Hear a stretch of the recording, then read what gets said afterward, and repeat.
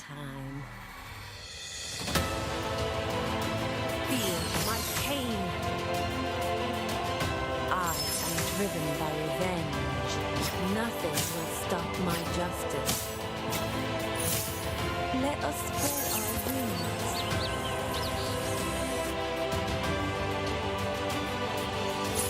Nothing will stop my world is the sky.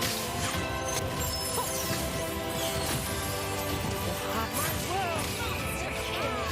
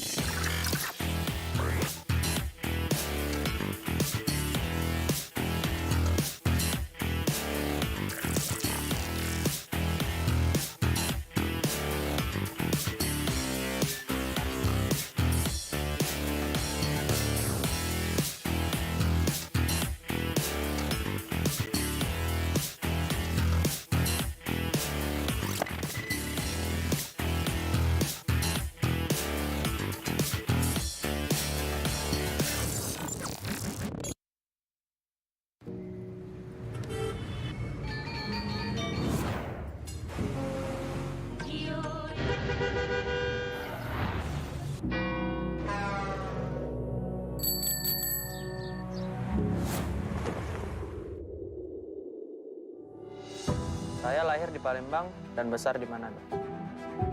Tidak seramai seperti Jakarta, tetapi saya cinta kota Manado. Serasa di rumah itu yang membuatnya istimewa. Ang probinsya ko ay Naik, Cavite. Maliit lang na baryo na bandang dagat. Sobrang ganda. Natutunan ko ang halaga ng buhay. Atin to.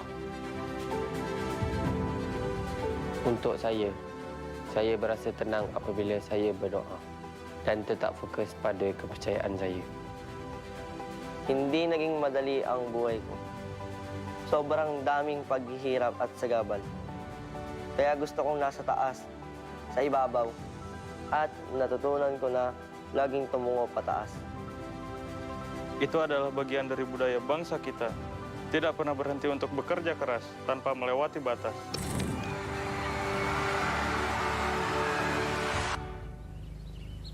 Tetap selalu berpijak dan melangkah. Kahit maging sino ako.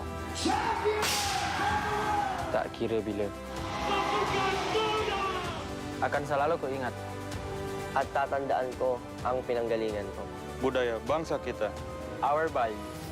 Kepercayaan kita. Our hope. Gagawin ko ang lahat para ipagtanggol. Apapun untuk membuat negaraku bangga. Galing sa pinanggalingan ko ang lakas ko. Motivasiku. Dan selamat datang.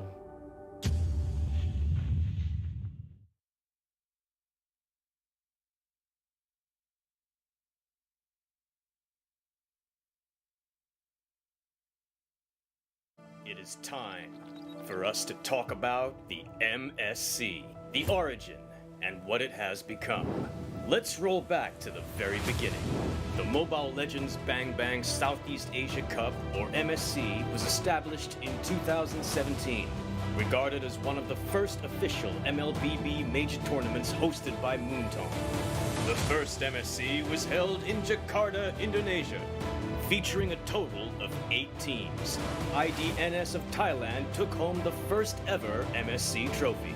The MSC 2018 was refreshed with a brand new format and the participation of 2 more countries, Myanmar and Vietnam. Now featuring 10 teams, the crown was once again snatched away from the home country, Indonesia. Aether Main ended up sweeping the countrymen Digital Devils Pro 3-0.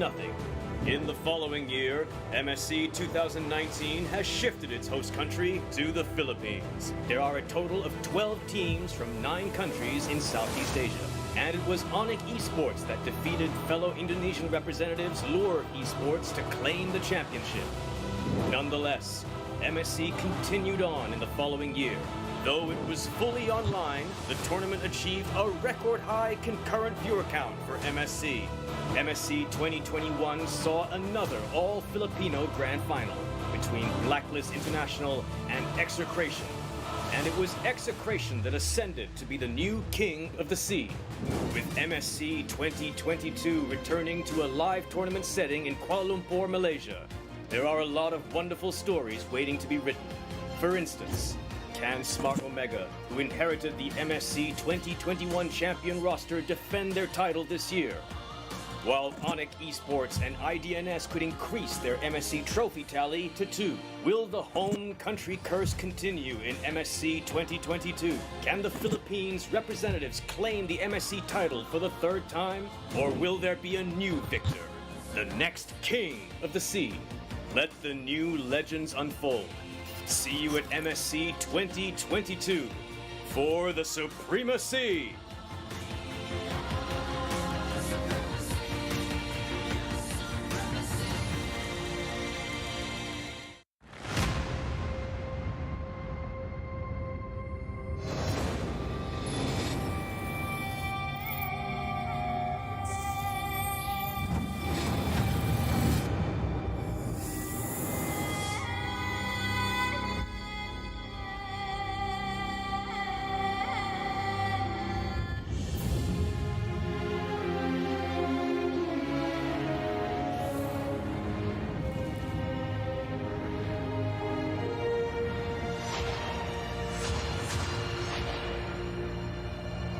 Slay the enemies, bury the monsters, rise from the pressures keep getting stronger.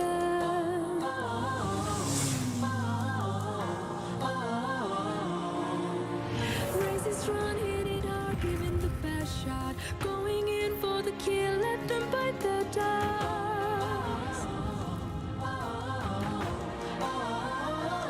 Let it all out, our superpower head with the crown.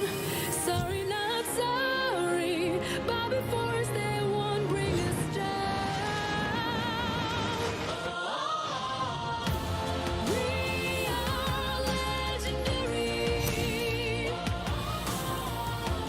We are supremacy. We shine so bright across the eyes, our spirit never dies.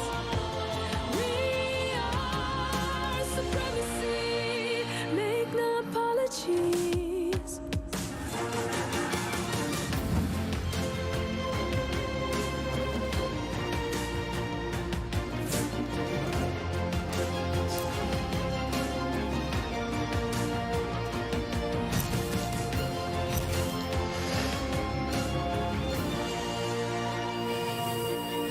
Fight on to the last drop of blood. Fight on to the last beat of heart.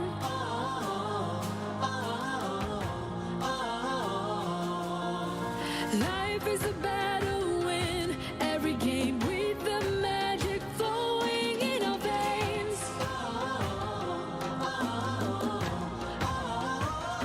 Let it all out, our superpower head with a crown. Sorry, not sorry, bow before us, they won't bring us down. We are legendary. We are supremacy. We shine so bright across the eyes, our spirit never dies. We are supremacy, make no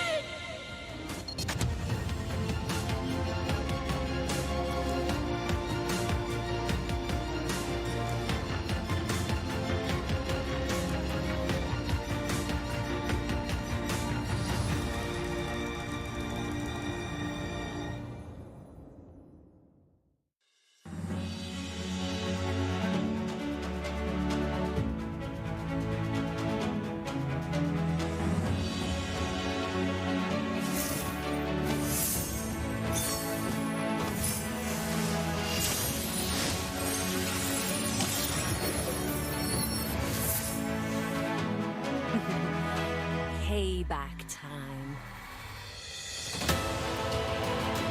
Feel my pain. I am driven by revenge. Nothing will stop my justice. Let us spread our wings.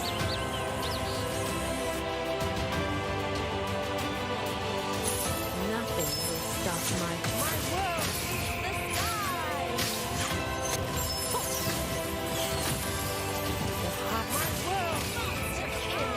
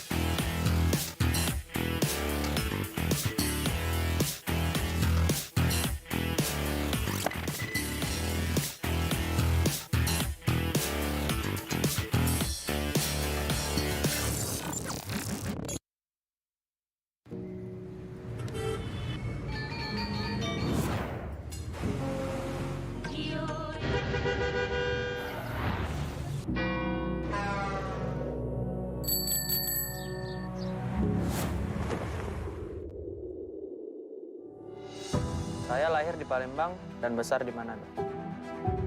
Tidak seramai seperti Jakarta, tetapi saya cinta kota Manado. Serasa di rumah itu yang membuatnya istimewa. Ang probinsya ko ay Naik, Cavite. Maliit lang na baryo na bandang dagat. Sobrang ganda. Natutunan ko ang halaga ng buhay. Atin to. Untuk saya berasa tenang apabila saya berdoa. dan tetap fokus pada kepercayaan saya. Hindi naging madali ang buhay ko. Sobrang daming paghihirap at sagabal. Kaya gusto kong nasa taas, sa ibabaw, at natutunan ko na laging tumungo pataas. Itu adalah bagian dari budaya bangsa kita. Tidak pernah berhenti untuk bekerja keras tanpa melewati batas.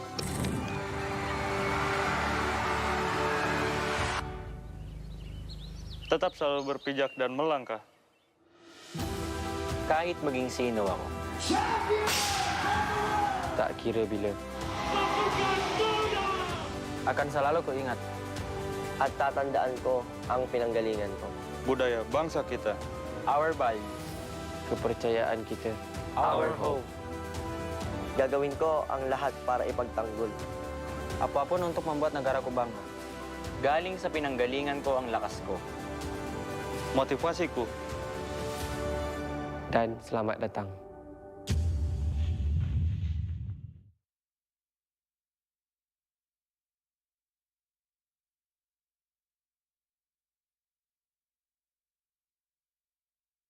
It is time for us to talk about the MSC, the origin, and what it has become. Let's roll back to the very beginning. The Mobile Legends Bang Bang Southeast Asia Cup, or MSC, was established in 2017, regarded as one of the first official MLBB major tournaments hosted by Moontone. The first MSC was held in Jakarta, Indonesia, featuring a total of 8 teams. IDNS of Thailand took home the first ever MSC trophy. The MSC 2018 was refreshed with a brand new format and the participation of 2 more countries, Myanmar and Vietnam. Now featuring 10 teams, the crown was once again snatched away from the home country, Indonesia. Aether Main ended up sweeping the countrymen Digital Devils Pro 3-0. In the following year, MSC 2019 has shifted its host country to the Philippines. There are a total of 12 teams from 9 countries in Southeast Asia. And it was Onyx Esports that defeated fellow Indonesian representatives Lure Esports to claim the championship. Nonetheless, MSC continued on in the following year. Though it was fully online, the tournament achieved a record-high concurrent viewer count for MSC. MSC 2021 saw another all-Filipino grand final between Blacklist International and Execration. And it was Execration that ascended to be the new king of the sea, with MSC 2022 returning to a live tournament setting in Kuala Lumpur, Malaysia. There are a lot of wonderful stories waiting to be written. For instance, can Smart Omega, who inherited the MSC 2021 champion roster, defend their title this year? While Onyx Esports and IDNS could increase their MSC trophy tally to 2. Will the home country curse continue in MSC 2022? Can the Philippines representatives claim the MSC title for the 3rd time? Or will there be a new victor, the next king of the sea? Let the new legends unfold. See you at MSC 2022 for the supremacy!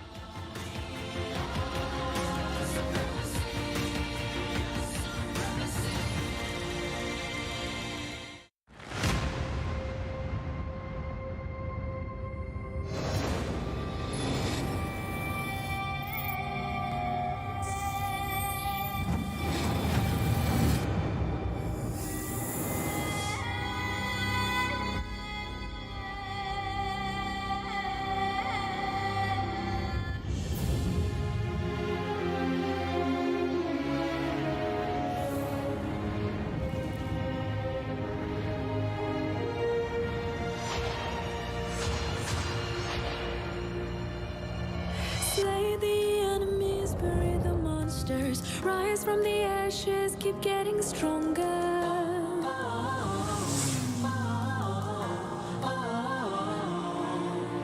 Raise it strong, hit it hard, giving the best shot, going in for the kill, let them bite the dust. Let it all out, our superpower head with the crown. Sorry, not sorry. Bow before us, they won't bring us down.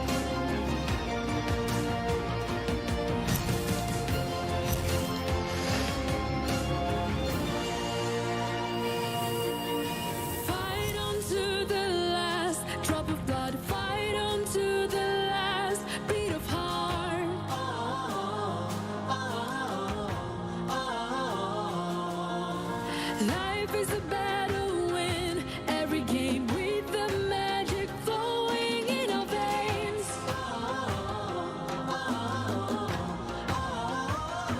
Let it all out, our superpower head with a crown. Sorry, not sorry, but before us they won't bring us down. We are legendary. We are supremacy. We shine so bright in those eyes, our spirit never dies. We are supremacy. Make no apologies. Let it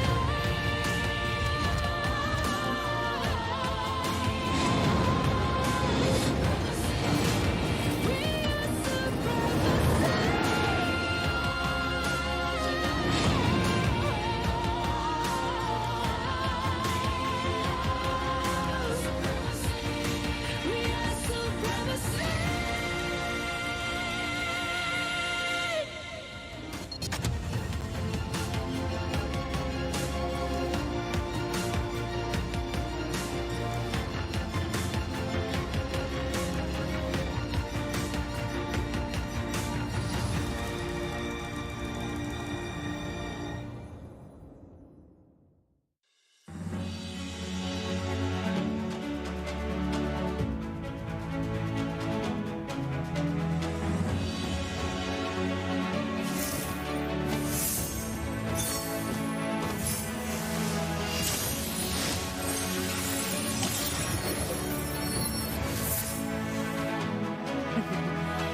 Payback time.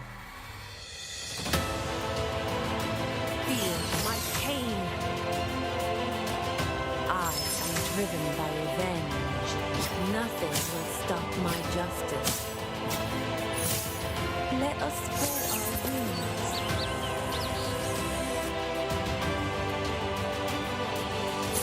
Nothing will stop my world is the sky. My world monster kill.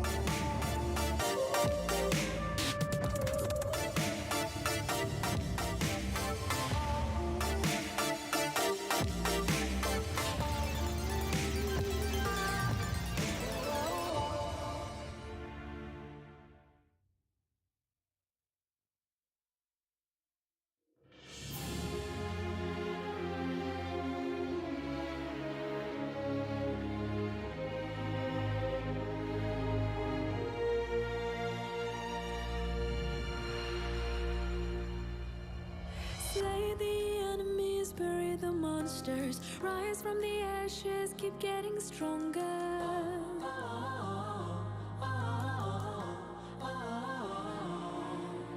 Raise it strong, hit it hard, giving the best shot, going in for the kill, let them bite the dust. Let it all out, our superpower head with the crown. Sorry, not sorry, bow before us, they won't bring us down. We are legendary.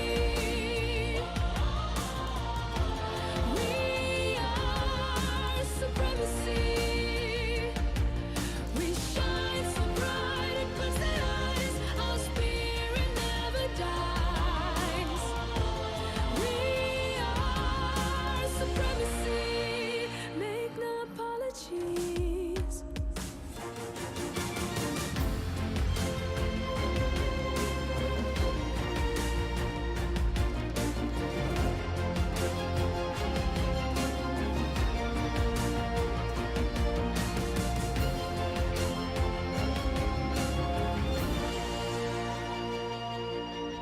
Fight on to the last drop of blood. Fight on to the last beat of heart.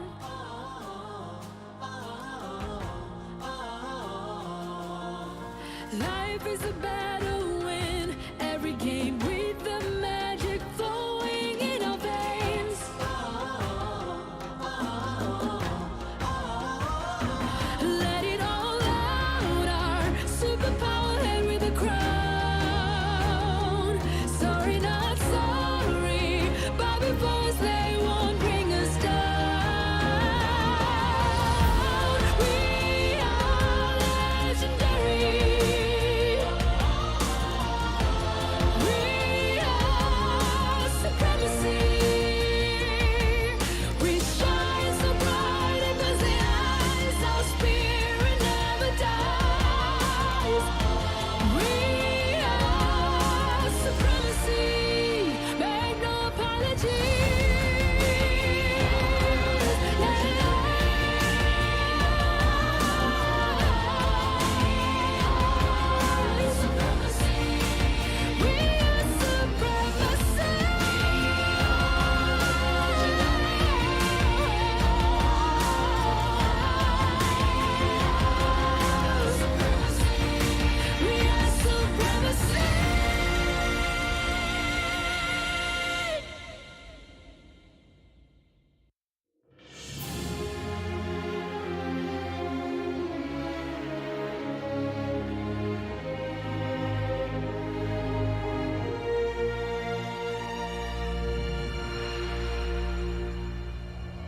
Slay the enemies, bury the monsters, rise from the ashes, keep getting stronger.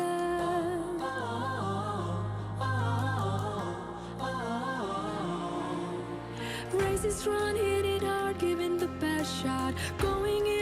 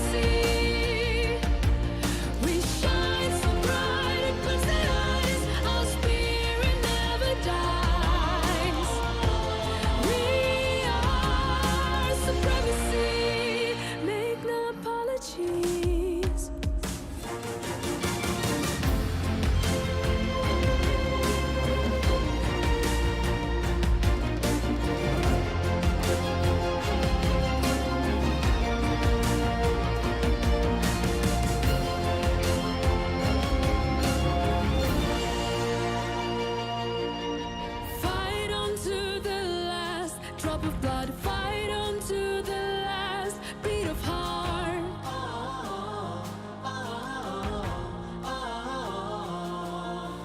Life is a battle win every game with the magic flowing in our veins.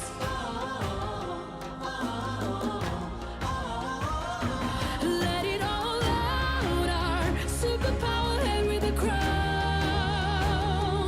Sorry, not sorry, but before us they won't bring us down.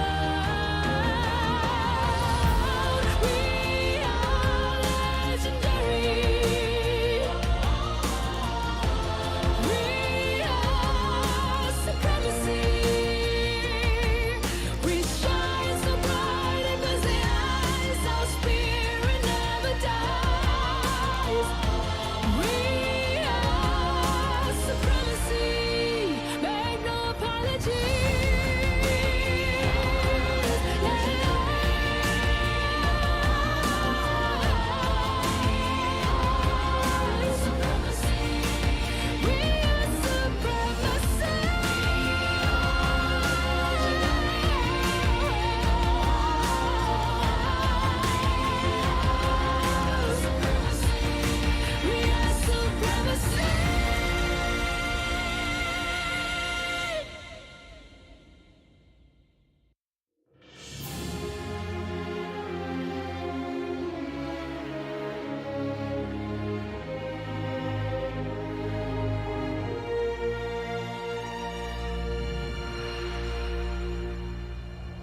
Slay the enemies, bury the monsters, rise from the ashes, keep getting stronger.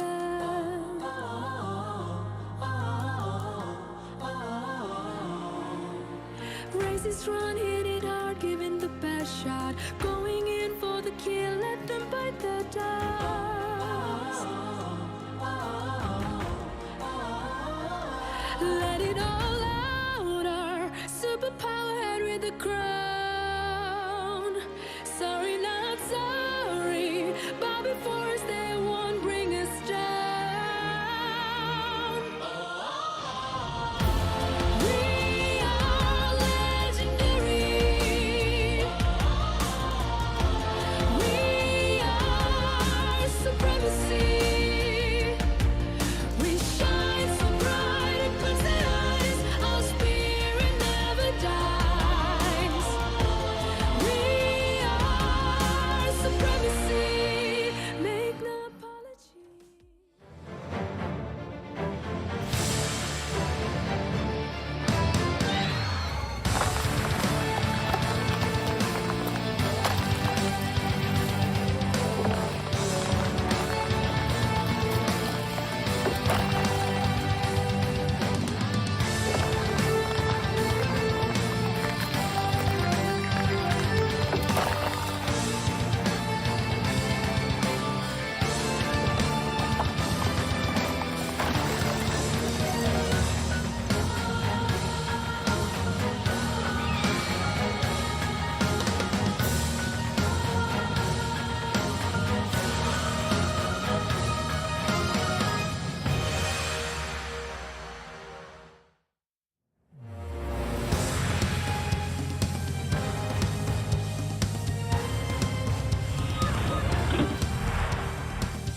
The players are ready as they get off the shuttle bus here and arrive at MITEC Kuala Lumpur for day 5 of the playoffs here. And man, it's been a phenomenal journey so far. Both of these teams, RRQ and RSG, they've made it all the way to the upper bracket finals. Exactly, and they're looking forward to secure the top 2 spot and also the ticket to the grand finals. And it has been an amazing journey so far here at the playoffs, and now in the upper bracket finals.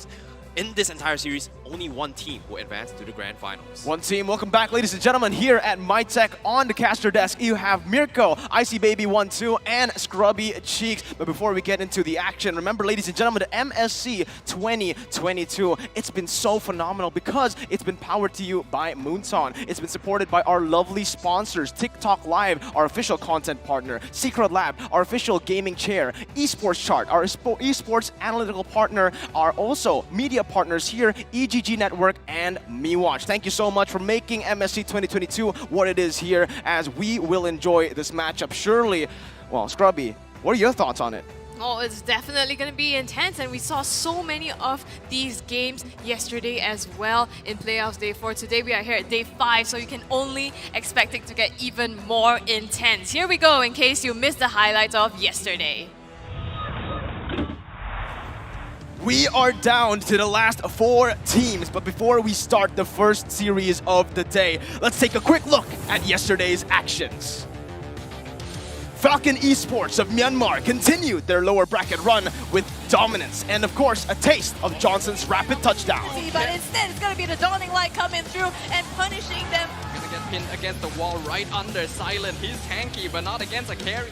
The Malaysian champions, they succumbed to the strength of the Falcons. Esports steals the victory away from Kodak.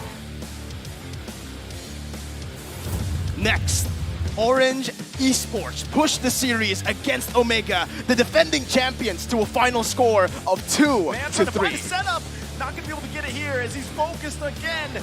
Orange Esports trying to do the best lockdown, coming out from Jack New. Triple kill for Kala. That's gonna be the Maniac. Is he gonna become the Savage of Southeast Asia?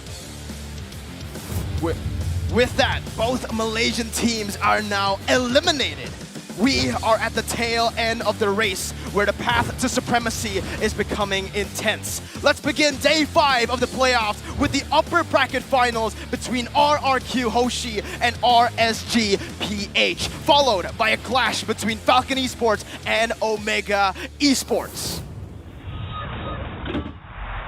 Welcome back once again to the caster desk, ladies and gentlemen. It's been insane. Day number 4 as well. Almost Orange getting the victory against the defending champions, but now we're gonna have to see something different for all of the teams. Again, starting with the first match, the upper bracket finals. Yeah, I'm looking forward to see whether or not the King Slayers will be able to come out on top, or will the King of Kings come out on top as well. But as of yet, what I do know, a fun fact is RRQ Hoshi has not been able to secure an international tournament yet, and I'm looking forward to maybe this is going to be the chance. But before that, let's take a look at our predictions on who we think is going to be taking the series. It seems like 3 of us is going to be signing on RSG-PH, whereas Gideon and Mirko going to be going on RRQ Hoshi. Wow, majority here in favor of RSG, and I mean, that's understood, right? They are the tournament favorites once again, and they have been so dominant. They haven't dropped a single game except for one.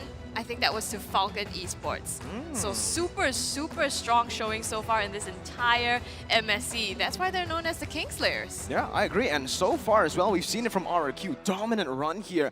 In the group stages, they did fall 1 game towards Omega, but since in the playoffs, they have been looking unstoppable. Both of these teams, they're the tournament favorites for a reason. They have now shown it here in the upper brackets, meeting up against each other. They're just 2 big questions here, right? As we are going to take a look at the common match for match number 1. Again, the upper bracket finals, it is RSG Philippines up against RRQ Hoshi. Now, any notable things about these 2 teams? Well, as of yet, RSG-PH has one of the best stats on paper with the highest KDA, also best objective rates. But as of yet, they are going to be walking up on stage because they are ready to contest the strongest of the strongest, because this is the upper bracket finals. The team who were once called the Kingslayers, who are now the Kings of Philippines. RSG Philippines. Walking up on stage, you can just look at their confidence and the supporters here live in person at MyTech Kuala Lumpur itself, making their way up. You can see, they're really happy because they made it this far and they've shown no nerves at all. Nerves of steel. Yeah, this is going to be a very, very important match for them as well, because they're only 1 match away from locking down the top 2 position here in MSC 2022. And on top of it all, Light has been a phenomenal player as a roamer coming from RSG-PH, which is flashy plays throughout the entire matches yesterday, and I'm looking forward to see more coming in from RSG-PH. However, their opponents, the King of Kings, RRQ Hoshi. You can't ask for a better opponent here. For the Kingslayers, you have the Kings of Kings, 100% win rate lineup. Here it is, ladies and gentlemen. From Indonesia, RRQ Hoshi. Here we go. Indonesia, RRQ Hoshi, Kings of Kings. So many times titles to them. And this is going to be such an exciting match because once again, these two teams, they are battling it out in the upper brackets to secure a ticket to the grand final. So there is a lot at stake here. You don't want to drop down to the lower brackets and have to play even more games just to get to that stage. So the two teams now just gonna fist bump each other, you know, get this party started. Yep, they are hungry for their first international trophy in a very, very long time. Today might be the day they actually get it up. And will they be able to switch their gameplay today, or will they face RSG-PH to adapt? And so far, based on the drafts, RRQ has been playing to their comforts, whereas RSG-PH has been adapting based on their composition and also lineups. They seem a little bit shaky, but overall, stats don't exactly lie. So I'm looking forward whether or not it is going to happen. But before that, the brains behind those teams, Coach Yi, representing from RSG-PH, and also RRQ's coach is going to be walking up. Yes, Coach Phil walking up as well with Coach G. Now, when we're talking about both of these teams, we need to remember here in this tournament so far, I feel like RSG Philippines have been tested, right? They have been in a couple of games where they didn't get that early game advantage, where they had to come back, and that shows how adaptive, how flexible this composition really is, as we're going to take a look at their official team lineup. From RSG-PH, it's gonna be Iman, Light, Aqua, Demon Kite, and Nats. This entire team, clean, calm, collected. They always know their timing, when to engage, when to disengage. Even if they fall behind, they always come back strong. And that's the thing, they are going to be very, very good up against this team lineup as well. Again, the 100% win rate lineup still. Skylar, Vin, Clay, Albert, and R7 in the building. This roster has been through so much, and they've stuck with this roster for now 2 seasons. Yep, and of course, they're world-class mechanically, and Skylar, yes, were able to demonstrate his phenomenal marksman gameplay by able to carry up his team. Whereas here is going to be some stats for you guys for RSG-PH as well as RRQ. It seems like it is going to be a little bit more on leaning towards RSG-PH, but in terms of first tower objectives, RRQ seems to be on the upper edge. However, in terms of head-to-head, this is going to be their first time meeting against each other here in MSC. It is so close. You just look at the stats. They're almost split down in the middle here. So you know that these two teams are just super, super strong. They also are going to contest for a lot of similar heroes, you know. You have, you know, both Vin and Light on the Franco, for example. But we're going to see what RSG-PH needs to take care of in order to secure this victory. Nas has to match and contain R7. Light, well, don't go light on Skylar and Clay. Go all in securing their early objective and respect Albert's signature heroes, like the Ling, for example. Yeah, that's the key, right? We need to see this happen from RSG Philippines, but also from RRQ, there's a lot to note in. You're up against the tournament favorites here, RSG Philippines. We're going to take a look at RRQ's keys to victory. Yep, that is going to be contesting or banning Franco from the get-go. Never slow down on pressuring Iman. Avoid over-committing to secure kills, and also prioritizing playmaking heroes for Vin. And I definitely agree, especially coming from RRQ, Vin has been a key winning factor for most of RRQ's drafts with his Franco plays as well. Hopefully, we will be able to see a little bit of a difference coming from him. As of yet, we've seen a recurring trend between both DeFranco as well as Natalia. Maybe, and just maybe, we would see it up on Vin. It's a very high stakes match here, honestly, but for everyone back at home now, look at on the top right of the screen. You guys can see an MSC survey, and you guys can scan it right now to give us some input. What you guys think can be fixed? What do you guys think can be better here for MSC 2022? We'll take it in and we'll improve from it.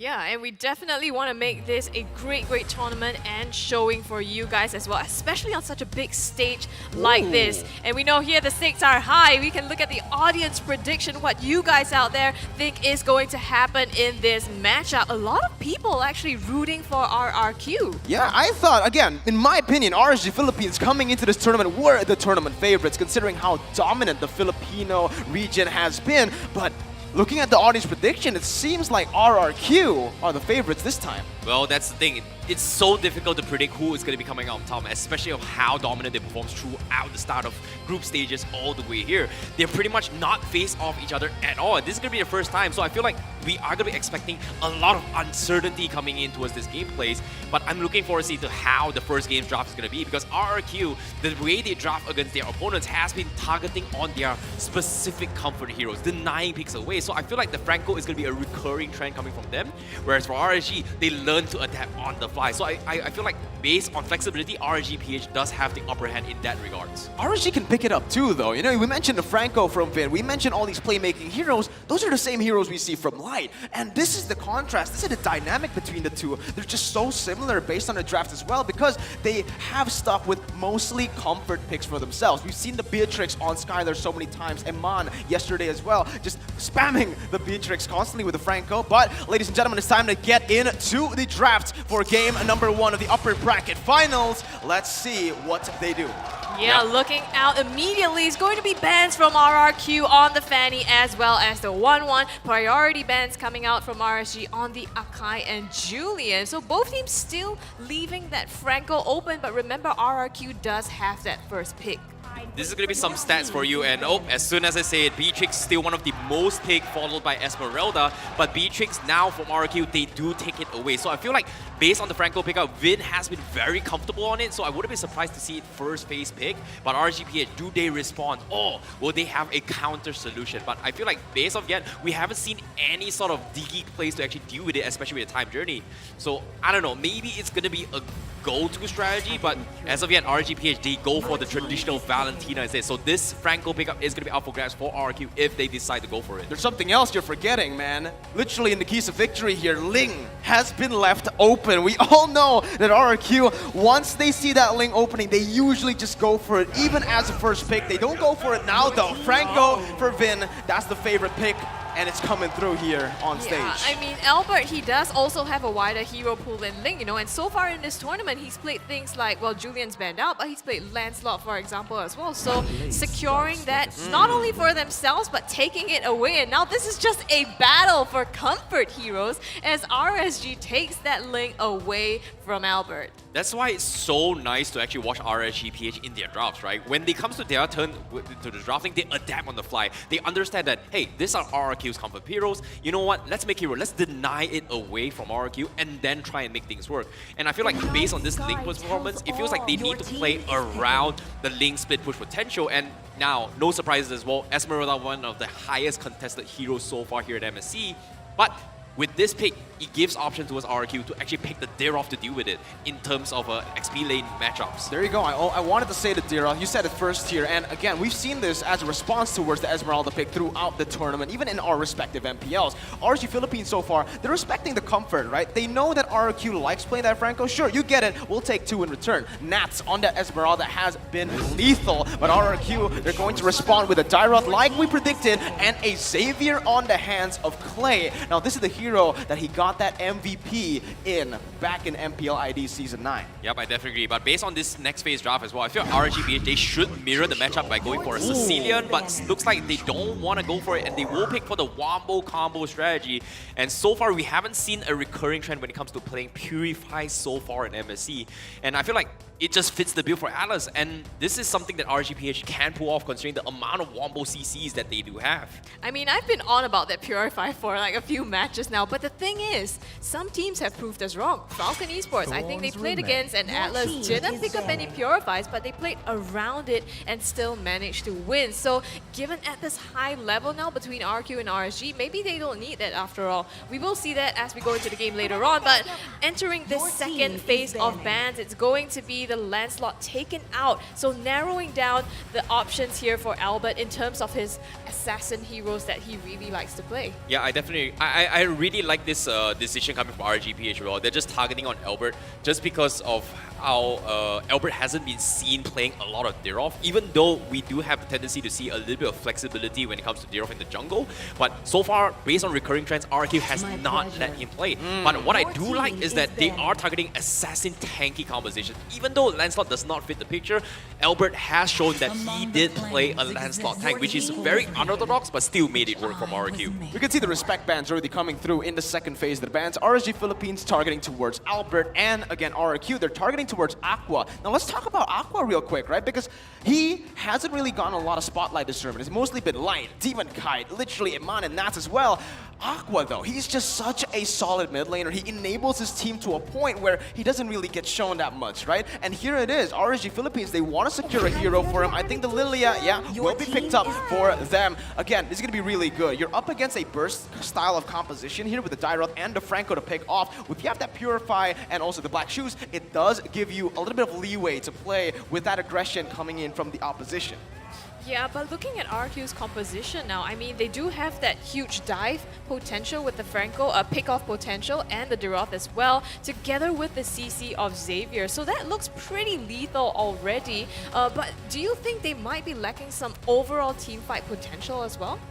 Yeah, I feel like in terms of teamfight potential, it's more like they need some way actually go for a burst composition. But RRQ, they're doubling down on that Benedetta jungle. We did see a little bit of rise in this trend so far, and RRQ, they're gonna try it out. And honestly, I'm not a super big fan of it, considering that they do play around with setting up for this kind of hooks and then going for the one-shot. We did see a lot of Beatrix, we did see a lot of Xavier as a setup.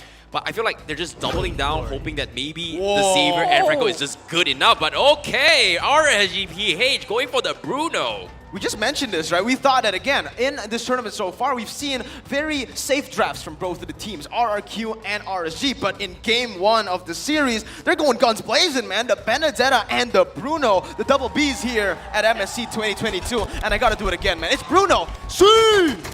It's Sue! I'm not gonna follow that. No, you're not doing Boom, it? bang, Alright. bada bing. Boom, bang, bada bing. But as it stands right now, draft-wise, what do you like? Personally, I think I am liking the side of RRQ. They have the potential for the pick-off, but at the same time, they have that plan B on the Benedetta. We're taking a look here at the last time for these drafts before we go right into the matches. Yup, and RRQ fans are just cheering on RRQ all the way. Ladies and gentlemen, your first game in the upper bracket finals is on its way. It is going to be RRQ going up against RSG-PH on the red side. And to start things off, we do see Vin in the middle rotations as of yet. Yeah, very aggressive plays already from both of the teams here as RSG, they try to read that out, right? But for the junglers, they go for the natural pattern and they go for the purple buff first. Obviously, when you are on the Ling, you do tend to do that a lot. You just go for the purple buff first and then you just cycle over towards the next objective. Vin, though, he's trying to reset it. Light, very good positioning. Yep, Vin are now rotating down towards the bot side just to hang around for a bit. But you can see that R7 is taking the more dominant position in the lane as well, naturally, as a draw. But the hook comes in from Vin here onto Light to make that first aggression. He, you know, it's a little bit of a show here because he manages to get the Franco this time. So taking one onto Light feels like it's personal. Yeah, I feel like there's a lot of emphasis coming from Vin to try and slow down the aggression of Demon Kite as of yet. Because as of yet, if you want to compare in jungle matchup, Benedetta as well as the Ling isn't exactly too bad, but oh, here comes the play coming in. Yeah, perfect Vin. match lands onto Vin, and there's no way he can go. Gonna land as the first blood here to RSG-PH, so already getting some sort of a lead on the top side. Iman also bullying Skylar out of his lane as well, capitalizing on that weaker potential of the early game in Claude. Like you said, like, right, it's personal here. And oh, Albert with the eye for a night catches Light, and he just slashes him down. Nats trying to look for something compensation perhaps as R7 will be zoned out, but it's so far just a 1-for-1. RSG-PH, they drew first blood, and with that, like you said, kind of personal, right, between Light, but right now Aqua gonna be caught here. He can't go anywhere. Albert trying to dive in to catch him, but Aqua just way too clean on the feet right there, getting out. Now Demon Kite looking for the time of the play. It gets it, going for more, just backs up. That's another kill for RSG Philippines. They lead 2-1. Punishing RQ for going a bit too deep there. And Aqua, that was so lucky of him because he managed to get out even with the Black Root shoes. But right now, RQ, they managed to secure the first hurdle of the game. Demon Kite has to back out, but here we go. Albert gets a killing blow onto him. RRQ coming out with both the objective. Nats on the bottom side gets R7 as a form of compensation there. It's just so weird to see, right? Usually when we take a look at this matchup, Dyrot is the one who's winning. Yeah, it feels like that here as well. But on the top side as well, we do see a contest coming from Skyline. Iman gets a big blow, Dawning Light, and that is not going to be good for his laning phase. But as of yet, RSG-PH, they did the best of what they can. They needed to buy a little bit more time for Demonkite, and he was able to do so. But what was really surprising was that RRQ, they're able to capitalize on all these little kills, especially on Albert. And with these 2 kills, it is going to help him a little bit more. But now, here comes the pullback. Yeah, that's going to be the Fatal Link spin. Caught there as he's going to get taken down. RRQ looking for more. Mystic Field placed, but doesn't catch on to anyone. RSG has been, I feel like, 2 steps ahead when it comes to the pickoff game so far. Yeah, definitely. I mean, RSG, even though it looked like RRQ had the better composition for the pickoff, it looks like RSG's been the one who has been catching and punishing RRQ Hoshi. And like you said, R7, it looked like he should have the lead, but Nas, as we know, super comfortable. And right now, he's already at level 5, so he has hit his spikes as well. But right now, it's going to be the perfect match onto Vince stunned out together with no Dawning Light can save him there. Aqua being aggressed on by Albert, trying to dive in right for the kill, but the Black Shoes will be able to save him for now. And Albert still pressing on here with the Electo final blow. Finally decides to back off. Oh, but Demonkite's here though. He's looking for the blade. Re-engage coming in. Live with a Fatal Link. Brings them back for the Wombo combo. And there you go. Demonkite with a double kill here. Light will be able to dodge away from the hook as well. 7-2. Oh, this is huge for RRG-PH, punishing on the timings of RRQ Hoshi. This is exactly why Benedetta matchup against Link is just so very difficult. You need a little bit more to scale, and you can see how Albert was struggling to find opportunities to actually set up for kills, whereas Demonkite had a very, very easy one, and because of that, RRG-PH, they're just playing to their timings. But now, the biggest question right now is the biggest Wombo combo coming from RRG-PH, which is going to be the Fatal Links to set up with the Bruno out for the Wombo. But RRQ, they're starting up the turtle as of yet. Yeah, see if they can get it here, but Demonkite comes in, doesn't manage to make it. It's gonna be still RRQ Hoshi securing this turtle. So far, 2 objectives going their way. But you gotta look at it this way, right? Sure, RRQ has been controlling the neutral objectives, but they're always giving out so much to get it. Bottom side, he left. R7 left the lane that he's supposed to be winning here, the matchup, and Nats gets all of that gold. You can see the emblems as well from both of the teams. Demon Slayer, basically just the classic emblems, to be honest. Yeah, this is very smart coming from RRG-PH. They didn't want to take the risk onto the objective, even though they had a small win earlier on, but it's still not worth taking risks to contest a Franco who may or may not completely destroy your ideology. Play safe, play objectives, and then scale towards the middle stage of the game. And once Iman hits those level 11, level 12 timing, we are going to be expecting more engagements coming from RRG-PH. There's no point taking those kind of risks and then just dropping the ball later on if you get hooked. Yeah, you can see RSG though, they recognize that now they need to focus on helping Iman scale into the later part as well. So Light has been up there babysitting, making sure that he's okay, and also at the same time putting pressure onto Skylar, because right now RQ, that's their win condition as well, waiting for Skylar to scale. We could see the differences already here. As RSG Philippines, they picked up that Bruno, they have the winning side of the map, and RRQ, they're actually not playing towards that direct lane a lot. They're actually playing for the top side, but the Fatal Links connects there, and that's going to be Skylar caught out. He's still able to pop that Blazing Duet as Albert comes in. The Dawning Light connects onto Iman, takes him down. Albert looking for compensation as Light is forced to run away. The Bloody Hunt catches him, stops him in his tracks. That's a double kill for the MPLID MVP. R7 forced to flicker away, and RSG, again, so good on the trades. Yes, RRQ get the pick, but look, it's turret. Yep, that's going to be split push pressure. That's the power of the Link, right? You can be all over the map. A little bit of miscommunication coming from RRG-PH by making that risky play, but it's a good win for RRQ Hoshi because they are able to slow down this kind of aggression. As long as Iman doesn't get super crazy, which is the objective from RRQ Hoshi, they're going to be good because eventually Skylar is going to be able to do a lot of CC damage, and as you can see, the fight is about to break down. Oh, the Fatal Links lands on the Skylar though, together with the Dawning Light, but Light is the one in trouble. Again, he's going to fall into the hands of Albert. This time, Demonkite, he gets the turtle though, so it's one objective going the way of RSG-PH. I still think it's worth it, right? If you're RSG-PH here, you get a turtle for the price of your roamer. Yeah, I would take that trade any day here, as we are going to take a look at the player's goal, and it's actually Demonkite and Skylar. I actually expected Iman to be up there as number 1 here, but Skylar has actually been farming really well for a person who's been bullied in lane. Yeah, Skylar was able to trade off that kill, right? Early on, he was caught up with the Fatal Links, but that's the power of the Cloud, especially in early stage of the game. If you don't have chain CCs to burst him down, he is going to get away. In this case, the only CC from the side of RRG-PH is pretty much the Fatal Links. Aside from that, nothing else can actually stop him. And that's pretty much the downside of RRG-PH composition. They strive on going for this kind of long-range skirmishes instead of one-off pickoffs, whereas RRQ Hoshi, they've just got so much lockdown. And this is where we see why. Why did RRQ go for the Xavier? Not that successful here in this tournament so far, right? Still, Xavier is sitting on a very low win rate, but there you go. The answer is that Dawning Light, but now it's going to be Light going on to Vin with the Fatal Links. That's going to be a huge resource spent. R7 looking for more. Albert dashing in. Skylar with plays a duet. Burst Aqua down, forcing him to pop the black shoes, and that's the collapse. Aqua falls. Demon Kai looking for R7 here as he's going to fall as well. A 2-for-1 trade. Oh, wait, for the favor of RSG-PH here. That re-engage was beautiful. The back and forth here is just completely insane. You can hear the crowd going wild as well. RRQ Hoshi, they only pulled the trigger when they realized the Fatal Links has been spent. But on the other side, RSG-PH also knew that they were going to engage after that. So they went in right after RRQ pulled the trigger. This is insane. Like both teams just knowing exactly when to go in and out of these fights. Yeah, the hesitancy coming from RRQ Hoshi pretty much cost them the fight. RSG-PH, they should not have been able to get away, but at the same time, props towards Aqua because he bought so much time and allowed Demon Kai to have free reign. Vin didn't exactly knew what to do, and he was trying to focus whether or not if he should be punishing Aqua or is it going to be Demon Kai, and that is him taking advantage of the chaos and striving on top. So that was a beautiful execution so far.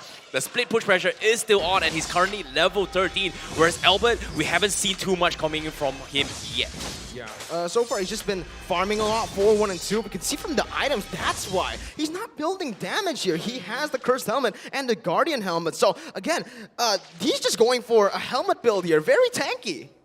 Yeah, on the side of RSG as well, Bruno, it's Iman actually building a Wind of Nature pretty early as well, so trying to mitigate the damage, but right now, Bloody Hunt being put onto Light, he's gonna go down, and in the backline, Albert trying to die for Aqua, as well as Iman, but doesn't quite get the kills yet. He is forced to retreat at this moment, both teams trying to set up for the Lord as their next objective. Yeah, that's the beauty of the Franco. He just completely shut down Light, not able to do anything in this situation. Even though RQ, they've got a triple tank composition, it's all good, but here comes the catch coming in. They do catch Nats, and that is huge for RQ again with the Dawning Light. Absolutely nothing that RRG-PH can do as of yet. So lethal once again. RRQ using that one pickoff that they made towards Light, and they're just snowballing it, converting it onto objective, picking up that mid lane turret, and now looking for the Lord. But Demon Kite, he's waiting right there. He has a level lead on Albert, but it's gonna be Albert reading him out. Demon Kite now forced to use that Finch Poise, trying to maneuver around to go for the steal. Light looking for the opening, goes in, and there you go. That's gonna be the 2-man, but Albert just so good on the retribution. Electrifying a blow, Albert, and they collapse once again. Skylar survives. It's a 2-for-0, and the Lord. RRQ Hoshi fighting back. They were down on kills, but now they equalize completely across both of the teams. So far, RRQ has been doing a phenomenal job. Even though they were down a little bit, they always kept up in map control and the goal. But right now, we're going to see what happened in this instant replay by TikTok. Take a look at this replay moment, right? As soon as Light goes in for the jump, you can see that everyone from San RRG was pretty much clumped up, which allowed play for a big Dawning Light. And because of that, everyone from RRG had to back out, and they didn't even have the Esmeralda in that fight, which was a very, very unfortunate event. However, now, with this lead, RRQ Hoshi, they're knocking towards the doors of RRG-PH, and another big Dawning Light closes them out. And the turtle with the Lord, however, is going to be taken out very quickly, but RRQ looking for more. Great defense there by RSG-PH, but the thing is you cannot keep letting these Dawning Lights hit you over and over again because it just takes you out of the team fight so easily. There's one thing now, they're trying to harass the mid turret here, but forced to back off RRQ. Demon Kaito hanging around in the backline trying to look for an opportunity, but Iman taking so much damage, having to back out, and now Light's in some trouble when Skylar goes in the backline with the blazing duet on to Demon Kai and manages to shut him down. He's an absolute monster on this right now. Look at his skill, 1, 1, and 8, but he has 8 assists. Support Skylar. Support Skylar for sure. 2-for-1 as well, that trade was. I thought RSG was going to be the ones winning that out with the initial pickoff onto R7, but they didn't even get R7. 1, 2, and 6 currently. And bro, Finn has died like 4 times in the early game, but it feels like those deaths really didn't impact RRQ. Yeah, I feel like he's just a roamer, right? The biggest picture from the side RRQ is pretty much Clay. Look at the amount of damage he's done so far, and you can see the desperation of adaptations coming from RSG-PH. They finally realized that the biggest threat in RRQ composition is pretty much that Xavier. Everyone's going full tank except for Clay and Skylar. And I feel like Skylar isn't a big threat yet until you hit that level 15, but Clay starting to hit those biggest dawning light and applying pressure to him is going to put him in a situation where he's not able to hit those dawning light. And that focus has allowed RSG-PH this opportunity. But the question remains, can they keep up? Can they keep up? I agree, but here, this is what's weird, right? If you take a look at the damage chart, yes, Clay, number 1. Number 2, though, it's Albert somehow. With this full tank build, no offensive items whatsoever, he's still dealing so much just based on that base damage. So, is this a new meta? Is this a new thing for Benedetta? Tank Benedetta. You have Tank man. Lancelot and then you have Tank Benedetta. Next thing you know, you're gonna have Tank Ling as well. Oh no, I don't want to see that, man. I want to see Ling with just full damage, but RSG Philippines here, they can still look for that late game. They have Aqua on that Lilia and Iman on the Bruno. I do actually personally prefer the Claude here when it comes to that late game, but for RSG, it's all for looking for that one fight, one push strategy now. Yeah, and as of yet, RSG-PH, they can't exactly find those kind of opportunities, right? The main damage limit is pretty much Aqua because of setting up those fights. And you can see Vin constantly, time and time again, focusing on him, making sure that he's not allowed to do those kind of damage. Whereas Iman, he doesn't have the Haskell, so it's not really a big threat, considering that they've all got Blade Armor up on RRQ Hoshi.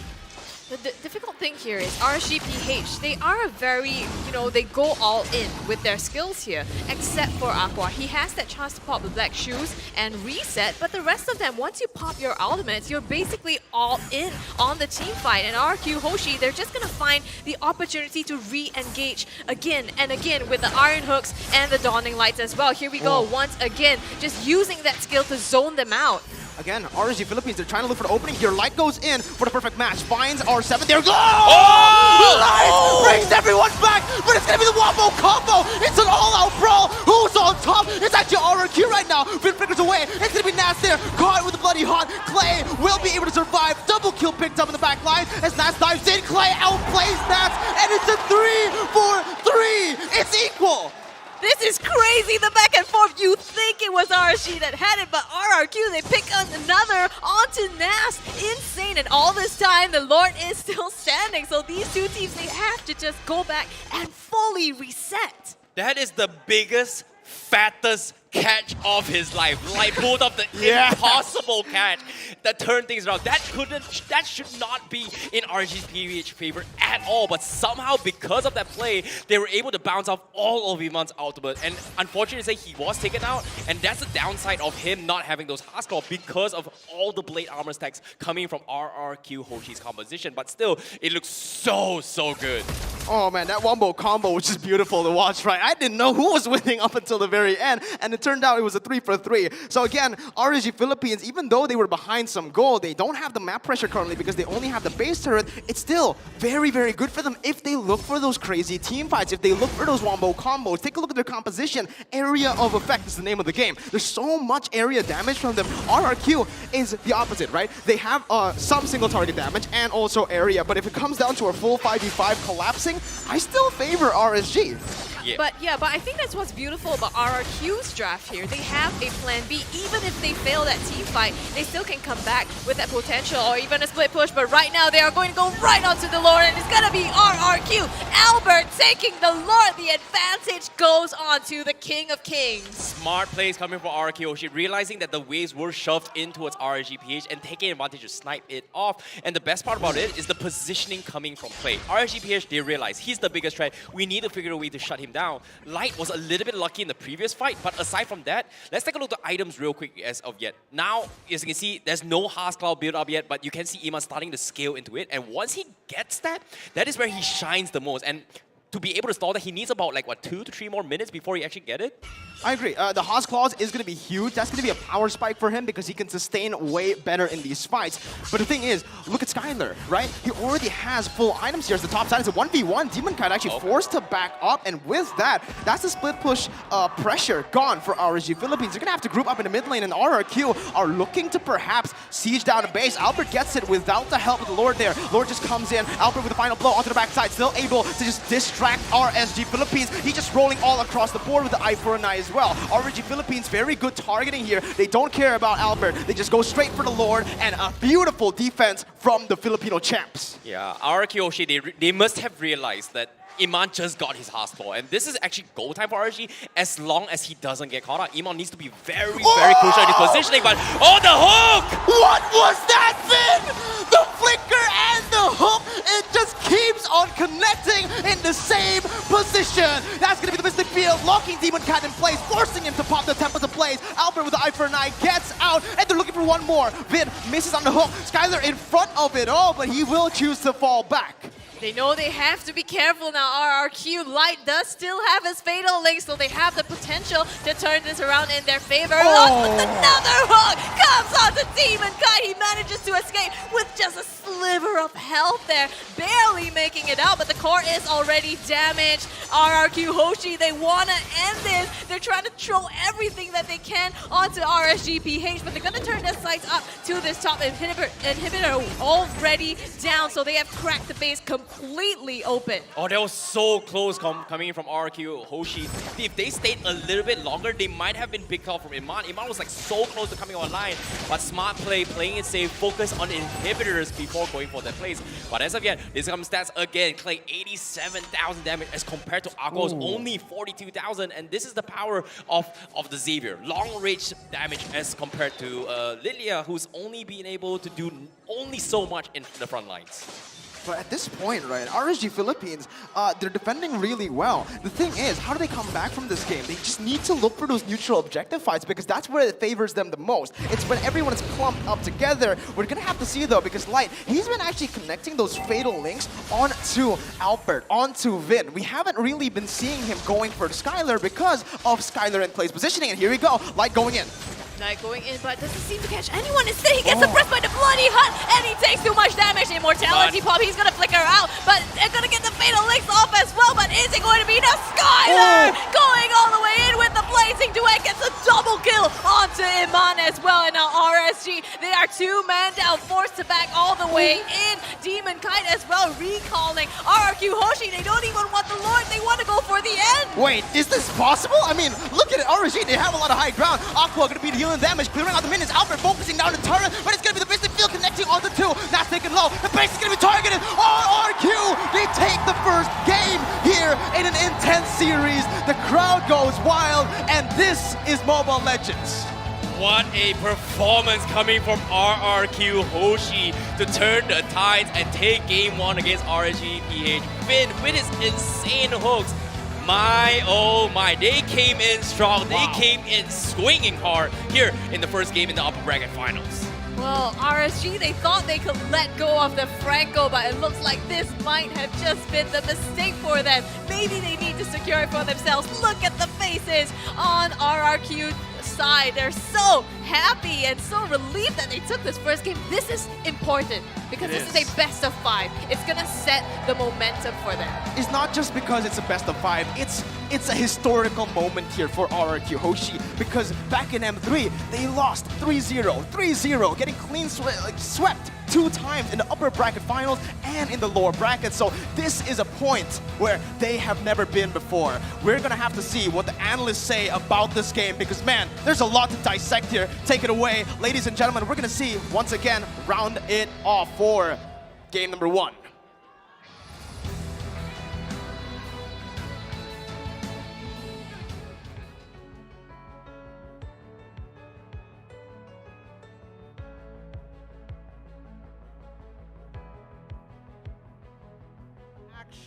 Plenty of clean executions. At your service, my name is Leo. This is Gideon, and we're breaking down game number 1. RRQ Hoshi and RSG-PH, the way that they drafted here, very fundamentally sound. You can see directly where they're coming from. And if I may say so, they're coming from very different directions. One team, uptime is amazingly high. The only real person that they're waiting for to pop off, RRQ Hoshi, is Skylar. Everyone else, minute 4, minute 5, they've been doing exactly what they wanted to do. As for RSG-PH, maybe the reason why their draft was a little more fragile is because they really want those green dots. It's very ult reliant. Yes, it is extremely ult reliant. That's what gives them so much power during these team fights. But let's keep in mind, RRQ Hoshi, if we look at the composition as a whole, team fighting is not exactly the easiest things to do. We're going to check out the item build right here up on the screen to really break it down for you because, again, Leo, you've made some very interesting observations about certain builds that some of these players have taken. Yep. Real hot right now. Pick them up while you can. It's not like they're going to run out, but Blade Armor was such a key in this matchup. There's 3 of them. If I'm not mistaken, did someone else build one more? 1, 2, 3 for the side of RRQ Hoshi, and that's because, Gideon, you said it best backstage. RSG-PH, they have 2 very crit-dependent heroes. Yeah, they're extremely reliant on it. Ling naturally wants to get those high crit numbers. Bruno goes for the exact same way to abuse his entire kit. And honestly, the way that we should be looking at it is the surprise factor that we saw out of RRQ. Who would have expected Albert to suddenly pick up Benedetta after showing Dyroth? And that was, I believe, an amazing move by Coach Fiel. Coach G, I'm sure it crossed his mind, but again, Benedetta has been hot and cold at best. Hot and cold at best at MSC 2022, but they made the right call here. Albert, mid-game, it was do or die. It was double jeopardy for RSG-PH. It's either you pay attention to this hero that will waste all your ults, all your basic attacks, because again, she is so slippery, so evasive. But then again, you do hit her, and it hurts. Yeah, it really does. As Mirko has mentioned it before, high base damage, and that's why you can go for that full tank build and still be a threat to that backline, especially for Bruno. With the post stats, I think we see a different story here. A lot of that mid game has to go to Clay. With 104,000 damage, he is holding RRQ together so that RSG don't get away with everything. Not even just holding RRQ together, he's tearing apart RSG-PH. Because again, RSG-PH, they're so good at these huge team fights, especially if they have their ults. But once the call by Franco Man Vin, he throws it over to the Grand Finals MVP Clay. Hey, they're all together. Blast them. Magical pew pew, TM. Oh my goodness. I mean, every single time we see this Xavier coming out of Clay, he is consistent on it. He will always find a way to kind of even the odds, and we can tell by the score 18-14 between the two teams. It was on a knife's edge. However, RRQ demands RSG for perfection. If it's a single Fatal Links on only one target, that is just not enough. It doesn't cut it at this level of competition. Even two targets caught by Light is a question mark because again, some of them are willing, some of them are happy to take it. So with that being said, who are those that really dealt the most damage to RSG-PH? Who's our MVP? I'm guessing it's Clay. Pow! You got it right on the head. And Clay has been playing so well, so very well throughout the entire tournament, playing off of Vin, playing off of Albert, and being very aware of the situation on when he uses the gates. It's iconic, the way that Clay plays the Savior. No matter what happened in the group stage, you have a composition, the way RRQ Hoshi drafted Coach Fiel, he knows the strength. He knows the strength. This man almost single-handedly won that MPL ID Season 9 championship off of this hero, and RSG-PH would be sharper after this. Game 2, just either ban it or pick it up. Well, let's find out, but just in case you guys haven't watched those games, don't worry, we got the highlights ready for you. This early game was really back and forth, and RSG-PH, it was all about them looking for that tempo to slow things down for their Bruno and really press the advantage. But RRQ, on the other hand, what they have that RSG didn't in this game were timings and tempo. They know exactly which fights they can take and which they could like rush out. I think all the Lords in this game were clutch Lords. Not a single one went over to RSG-PH. And again, that's because they're so reliant on their ults, and RQ, they're just like, okay, it's either Vin has him, they have the catch, or R7 finds someone, isolates them, shreds them, and I think the writing was on the wall when this amazing 2 for none, I believe it was a moment ago, 2 for none, and these hooks. Yeah, I mean, we know it's National Franco month at this point. It's National Franco week. Every time we see Vin touch it, he's like King Midas. It turns into gold. He just doesn't miss, man. When he does, when he misses, chalk it up to zoning. Chalk it up to zoning. That's the truth. I mean, RRQ are coming in hot. They're looking a little bit cleaner, but it really just came down to just a couple of plays and the draft. Good team coordination coming out of RRQ, a little bit sharper than RSG, but that's something RSG will keep in mind for the rest of this series. Remember, this is a best of 5, 1-0 so far, but I think, Leo, we can both agree that RSG, this is going to be quite a tough game for them. Yep, it's a matter of reset. It's a matter of picking your poison because RRQ Hoshi's hero pool is yay deep. I couldn't even like draw it physically, but it's very, very deep. Oh, it's too deep, in a matter of fact. With that being said, before we jump over to game number 2, let's have some fun. Let's throw it over to Mara. Thank you, analyst. RSG Philippines, right after they got off the stage, they actually didn't go inside the players' room first. All the players went inside the washroom, discussed within themselves before they went in to talk to their coach. Now let's take a peek. They just got in just about 3 minutes ago. There you go. They're discussing right now. This is what they normally do. They're praying right before the game, which is going to give them just a little bit. What was interesting is that right before, I heard the manager Lexi say, train so hard until your idols become your opponent. And I'm going, let's ask her a little bit more about that. So there we see Lexi, we see Nats. They're a little bit more serious this time around. Usually after the game, Exhort, their 6th man, would lose his voice from screaming. Lexi is so passionate, cheering for her team. Right here. We're gonna pull them in just a little bit. They're giving a pep talk. So in here you can kind of see how the room looks. Let's take a peek.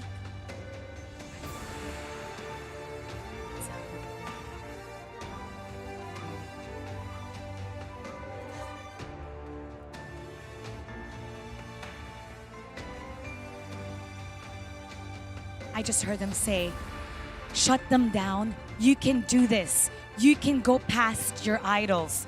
Right before the game started, they were talking about how RRQ Hoshi is their idol, and they got to this moment. RSG Philippines really want to test how strong they are. If they beat RRQ Hoshi, then it's a redemption for themselves. RRQ Hoshi is their idols, and this is what they want to prove to themselves. So now they're just about to cheer. Now let's see what the casters have to say. Let's head back to the casters table.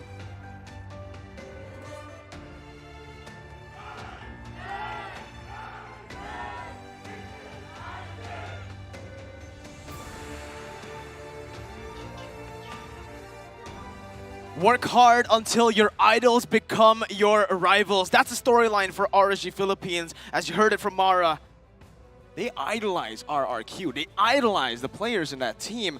And how hard is it? How hard is it? Yo, you can see the tension, right? How I know it's hard is like they spend so long just going for those kind of prep talks. You can roughly get a little bit of insights of what they're actually saying as well. And you can see that it's all about the mental capabilities. You gotta have a strong mental fortitude to actually overcome your opponents. And as of yet, they look strong. As long as they're not tilted, it's all good for RSG-PH. I mean, I wouldn't even say tilted, right? That scene right there could honestly be just made into a documentary. Yeah. Like, I felt it, man. I felt it. When you work so hard, you get all the way up to that stage and you face your idols. It's like, I'm there now, but then I need to defeat them. There is such a huge mental barrier there that you need to overcome. This is not just about the plays now, ladies and gentlemen. This is about the psychological aspects, the mental fortitude for RSG-PH to overcome all the odds against RRQ. And it's not their first time. It's not. In MPLPH, they idolized the other teams. They idolized the player, literally Omega, the team that they faced in the grand finals as well. This team, they learned so much from every other team that they faced, and we've seen it from this MSC alone, right? Against Falcon as well, they came back. They were able to actually take down Falcon there after a comeback victory from Falcon. and they learn from it. They learn from it, and you guys can learn from your mistakes as well. Predict the right teams as you go on to MSC Guess, ladies and gentlemen. You guys can now put your MSC points on the line by guessing which team you think is going to win in MSC 2022. For this match, I went for RRQ, and you went for RSG. We gave you guys the predictions. Hey, it's not over yet, you know, it's not over yet. That's why, I'm not gonna lie, based on the predictions here, split between audience, split between casters as well, it's just so difficult to predict who is gonna come on top. But of course, for you guys watching at home, I feel like it is gonna be a difficult moment for both of these teams. But as of yet, they've proven a very, very strong showing. But of course, we'd like to shout out to our official media partner, EGG Network, Southeast Asia's 24/7 esports channel under the Astro Malaysia Group. You can also catch MSC 2022 at EGG Network, channel 800 at your home. Do check them out on their social media platforms on Facebook, Instagram, TikTok, YouTube, as well as Twitter if you want to find out more about EGG Network. And so far, MSC has been a blast. And in this game one, RRQ seems to be leading by one game, but it's not over yet. It's a full best-of-5 series, It's a full best-of-5 where everyone can transform, and you guys can transform as well with a Transformer skin. MLBB X Transformer skins are now available. Perform draws up until the 7th of July for chances to win awesome rewards, including the Roger Grimlock skin. Oh man, I love that skin. When it turns into a dino, it's so cute. It's so menacing as well for the enemy team. And you guys can also get the new battle emotes, the new custom actions, and previous Transformer skins. Don't miss out, man. What's your favorite?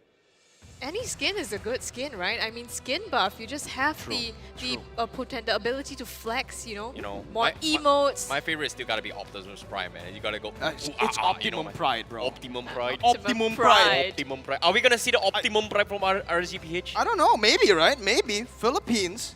So we've seen from Falcon, though. We've seen from Falcon, not Filipino, but the meme is from Philippines. Yeah, You're a meme. I'm not from Philippines, man. You're welcome. Anyways, RRQ. Well, they're completely, they're taking a chill. We saw a pep talk. Skylar's he's sleeping. Really? Albert's playing on his phone. Coach Phil, he's feeling good. You know what I mean? Yeah. Feeling good. Yeah. I get it. Yeah. On the side of RSG, look, I mean, they're just getting ready now. You can just see it's a lot different, the mood here. But looking at the previous game recap here, just look at the damage being dealt on the side of RRQ. Clay in the 6-digit area. Yeah, I want to talk about this damage output, right? It's just a big difference between Aqua as well as Clay. The reason why is that Aqua has been played in a role where he needs to force out a lot of spells before he actually comes up on top. And him using those black shoes is great for those kind of baits, but at the same time, it is going to remove a lot of his magic balls from the get-go, whereas Clay has been able to just get one shot from afar. So that's the only downside between this composition in terms of damage composition. But all in all, I feel like they played it as best as they can. They needed the biggest wombo combo, which they almost get. Yeah. It's just really unfortunate that Aqua just can't dish out as much as Clay. Clay was just getting the best setups of his time thanks to Vin's hooks time and time again. And it all comes down to execution, right? Because the game plans were set with the drafts here. RSG, they tried to execute their game plan, tried going for those crazy team fights, but boom bang bada bing. Did you guys see that? Bada bing, bada boom. Bada bing, bada boom. But anyways, yeah, back to the point. RRQ Hoshi here, they were just so good at executing that game plan of isolating the enemy team. They're always isolating themselves as well from each other. They're never in a position where RSG can really capitalize on them grouping up. Every single time they group up, it's when they know the Fatal Links is no longer available here. And we're gonna have to see again as how they transform in the stage once again to adapt against RRQ. It's RSG Philippines walking back to the stage with RRQ. MyTech, give them your support. Yeah, ladies and gentlemen, here we go. The two teams making their way back into MyTech here, the stage for the players, both RSG-PH as well as RRQ Hoshi. For those of you who have just joined us, we witnessed game number 1 between these two teams and RRQ showing a dominant position against RSG. So in this next game that's coming up really soon, we're gonna see RSG-PH. Will they have what it takes to come back from this? Yep, I'm looking forward to see how game 2 is going to go. And considering that how RRQ threw a curveball with the Benedetta jungle from Albert, completely threw them off guard. Maybe this is going to be the time where RSG-PH, they might reconsider their draft. They had a right idea, but it was very easily countered by itemizations from RRQ. So it's all about understanding how your power spikes go. And so far, RRQ was able to lead in game number 1. Now, with game number 2, I feel like, is it going to be a recurring trend coming from RSG-PH when it comes to prioritizing those Francos. And so far, it has been almost, what, a long holiday season these past 4 days? What, happy Franco International Holiday Day? Happy International Franco Day, yeah. for every single day for the past 4 days. It's about to be Franco Week, International Franco Week, right? I mean, if it continues, it could be Franco Year. Well, that's a really long time. That's a long man. stretch, You're gonna man. see Franco meta for a year. That's gonna be really. It's kind of annoying. Hey, you It hooks never you, you know? You never know. Once upon a time, Grok was the meta for like 4 seasons, man. That, The first 4 seasons of MPO history. And it's back. And Right? it's It was back. kinda back, yeah. Now he's kind of, he went down under the radar again. But now we're going to have to see again, what are the prio picks that they want to go for? Because it's been very different. From our respective MPLs, we've seen a lot of these Xaviers working out. We've seen a lot of the Groks. In MSC, the Xavier hasn't worked out most times, the Grok as well. We haven't seen it in a very long time now. And now it's the big question. What's prio? What's not? Do we ban the 1-1? Please don't. But do we ban the Xavier? It all comes down to execution, right? Xavier requires a little bit of a win condition when it comes to late game potential. So far, stalling is going to be the way to go, and RRQ is just so smart at that. And I'm looking forward to see how the second phase draft is going to go, because this time RRG-PH is going to be on the blue side, and this is going to be some stats as well, because so far RRQ Hoshi and also RRG-PH are both still 100% win rate when they are first picking, with RRG-PH winning 2 of it and RRQ Hoshi winning 6, including the game early on. yeah, this time they actually get the first pick, and they're gonna take out Alberts as well as Plains Heroes, Ling, and the Xavier here. But by doing so, they're also giving up really prio picks like the Julian, the Akai, the Valentina. There's definitely gonna be one of these that's being left out in the ban phase here. We'll see. Because right now, we're already seeing respect from RSG Philippines, right? They go for the Ling ban and that Xavier as well. RRQ, they went for the Fanny and 1-1. I'm expecting a Franco ban to come through for RRQ here, knowing that RSG Philippines have opted to go for the first pick. And RSG Philippines, I think it's going to be a Julian ban here. Oh no, they choose the Akai. So they're leaving a lot of picks up for grabs. The Franco, Beatrix also here will be available. And there, Julian. Yeah, I feel like RRQ, they should be banning off the Beatrix from the get-go because of the Franco being let through. Even if they let through a Franco, they can still pick a comfort pick for Julian. But RRQ, do they want to take the risk? Because as of yet, we haven't seen too much of those flashy playmaking Franco plays coming from. Like, we did see Cho plays and Atlas, but I feel like RRQ is in a situation where they can choose to let go the Beatrix, give them the Beatrix, and then play Skylar on the Claude once again. And so far, Skylar on the Claude has been very, very low-key in all his matches, and he's just there for the zoning tactic. But seems like they don't want to take the risk. They will ban off the Beatrix, but the Franco will be up for grabs from RRG-PH. Yeah, I think we're expecting that to be the first pick here on the side of RSG-PH. Back to your point, Miracle, from Game 1. I think what we're going to see here maybe is them moving out of comfort picks potentially, because they've already been in that zone, right? And it didn't quite work out. So do you think we're going to see some crazy picks here that are out of this world? Oh, well, there's your answer. The Valentina was left open here by RRQ. Completely slipped my mind. Same. But Valentina, one of the most top tier picks and most banned here at MSC and in the prior patch as well, just because of how annoying of an ultimate he can give. And RRQ, they have 2 options right now. Pick off heroes with really, really crappy ultimates, or just straight up find a way to counter it. And so far, Franco is a pretty okay one, but at the same time, it just gives option for Valentina for that hard suppress lockdown. Julian. Julian, yeah, Julian can work here, right? RRQ, they can pick up the Julian and also pick up the Franco, and that's exactly what they do. Julian, Franco, RSG Philippines here now to respond. They banned out the Akai. What do they want to pick up for Demon Kite?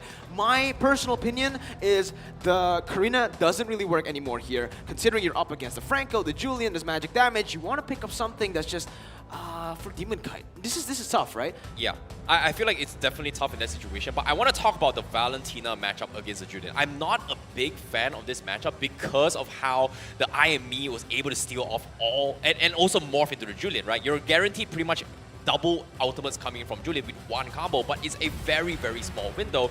The only downside is that you're not going to get the enhanced chain, but like it or not, you are going to get either the enhanced sword combo or the enhanced side, which deals a lot of damage when you scale it up with Valentina. So looking for those wombo combo strategies to pair it up is pretty good, and now with the Atlas again, they can't seem to do it as of yet.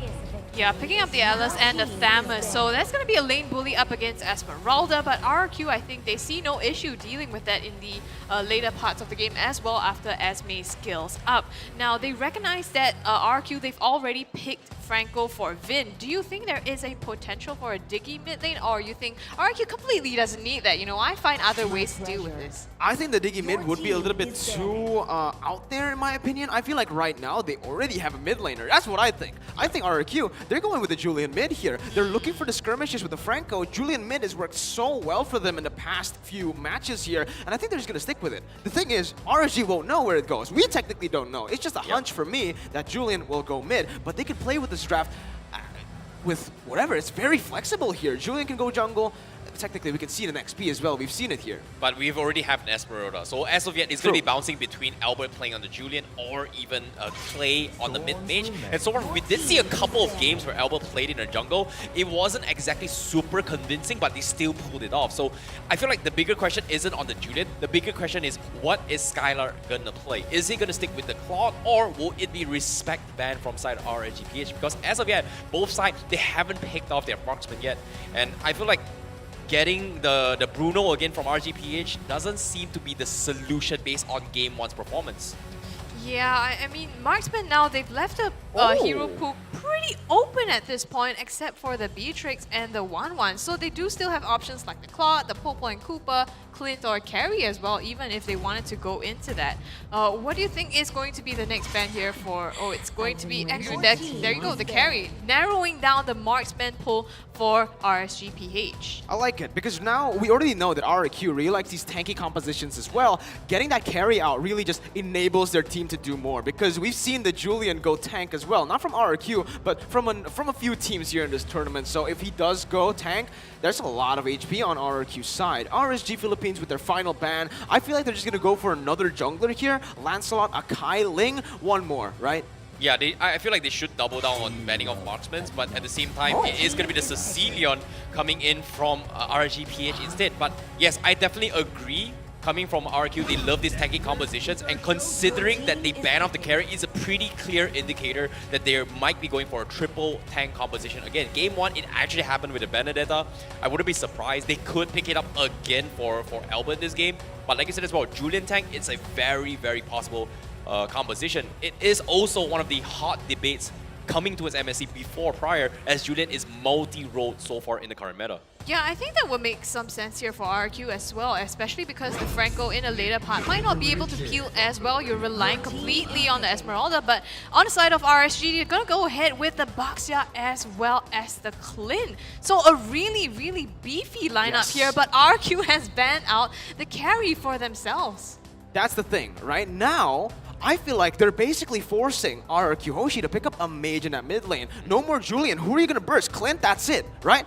With the bans as well, they banned out the Sicilian. So now they're kind of trying to force Clay to play that Yve, a big ultimate that can really shift the tides of this match. I don't think it's going to go through to RRQ. It's probably the Lilia or the Kagura that they're thinking about right now. It is not. Whoa, that's a risky move.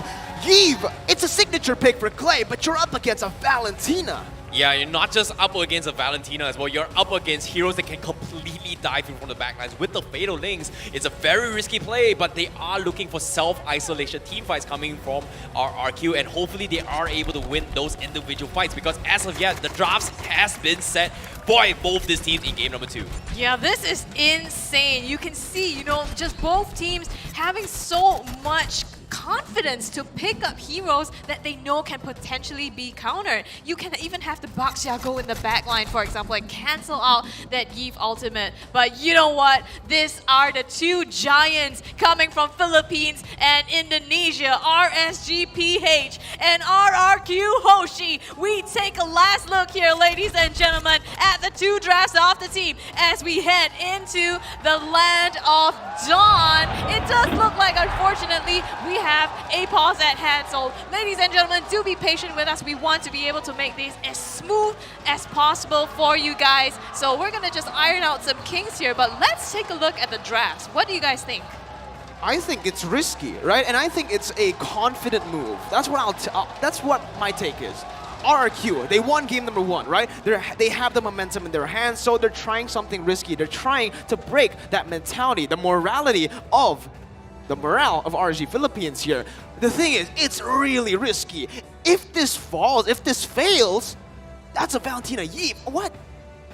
Yeah, it's gonna be difficult. I guess if you put it that way, yes, it is gonna be a morale booster. But at the same time, if and only if RSG-PH, if they pull off this composition, this is gonna be a big blow in RRQ. Yeah. But as of yet, the draft seems to be we are leaning on towards RRQ for sure.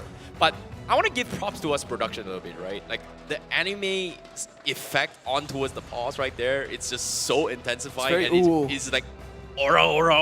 It kind of reminds me of JoJo, if you watch it. But yeah, you have to give props. You know, we embrace the memes. Man. JoJo. Joe Mama? Really? I had to do it. It was right there, man. It was right there. You always want to, you know, take it. You know what? I set myself up every time. You did. You really did. Every man. single time. You know, just like these teams set themselves up for success here in this game, right? These are really good picks. Honestly, even with the Eve, you can tell the win conditions of both of these teams, right? And let's try to dissect a little bit into that here with both of the compositions set in stone. Clint, Iman, has actually opted to go for the sprint here, which is very interesting, because usually, me myself, as a Clint player, you know, I go for the flicker for more mobility, those like instant mobility. The sprint here will give him a lot against this composition that RRQ has, though, knowing that they have a lot of just shutdown, lockdown, CC kind of heroes. Yeah, I feel like the sprint is really good at just dodging blazing duet combos coming from Skylar, and so far it has been very favoring on towards whichever marksman to deal with it. And I think based on yesterday's performance and a few games as well, Orange Esports did bring up a sprint on the clock, which kind of won them the game. So as of yet, getting out of those sticky situations is going to be the go-to plan, considering that Clint doesn't exactly have the bestest of mobility compared to any other marksman. And this puts them at a very, very huge disadvantage. But if he's able to dominate his lane, all is well. But as you can see, the fans are cheering really, really hard for RRQ's composition right now. Okay, we're seeing some chants. Can you hear it? Yes, yes. Everyone at home can hear it here. The chants for RRQ and... Oh, I can't read that. Can you read that? No. No. Really? I don't understand that. Welcome to the English broadcast. But yeah, back at it again here. We can already see the crowd. They're warming themselves up, right? We're warming the crowd up as well here as we're going to wait for... We got a battle in chants right now. RSG's all the way to the back. You can hear it. All right, you know what? Let's use this opportunity to see how loud they can be, all right? I wanna hear you guys cheer for your team. RSG, RRQ, in the count of 3. 1, 2, 3, my tech!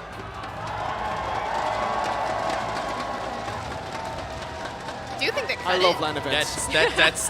I can feel my table shaking from all the cheers right here, and I'm trembling. I think it's always nice, right, to have a live event, and even for the players, you can see, you know, just supporters of your own teams out there. Not to put pressure on yourself, but just so much coming from them, and I think that should help to energize them a little. Hopefully, you know, let loose, and coming into this match, maybe reset, especially for RSG-PH here, coming into this game number 2. Absolutely, that's the thing for both of these teams. Reset.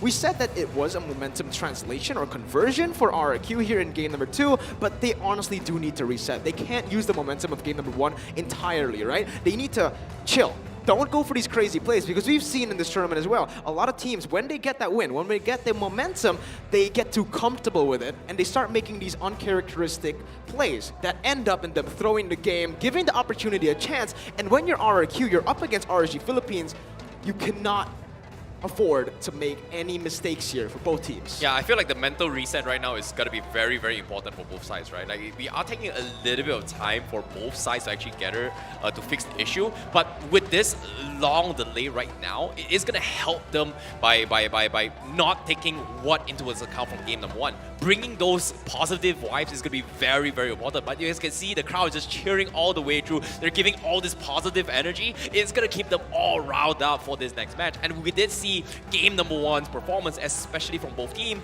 It wasn't exactly a slow-paced game. It was a pretty intense match. And the full 5 series, I want to see how the adaptations come in for game number 2. RSG took a risky approach, but RRQ seemed to be keeping up with momentum so far from game number 1 and also throughout of MSC. So, Terrence, I want to ask you, based on the predictions earlier, you voted RSG-PH. I believe. But given RRQ has just taken the first game, have you been swayed at all? He's kind of Not salty. enough. He's kind of Not salty, enough. right? Not since, enough. Since the Todak loss, he's always been. How you feel? I'm not convinced yet. I'm not convinced yet. Anything is okay, but okay. I do see a little bit of people walking in. I think there is. Is my that God. cosplayers Oh all the my way to the God. back? Ladies and gentlemen, we have cosplayers in the house. If you turn your backs, they're actually making their way in here to the stadium. Just look at those outfits. Absolutely insane. Can we pan the camera on the cosplayers right now all the way to the back? That is. Is that MSC Forza? It I is. think it is. Yo! Yo, what is that? Yo! Is that an Oh Aldos? my goodness! What is that? Oh, looking sick, my man. Hey, can we get the cameraman on the cosplayers? Oh, you know what? Before that, let's talk about the player highlights for now. Before we talk about the cosplayers, later on, we keep the best for later on because I think they're going to be appearing on stage later on. You're the best, man. Yeah, you're the best too. Thank you. You too, Hey, Scrubby. hey, Yeah. hey. You're the best too. We are the best. We are Anyways, the best. Aqua and Clay, they're the best at their roles as well in this tournament so far. And let's take a look at it. Based on the statistics, it's actually Aqua winning it out in 2. Yeah, looking at the stats, it does seem as if like Aqua has a bit of advantage in terms of, you know, his KDA, his gold, but you can see that Clay, he really ups that kill participation. Maybe because he, you know, takes the chance to play heroes like Xavier as well, so it's a lot easier for him to be able to be engaged in those kills. Yeah, let's talk a little bit on this stats, right? Even though Aqua does have a little bit more in terms of a GPM, I want to talk about the difference in terms of approach when it comes to playing this mage support role, who's arguably in the current meta. Support mage rather than the mage carry, right? Aqua is leaning more on the mage carry style, which is where you do want to have those late game items before participating in the fights, whereas Clay, he wants to engage rather early. That's why there's a difference in terms of kill participation, which is 80% and 70%. Different approach, slightly, I would say, unique compositions, but I feel like it's still 50-50. It all comes down to which one comes on top. The early aggression or the late game scaling mage comp. It's very interesting, right? Because when you look at it, Clay and Aqua here, you're saying that Aqua is more of the carry mid laner and Clay is more of the utility mage player in that mid lane. But if we go back to the regions, there you go. Finally here, we get to see Kagura. That's Kagura. Oh, redeem your codes, boys! Fastest fingers first, hurry up! Whip out your phones, get out your games, key in the code now because you want to be able to claim these free rewards. Just look at those costumes, man. Yo, that is That looks heavy. pretty sick. Yeah, the Farsa skin, right? It looks pretty heavy. You know, we got a couple of fans taking pictures as well. I don't think they realized that on camera, but damn, that looks pretty sick. But my eye is on that Aldos cosplay as of yet because just now I did catch a glimpse. It was really sick. But you know what's really fun right now? Because we are jumping straight into Game 2 right now. Without further ado, this is going to be RSG-PH against RRQ Hoshi. Yeah, and you can already see Albert forced to use that Retribution early, which means no contest whatsoever for Little Wanderer. Demon Kite gets it with the Retribution. He's now going on to Vin. He gets the shield unit down light as well, and that's Aqua coming in for the first blood. Once again, RSG, they draw first blood. Yeah, the aggression paying off right now in the early game. Can they keep it up though? Trying to contest the jungle here. Albert taking a lot of damage, forced to back out, but so is Demon Kite. This is a battle to the end here. Demon Kite forced to back away in the end. Thank you for your patience. We promised you a pretty insane match. And guess what? Right from the get-go, the aggression coming from RSG-PH just popping off as of yet because this is going to slow down Albert's composition. And my oh my, this is a jungle Julian. It is a jungle Julian, and it's actually Light who picks up the orange buff. We've seen this so far in this tournament, right? When we are seeing this Julian in the jungle, he usually gets bullied in the early stage of the game, especially in his own buffs. Finn, though, he's looking for something. Aqua dashes forward. Albert looking for the play with the sword play, with the scythe as well. Light locked down. He's trying to run away here. Doesn't have the flicker. Will be taken down, and RRQ, they equalize. They put the kill onto Albert's hands. This is a very interesting approach of RRQ's composition. They're playing the slow strategy really well, taking advantage of the slows coming from Eve and parry out with the enhanced scythe to deal so much damage.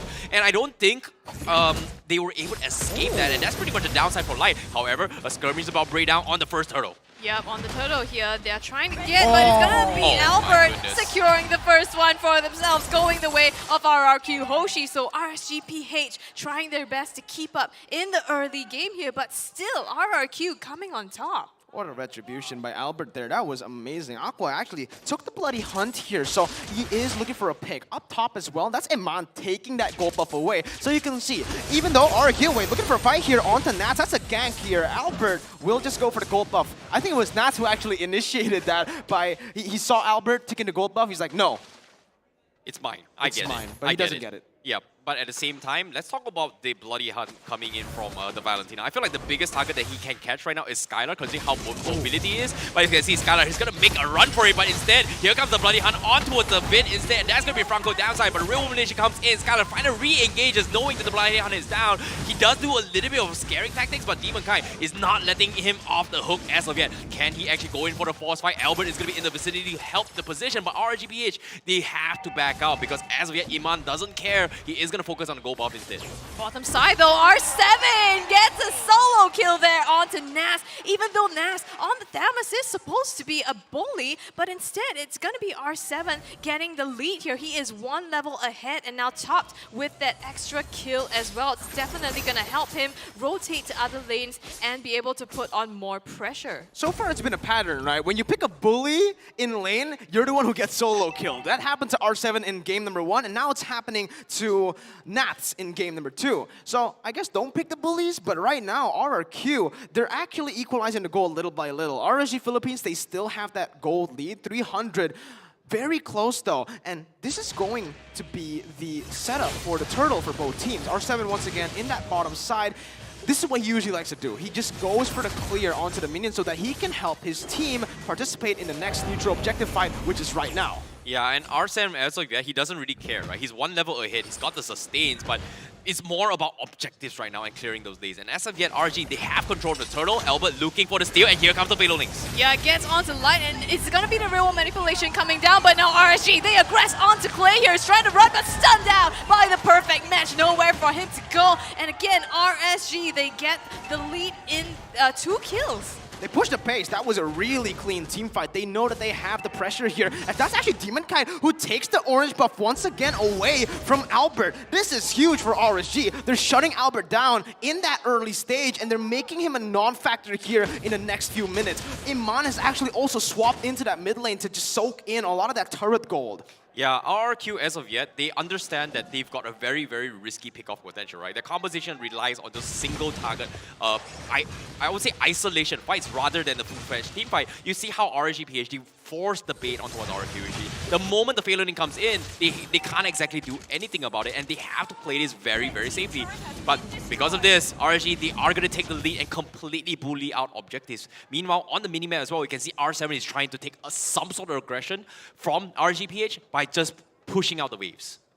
Exactly what they're doing now, and both of the teams are in this mid lane trying to contest as much as possible. RSG though going in with the Fatal Links onto Clay. He's gonna get stunned out. The real manipulation comes out as well to zone out the members, but the Reverse Bloody Hunt onto RSD shuts down Demon Kai. Light goes down as well, and the next to go is Aqua. Nasto, he's gonna pay for his price potentially here as he zones out 2 members of RSG. They trade out 3-1 RSG-PH. RQ actually getting the advantage there. I thought for a second that RSG was going to be the one winning out in that fight, but again, it's going to be R7 jumping onto Nats, looking for a solo kill. Nats running away. Albert going to stop him there and picks up the killing spree for himself. They equalize back. It is 5-6, an equalized gold, and Skylar in that bottom side needs to be careful here. Light positioning really well. They're going to go for the catch. Skylar trying to run away. Light with the perfect match now, trying to just go and sandwich him down. Aqua's here as well. Goodbye, Skylar. It's Aqua with the kill.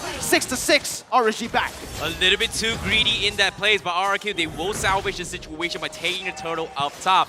Meanwhile, let's talk about how that fight went down early on. RRG-PH, not exactly sure what they were thinking with the engagement with Light setting up with the Fatal Links, but Win was able to set up a hook down to his tier 2, which isolates the complete fight. But as of yet, now he's going to be isolated in this fight, forcing the issue. As of yet, RRG going to be able to come on top with that pickoff.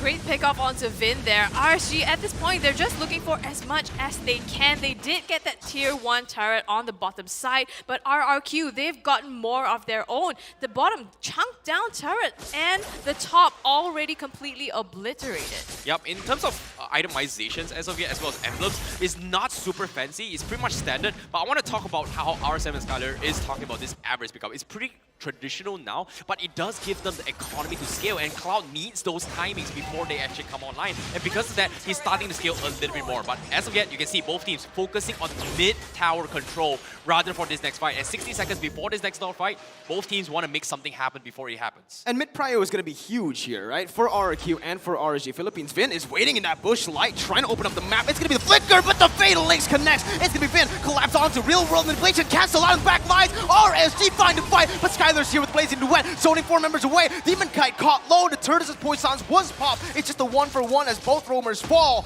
Again, very equal. This is what we like to see. 8-7, and it's literally just so even. Yeah, you can see the patience coming in from Demon Kite as well. He's making sure that the real manipulation gets cancelled every single time. But at the same time, it's the same to be said coming in from Clay. But on the top side, what? Albert, he got the kill on that, and that is huge. 18 seconds before this next block. This is prime position for RRQ to actually force the issue.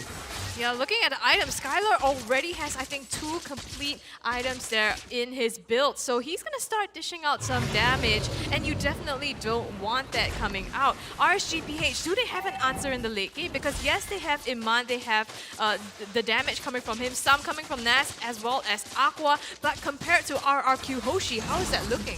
Oh, this is a bait coming from RRQ Hoshi. They just got a big Titan power spike coming from play. The Ice Queen's one out of Yi means there is just so much spell potential. But of course, as long as he doesn't get cancelled on a real world manipulation. So that's going to be a risky play coming in from RRG-PH to contest this, but RRQ seems like they might consider the issue because the Lord is going to be focused as of yet. Yeah, and RSG are the ones first on to the Lord here. Vin is going to try to zone Aqua away. Real world manipulation, they are going to be popped. It's that's going to be Albert looking for Clay! He steals the Lord! What? Albert's going to lose his life. Then with the hook, he connects it onto life. The Blazing to the backside, but it's going to be Iman with a good shutdown. He gets shut down as well. Both teams just trading here and there. It's a double kill. 2 for 2. Vin running away. Nats taking low. Clay trying to counter around. SR7 joins in. Nats taken very low. Clay survives. A triple kill for R7. Clay still running away. Demon Kite trying to find the kill. He still survives. Vin goes in for the hook. Demon Kite locked down. R7 is getting that Maniac unofficial. But wow, what a fight. Oh my goodness, Clay on that. If he's positioning with the real world manipulation on the top terrain of that Lord Pit, just not allowing RSG-PH to catch him off guard, and because of that, he's got free range usage of the Ice Cream Wall, and on top of that, the sidestep to dodge the shield unity. Who does that? That's some micro level dodging right there and then. Well, he deserves the MVP of the previous game, right? It's exactly what he does, and that's what you know RRQ Hoshi to be. Impeccably, just mechanically skilled. And right now, they're gonna have the Lord in their hands. Coming down the bottom inhibitor as well, RRQ Hoshi. They're looking for an opportunity. You can see Vin just scouting out for any opportunity to get a hook onto RSG. But so far, RRQ, they've gotten a team fight. It's a complete bloodbath, but they still come out on top. As of yet, you can hear the crowds chanting on RRQ, and Clay made the biggest play of his career. But as of yet, he's only 0-2-7, but he's done his job really well for the team. And RRG-PH, they have to take note that the biggest factor in RRQ's composition is that they've got so much slows. They need to take Clay out of the equation before the fight begins, and Demon Kite hasn't been able to do so in that particular matchup. Yeah, so far looking at the players go, R7 is actually sitting at the top of the charts. I think he had 6 kills, if I'm not wrong, to his name already. So RRQ Hoshi, even though it looks like they have to wait to the late game to scale, they've cut short this timing by so much. This is insane from both of the teams, right? But again, one fight changes the entire game. If we take a look at the damage dealt, this is actually really interesting. Nats has done the most damage in this game, more than Clay, Albert, and R7, and even Skylar and Iman, right? This is what we expected, Iman, Skylar to be dealing the most damage, but no, it's Nats with a vengeance with this Hammer's pick. So he has been huge here in most of these fights. He's been targeting the right people as well, but RRQ, how have they been able to find these team fights and get the win? You know, it's all about positioning and also taking advantage of the terrain itself, right? We've seen time and time again, like, especially in this particular map, we see this wall on the right side as well, next to the middle control. People want to play onto the other side of the wall and force utilities coming from your opponents. And that's how RRQ Oshi was able to take advantage of the fight. They made sure that Clay is in a position that there's no way RSG-PH can contest. And even Demon Kite with the shield unity, you're going to get able to get over walls, but it's hard to do it with a very, very tight spot where you have to go jump through 2 walls and on top of players and bodies that may or may not cancel your shield unity.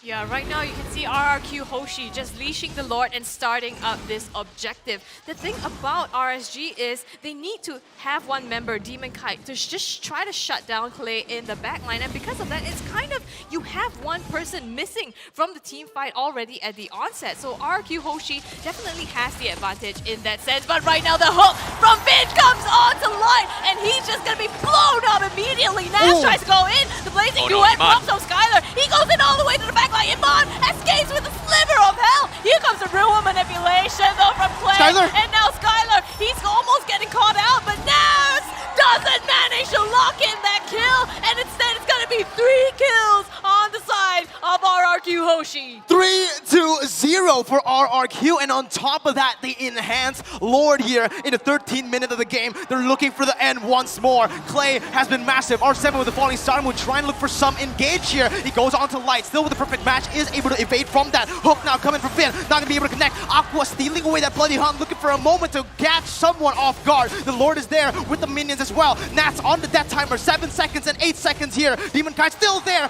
Light, perfect match, perfectly timed to evade from the hook once again. But RRQ, they take the disciplined route. They don't go for the base, they don't force it. They go for the base turret down below and up top. It's go time for RSG-PH. They have to make something work, but Inhibitor's been taken out. RRQ not giving them an opportunity as they need to clear off all those enhanced minions. However, a big item power spike coming from Iman is going to be the Demon Hunter sword to deal with this tanky composition, but I feel like it's still going to be a far-fetched role coming in from Iman before he can actually dish out some serious damage, considering the amount of zoning that RRQ Hoshi is bringing to the table. And not just that, I mean, if you look at RRQ Hoshi, they have such a big burst coming from the side of Skylar.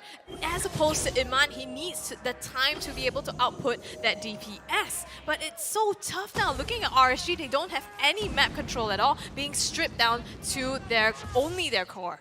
Yeah, I like this itemization coming from RRQ Hoshi, right? Double brute force breastplate feels like a pretty standard itemization from a previous patch, but the reason why they went for it is because of how they want to kite Nats around because of the mobilities. He's got a Demon Hunter Sword, he's got Dominance Ice, he's got some sort of slow, but as long as you do not have those Ice Queen wands, the brute force breastplate is going to be able to get away with all this kiting compositions. But look at this, Demon Kite, he's going to get caught out. Skylar with the recalls as well. He knows he's faster than everyone from RSG-PH. With the swag, right? He basic attack, got Demon Kite low, and popped that with Battle Mirror Image. But you're pointing at something here, Scrubby, that DHS, particularly from this Tamas. We've seen it a few times now in this tournament, and that's why he's been dealing just so much damage in these team fights. Actually, more than Iman, more than the Valentina here from Aqua. That's also, it's just been really solid, but the thing is, he lacks that gap closer. Once he used that first ability, once he used the second one as well for the dash to follow it up, that's it. You can't really chase onto Skylar. It's going to be tough to chase Clay with the Purify as well. Yeah, that's the thing about the Ice Queen ones as of yet in terms of Spell Vamp, right? Spell Vamp is sustained, is great, but hold that thought for now. Wait a minute. Finn going for the risky hook. He's just threatening RSG-PH. You can see the panic button is all over the place. But who could blame him considering that the minions are just shoved in? And now with the Lord coming up from the side of RRQ Hoshi, they are in prime position to force an issue, and there's nothing RSG-PH can do about it. But hopefully with the Blade Armor on Nats, it's going to do something in the hands of Skylar. But looks like RSG, they are going to try to force the issue, but Skylar just got his Corrosion. Like even more slows coming in from RRQ Hoshi.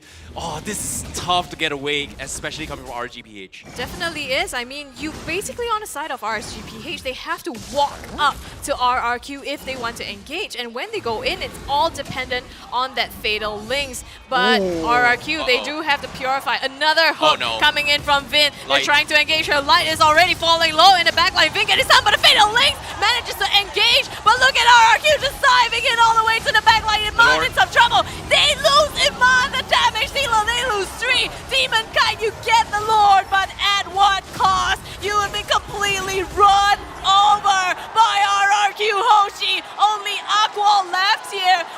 can he possibly do?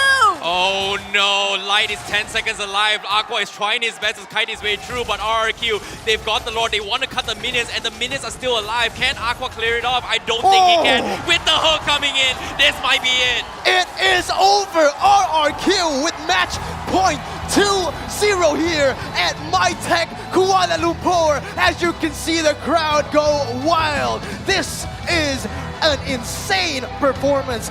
No one, not even me, I did not predict a 2-0. I said it was going to be close. RRQ, they are shattering the expectations of everyone here. Oh my goodness, that was a performance coming from RRQ. It's absolutely crazy. I mean, we all predicted RSG-PH to take this entire series, mind you. But at this point, they have not even taken a single game, not even a scratch on RRQ Hoshi. This RRQ has been, they are looking super different from how we've seen them so far in the group stages, in the playoffs throughout this MSC 2022. This has been a phenomenal run for RRQ, but again, we need to reset. We need to dive deep at what they did right here and what RSG can present in the next few games. We don't know if it's going to be a best of 3, full best of 5 here. We don't know if it's going to be a 3-0. It all comes down to that mentality that we spoke of earlier. And any last thoughts, IC? Well, Ice Queen's won. That's the way to go. You know, it's all about slows. It's all about, sustains. And seems like RRQ just won up RSG-PH in the slow department. It comes down to that. I think the Eve was the big factor in this game, right? We're going to throw it to the analyst here to dive deep on that Eve play. Very risky. Again, what was that? I didn't even expect it, but I believe the analyst can explain more here for that particular.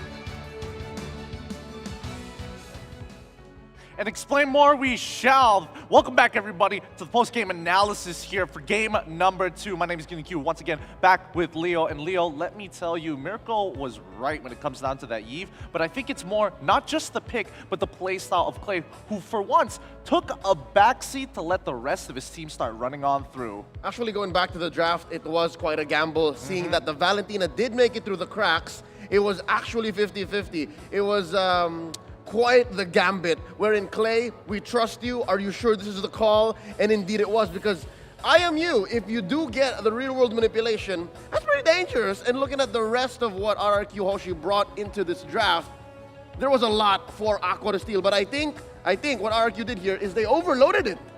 Yeah, this is one of the few times we've seen Valentina actually drop a game. It was 100% win rate and some of the highest win rates we've seen all across the MPLs. Let's go check out the item builds here, because I think this is going to be extremely important that we really understand how these compositions work. Again, 50-50 all across the board, but when we start looking at the items, Iman as well, he's dealing some good damage, but when you really think about it, these auto attacks that he's trying to go with, especially with the Demon Hunter sword, really isn't enough. And for the winning team here, RRQ Hoshi sitting at match point, Mr. Baby actually said it right. It's that Ice Queen wand on Clay. It was so key, because RSG-PH, they came in with a draft that was, I'd say, iterative of their game 1, right? It was very similar. You got Light, you got Eman on that burst mage, you got Nats trying to dive back. And I think they just wanted a little bit more objective taking power, so they got the Baksha. And I think Aqua, really the linchpin of this, it could have gone either way,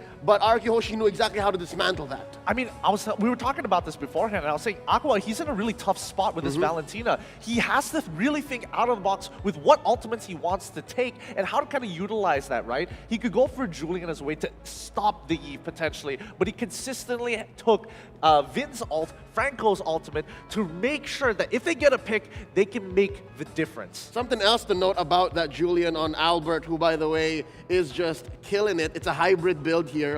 He has the Brute Force Breastplate, as well as something to note, that Twin Shadow Blades. Twin Shadow Blades, very rarely do we see this, but let's see how much of a difference it made when it comes to the damage dealt. And it plays very similarly to a utility Julian, but it's something that you have to respect. There's a lot of wave clearing. I watched him take a purple buff camp, and just before I could even breathe, before I could even blink, he took it. So it adds a lot of damage to the board. Exactly, and I think with the Twin Shadow Blades, it really poses some big threats for Valentina, but mostly for Clint, right? When you get that initial slow, that's when you have a lot of problems. I was thinking maybe Calamity Reaper might be the way to go to get some extra cooldowns, but you know, same stats being shared all across the board. Well done to RRQ, and they really are forcing RSG to play perfectly, because as you see the game go longer and longer, then you notice that there are holes in RSG's gameplay that are being forced out by RRQ, who changes their targets of attack. Yep, and alone in the draft, I had to review it before we came on. Coach Fiel made the right call. They banned the Beatrix. This lineup on on RSG going up against RRQ, they put a lot of their damage on to Eman, and by no means is Eman incapable. He's a very talented player, but on a Clint, that's not gonna happen. You need that Beatrix. Our MVP for game number 2, putting them at match point, it's the relentless R7. It's R7. Again, we saw in the draft itself, they are making sure, hey, let's just let the Esmeralda through. We're not gonna get a heavily one-sided matchup, but R7 just makes it work with these scaling heroes, being one of the few that can just run forward and really make sure that he follows up fast. I mean, his falling star moons allows people like Skylar to walk in for free with a blazing duet. Not a lot of EXP laners keep that in mind. Just a short mini stun could make a world of difference. Yep, the captain really knows how to open up and make an entrance. Again, he also himself has a Queen of the Wand of Iciness. So it really is just an amazing item in this matchup, given how I'd say RSG-PH, their entrances, you can see them from a mile away. It's very fair. It's very fair. And I think, especially with Vin on that Franco, it's all the more. They'll even welcome you. They'll even say, oh, come on in. We got a hook. Exactly. Now, recapping the game, right?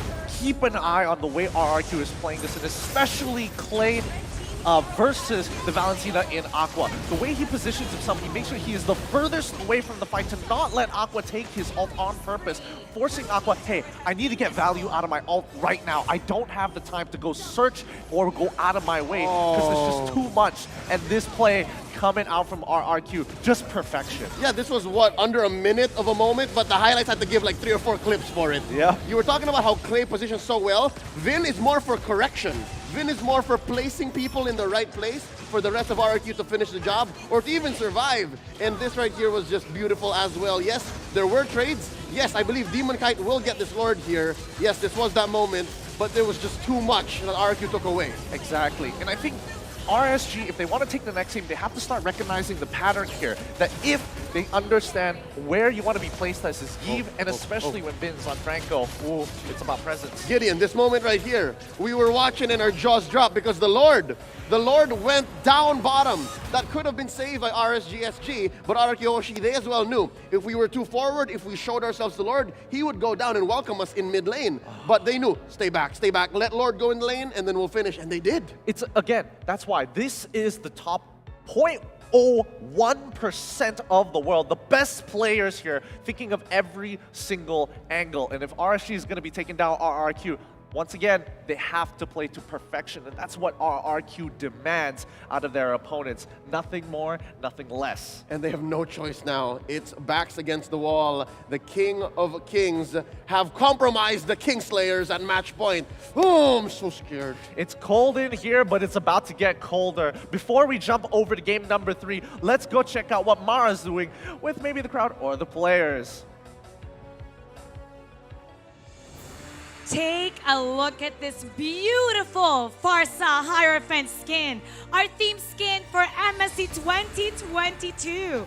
Now, this is such a beautiful skin. I hope you guys got all of it. So we got some of the audience to check out who are the Farsa users. So we have some audience right here, and we're going to do a little bit of an activity right now. Hi, what's your name? Rose. Rose. Okay, so you're a Farsa user? Yusu. Hi, there you go. I know that a lot of people know you from here. So, are you a personality? I'm a streamer. You're a streamer. That's why a lot of people are waving to her. Are you Malaysian, Filipino, Indo? So, I've been staying in Malaysia ever since I was a kid, but I'm actually a Filipina. Oh, wow. Okay, so which team are you rooting for? Okay, as a Filipina, I am naturally rooting for RSG Philippines, but we have to give it to RRQ because they are the only Indonesian team left in MSC. RRQ Hoshi fans, where are you? Ah, okay. Contestant number 2. Hi, what's your name? Nadia. Let's just borrow the mic. Nadia, who are you rooting for, Nadia? RRQ. RRQ. Why RRQ? Because I've always been supporting them since before, yeah. Loyal supporter of RRQ Hoshi. Contestant number 3, okay? What's your name? I'm Iris. Iris. Yeah. And who are you rooting for today? RRQ Hoshi. RRQ Hoshi, another RRQ Hoshi fan. How about for you? What's your name? Jeffrey. Jeffrey. And who are you rooting for, Jeffrey? RSG-PH. RSG Philippines. They're down 0-2. So what do you think they need to do right now? Maybe they have a game 5. A good game 5. Okay. RRQ Hoshi is playing very, very smart right now. So this is what we're gonna be doing. Since our themed hero is Farsa, we're gonna be getting our Farsa users here to do a Farsa impersonation. And let's see who gets to do it best. We're gonna do a little vote later.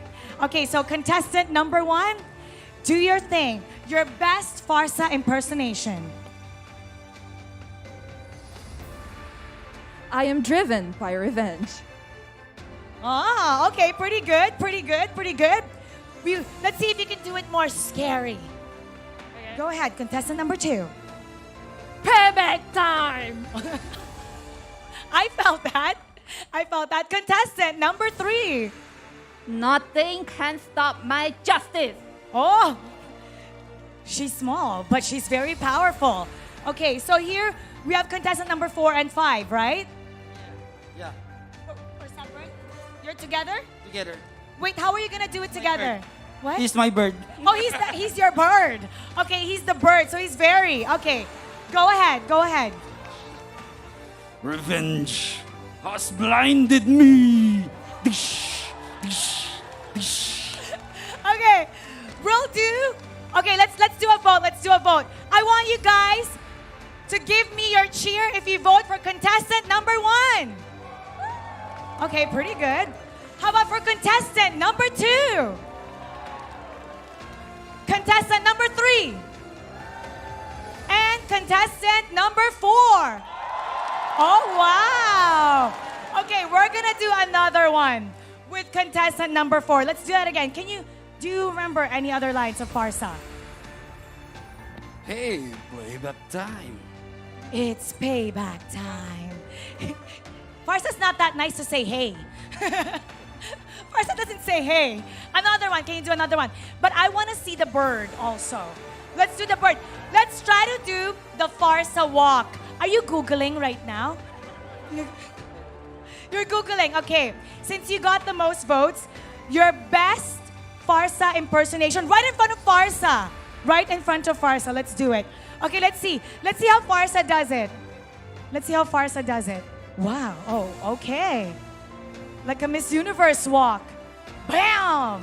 Okay, now you're gonna do the same thing. Can we borrow this? Can we borrow this one? Okay, go ahead. Very, you can do your thing. I'm gonna give you 5 seconds. 5, 4, 3, 2, Farsa, take it away. Justice will... Justice will snap. Who knows the line? Nothing can stop my justice. Nothing can stop my justice. Give him a round of applause. Thank you so much. And now let's see if revenge has blinded our team. Let's see what our casters have to say. Casters, come on in. Thank you so much, Mara, for the lovely interactions with the crowd here. Back again at the caster desk with Mirko, Icy Baby 1-2, and Scrubby Cheeks. Man, this series has been an unexpected series. 2-0 so far, match point for RRQ. Yeah, will justice be served? Will this be the first international win from RRQ? We have been talking about this for so very long. The Kings of Kings have yet to win an international one, and this might be their first ticket into the grand finals. Yeah, I mean, not winning just yet, but it definitely is going to accelerate their progress and a straight train into that last Grand Finals match. But before that, they have to defeat RSG-PH one more time. And RSG-PH, they look a little bit shaken, you know, but bearing in mind, this is a young team. They are young players. Now, this is an international stage. It is obvious. I mean, you have to forgive them if the nerves get to them a little. And remember, Absolutely. they are going up against their idols here. They are. They're up against their idols. And again, this is the ticket to the Grand Finals, right? We've seen RRQ in this position a lot before. They've learned from their mistakes. But from RSG, this is the first time internationally that they have made it up until the upper bracket finals. This is the first time also that they were able to lift the trophy in the Philippines, right? So again, very new team coming onto the stage right here. Very young. We saw this from Skylar as well. We can see the comparison here being drawn out, right? Skylar, Albert, these two players, super young, went to the World Championships and did not capture that trophy. Fell flat in the upper bracket finals, precisely just like how RG right now is struggling. But I do believe that both of these teams will capture their spirits back as we take a look at the previous game recap. Yep, I want to talk a little bit more on the stats on how Skylar positions himself compared to Iman. Clint, arguably, it's a little bit difficult to be good in terms of CC control. You are looking to dominate your 1v1 matchup, but what's really, really smart about Skylar is that he played his Cloud with Everest, right? With the intention to scale into his later stage game. He has no intention of committing for a full-fledged fight. His sole idea for the team composition is all about zoning the back lines, and he's done it multiple times with his Blazing Duet, which results in him getting 79,000 damage, even though he's not gotten a lot of kills, but he's done his job right, which is zoning the backlines alongside with the Esmeralda. And honestly, that's what surprised me a little bit. I think in the previous game, in the drafting phase, they didn't ban out the Claw, even though they had the chance to in the second phase of the bans. So looking at these damage charts now, it's obvious, you know, Skylar is doing so much work going in the backline, taking out the squishies, and just having to force them to go defensive. So do you think we're gonna see in this next game a ban on the Claw? I don't know. I feel like when? Second phase? Yeah. Second phase, I believe, yeah.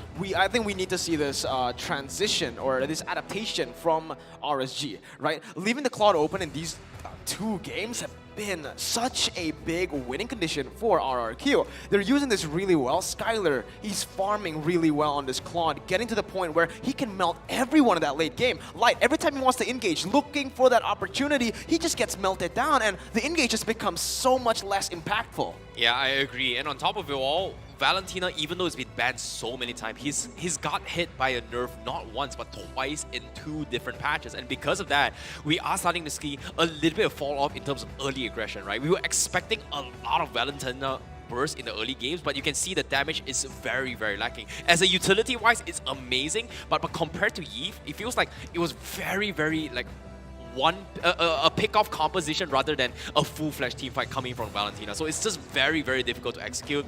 And in terms of ultimates-wise as well, he wasn't able to pull off some big plays, especially coming from RRG-PH. So I feel like Valentina is okay, but they needed more CCs rather than just 1v1 pickoffs.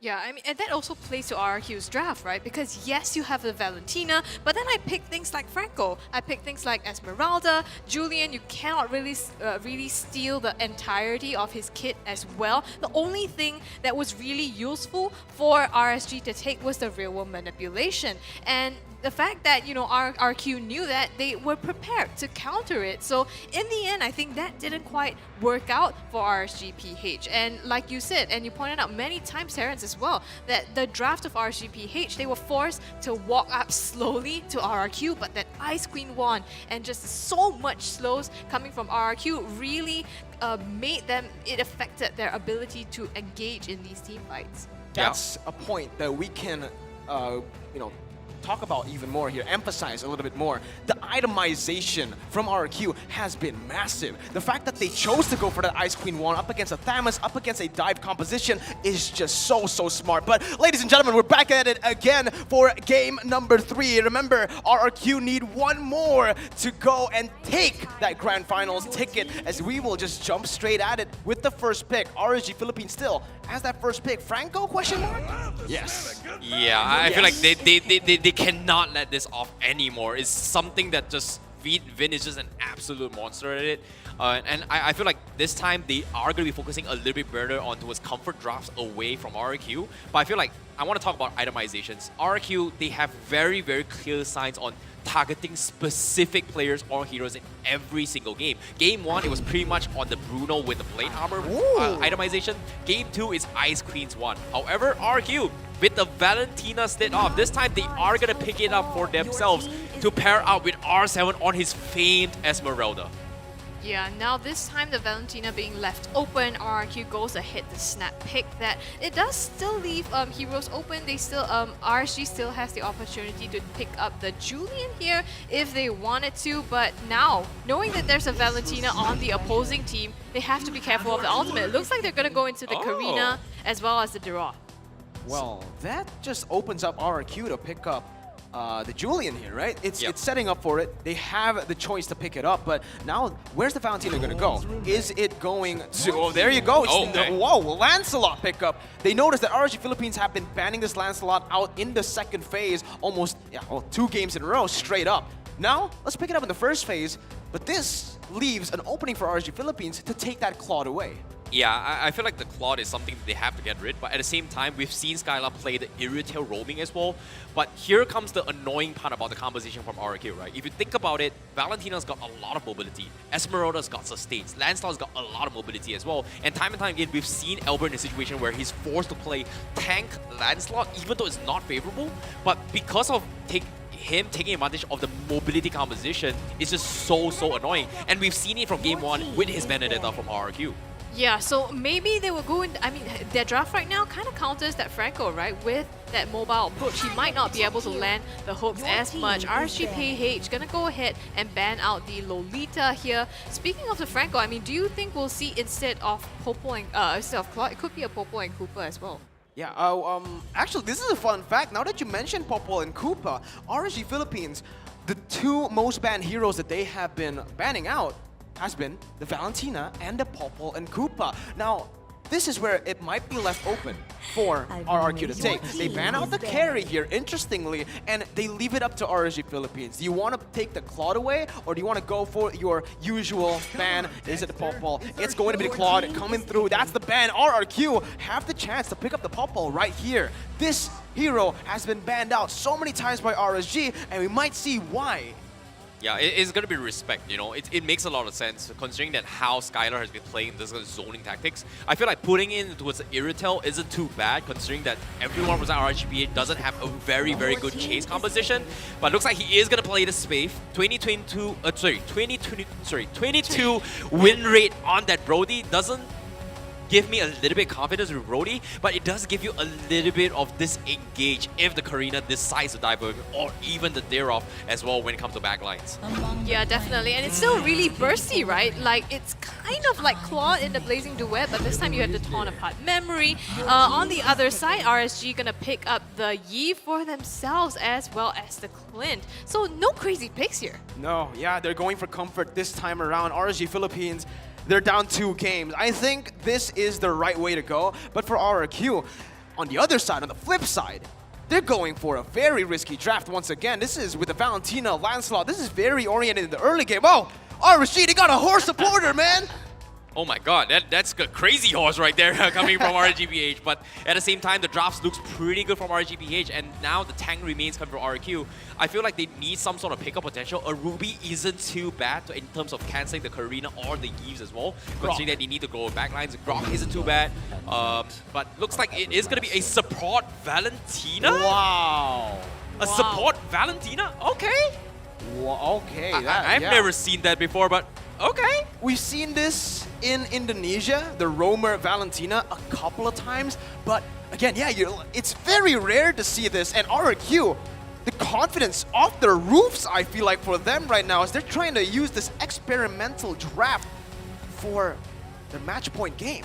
Well, to be fair, they have that space to navigate around these games. It's a best of 5, so they don't have to secure this game if they don't want to. And I mean, it is up to RSG here to prove themselves, to realize that, you know, it's really down to the execution. They need to nail it on the head because it is their tournament life here at stake. Granted, they do step into the lower brackets and have a chance, but they don't want to miss this right now. Ladies and gentlemen, we are going game number 3, RRQ Hoshi and RSG Philippines, the Land of Dawn.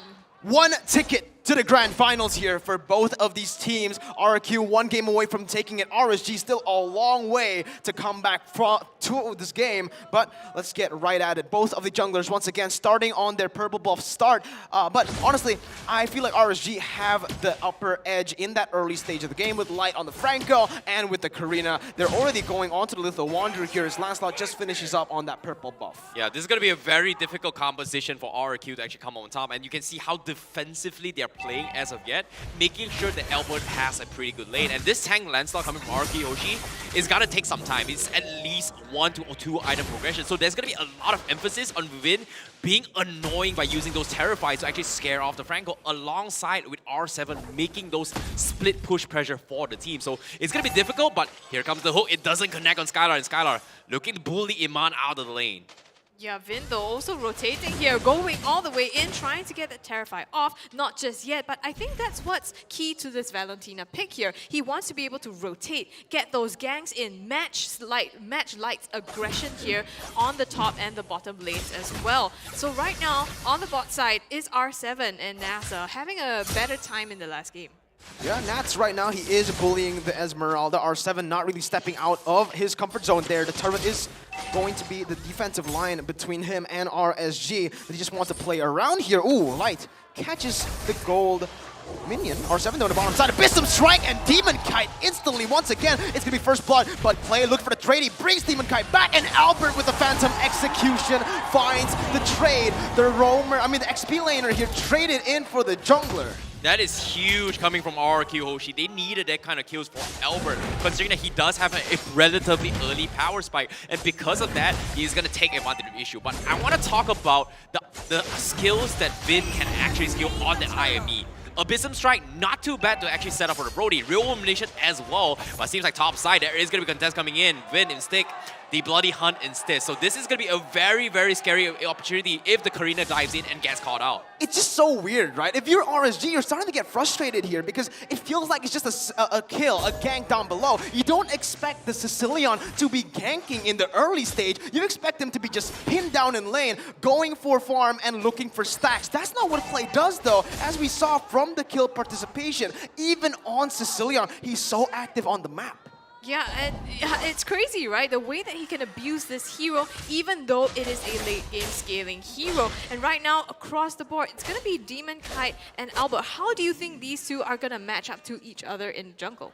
It's a little bit difficult, but when it comes to the matchup, right, as of yet, before the first item power spike, I feel like Albert does have a little bit upper hand in terms of the Thorn Rose. He's got to do a little bit more damage. But once you hit to level 2, level 3, Demon Kai is going to be able to scale the ball. But no, looks like the pickoff comes in. Finn taking advantage of the Bloody Hunt. And this is exactly how you dictate the tempo. Stop the aggression, hold the ultimate, wait for the right moment, and just shut him down. The efficiency of the Valentina here in game number 3, you can see it, right? Finn, he took that actually in that top side. He saved it all the way, waited for that opening as R7 in that bottom side. It's actually, so yeah, he's going equal. He's going even up against Nats, who has an XP lead. But again, as an Esmeralda, you're usually just the weaker one in the lane. RSG, though, I feel like they're playing on the wrong side of the map here. They should be trying to punish the Esmeralda down below. They're playing up top, but again, it comes down to the execution of what they want to try to do. They want to punish the Brody here in lane, and RRQ, they're just farming really well at this point of the game. 600 gold lead now built, and they will have the better setup towards the second turtle of the game. Yeah, I mean, RRQ, they are still keeping up despite him having the later draft here. And that's crazy. RSG-PH, they're basically forced to match RRQ's pace here. RSG, they are trying to make use of their early game. The hook misses, but Albert goes in. He wants to contest his turn. Now they have the advantage. Bats fees being popped right now. And the real manipulation comes up in defense, but Light, is Vin that's gonna go down first. Demon Kite clocks up a double kill for himself. The counter aggression from RSG-PH. That was a good catch coming from Light as well, knowing that Vin did have the bloody hand. When in Flicker, immediately got punished as well. You can see Vin trying his best to cancel the real world manipulation and immediately got punished for it. So a small victory from RSG-PH, but hopefully it's going to transition a little bit more because as of now, Albert completely bullying Aqua out the lane. Doesn't want to give him the XP and gold to scale with this Eve. Oh, look at that. A little win there for Light as he steals away the Lethal Wanderer with his hook, but in the bottom side doesn't what we expected from RSG, punishing the Esmeralda with Nat's winning lane there in the kill pressure department. RQ, though, they're looking for the trade up top. They know that Clint can't really defend this with Finn, but the hook connects, and that's going to be the suppression coming in. Albert jumps in with the Thorn Rose, is able to deal the damage, slice up, and Mon getting chunked low. He's going to get taken down. Albert trying to run away. The real world inflation is there to lock him in place. Light picks up the kill, and RSG are back. Skylar will be able to trade it off for the turret, but RSG, they have the better position now. Yeah, and as of yet, based on the composition, it feels like trading off Albert and Vin is not the end of the world for RRQ because the true carry is gotta be Skylar. For him to get himself a big kill and tier 1 is gonna help him scale a little bit more. However, Clay now in a little bit of trouble. They might look to return the tides against this, but it's just a little bit too risky knowing that anything can happen with Light with the hooks. Definitely. RSG-PH, even though they have the lead here slightly, they don't want to push this too much because RRQ, they definitely are the disciplined team as well. We've seen their plays all throughout MSC, being able to keep their cool. And the next objective coming up in 10 seconds, Turtle up top. Both teams going to start to look at this. It's going to be RSG Philippines, I believe, who has the pressure here when it comes to the third turtle. RRQ, Clay, and Skylar, they've just been farming a lot, right? And I don't think the power spike has hit just yet. Albert looks for the steal there. It's going to be Vin who gets hooked in. Bloody Hunt there to lock him down. Sanguine Claws connecting onto 2, but RSG find a pick and a turtle in that fight. Yeah, good disengage coming in from RRQ as well, knowing that Vin is a pretty expendable expense to lose him, right? Losing him isn't the end of the world. As long as Skylar lives, they can look to make a comeback. Whereas RSG-PH, they have to take advantage of the situation. And here comes the hook again from Light. RSG, they're trying to go into the backline, take some more out from RRQ, but the zoning coming from Aqua is just too much for RRQ to do anything about, and they take the tier 1 mid turret completely for free here. They want to contest the jungle. The Bloody Hunt comes out onto Albert. Phantom Execution used just to escape, as well as the Bats Feast in defense. There you go. RSG fully controlling the game now. It is on their hands. They have map pressure currently. No turrets taken down except for that top side first turret. RRQ Hoshi, they're forced to play defensively. They're forced to play it reactively, and that's where RSG Philippines find their tempo. The death ball strategy that we saw back in MPLPH is now fully on and fully running. Yeah, I want to talk about the death ball strategy as well. Demon Kai's 5-1-1. This is a Karina that even though is kind of fallen off of meta, completely ignored throughout MSC. And the reason being is that you need him to snowball. And currently, Demon Kai's got the perfect game. He's got 5-1-1. His damage output is also scaling alongside RRQ. And look at this, the confidence coming from Demon Kai to force Angel. But Light with the hook, how? How did he get that? Here comes the Tornapot Memories trying to put out some damage. Finn goes down, taken off by Iman and RSG-PH again. Even though they went for the aggressive play there, they got the advantage, they got the kills, they got everything. How did Light catch Clay out of everyone there? Oh my god, that was beautiful by Light. The fact that he was able to find the right target there, and even before he got Skylar. So this is going to be the question for RRQ. How do they evade from the hooks that just keep on coming through? They don't have any tanky members aside from R7 here, who hasn't really hit his power spike as well. That's a free lord onto the hands of RSG Philippines. 4,000 golden Light again just shines through as he finds Albert with the Bloody Hunt. Well, Franco wins games, ladies and gentlemen. Franco wins games. And as of yet, masterclass performance coming from like making sure he gets the right target. And currently RRQ, they have no choice but to completely dodge fights until Skylar comes online. But before that, let's take a look at the damage output coming so far. Iman, 21,000. No surprises considering that he's got free hits, free dummy targets throughout all the pickoffs so far. Yeah, Iman sitting at the top of the charts now, and that's not going to be good for RRQ Hoshi as they go into this game. The Lord is also coming down the bottom side, so RRQ, they need to be able to defend this. You can see the Ice Queen wand also built up from Aqua here, and that's going to provide so much utility that RRQ just doesn't have currently. Esmeralda actually fell behind in lane because of all the ganks coming in, and obviously with Nats on that Dyra just pressuring him constantly, and he's only actually able to take that enchanted talisman. Now Vin taking that bloody hunt, but the real world manipulation, locking them all in place. Lord is going to go in onto the base with Iman just chunking that turret down. Clay clearing it out, Albert as well, moving over to the mid lane. Will be a good defense for RRQ. The hook does not connect once again, but RSG, they find all of the turrets outside the base. Yeah, this is going to be a very, very difficult situation for RRQ Hoshi, considering that now Albert, I just caught a glimpse of items as well. I thought he was going to go for a tank landslide, which we did see before. It seems like he's going for full damage. That means there is not enough people soaking up damage. In this case, R7, not even close to his a big defensive item. He's got Enchanted Talisman. Next item, Dominant Size, is not even completed yet. So it's going to take a little bit more time before they can actually have a pretty decent tank in the front line for RRQ.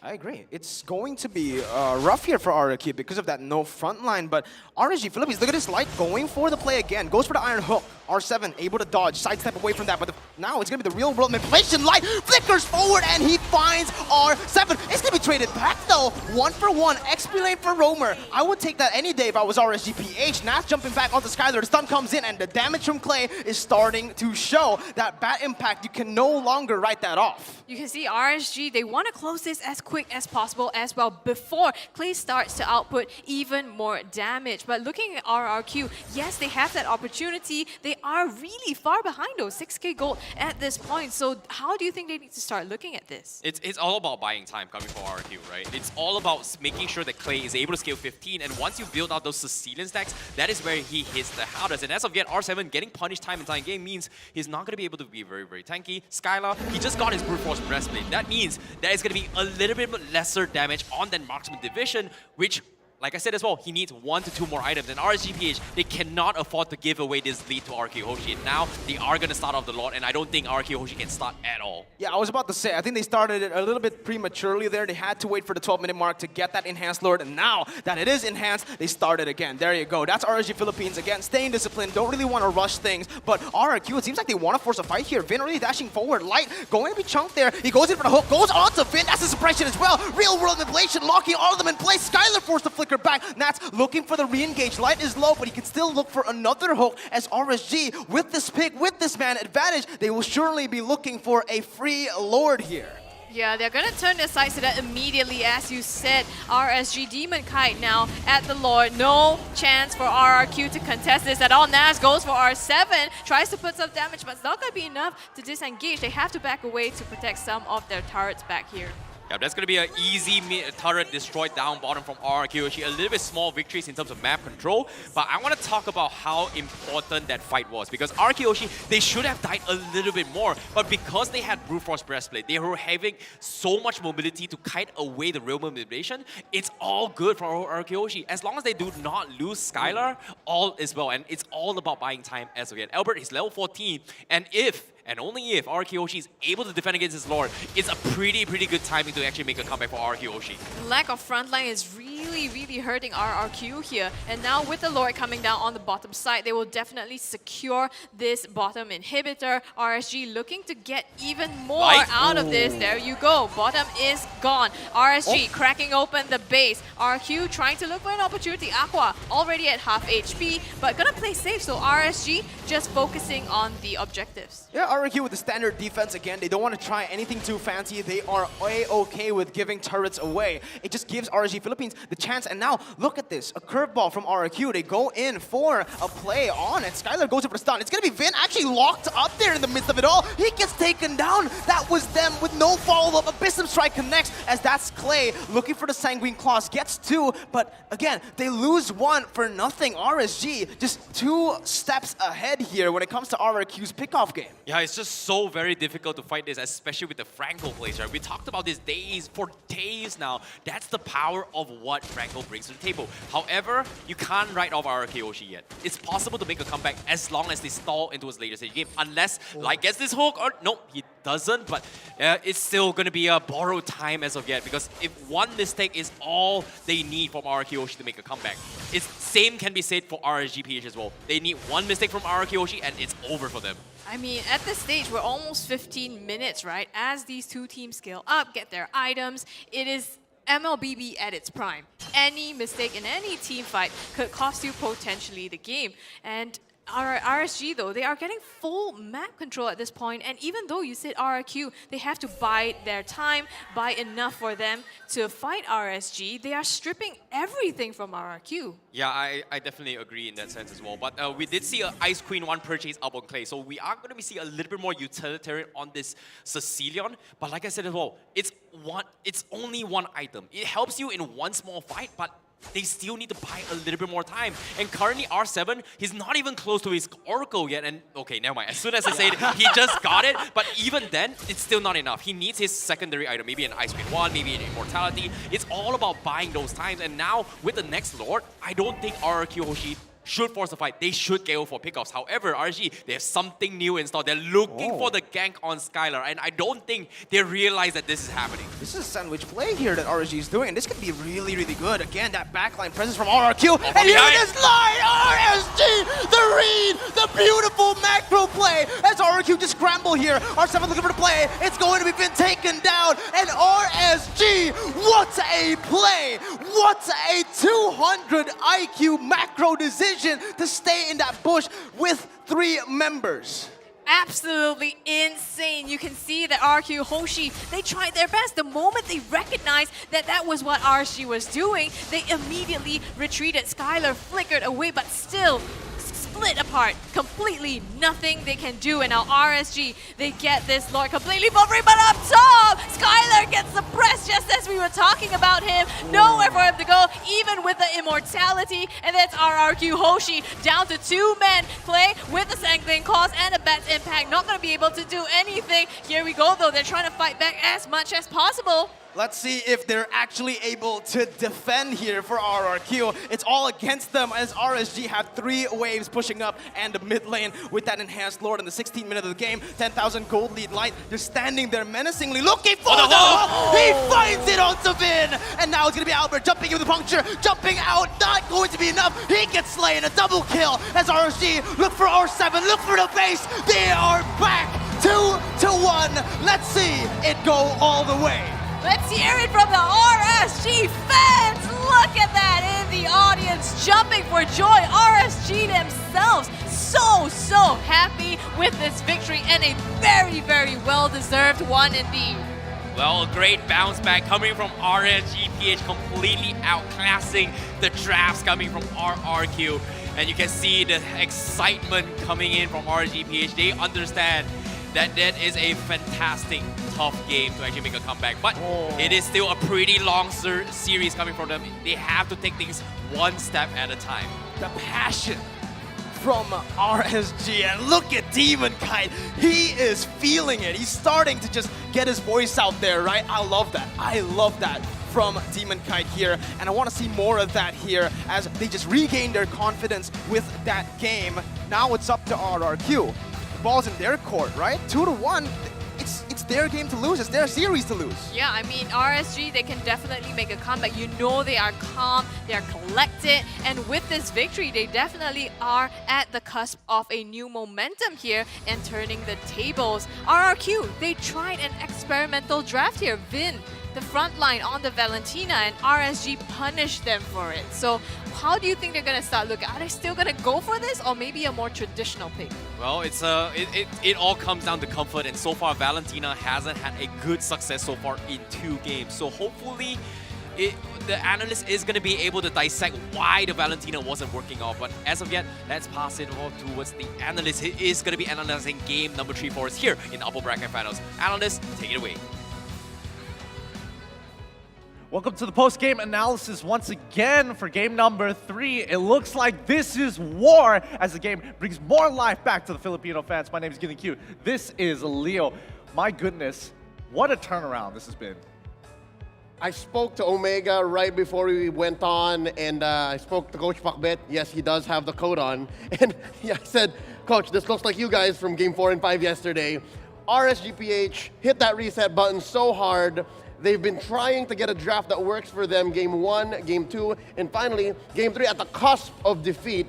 They figured it out. They went back to the fundamentals and they got their comfort and actually, you know what, stole away a few key picks from RRQ Hoshi and actually even compromised Vin. Yeah, no, here's the thing. I found it really risky to let something like Valentina through, especially when you are going to be playing on towards that blue side, right? You get that first initial pick, you start denying the picks away. But overall, RRQ, it looked with their composition, especially with that Valentina, it felt super forced and RSG, great draft.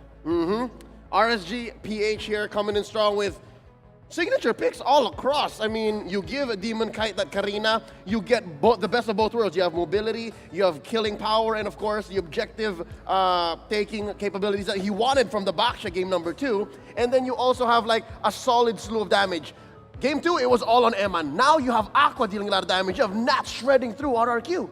Absolutely, and more importantly, I think Demon Kite really made sure that he was effective on this Karina, making sure he could take on his 1v1s, but more importantly, just being the cleanup crew and forcing mistakes out of RRQ, specifically from Vin, because he cannot take that space like he used to when he's on a Franco. Yep, Vin has been so good on these setter tanks, but when it came down to this, he was trying to do a little too much, could not peel. I think that is one key thing that's missing from RRQ Hoshi's lineup. R7, the relentless one. RSG-PH forced him to take a nap, man. 0, 6, and 2.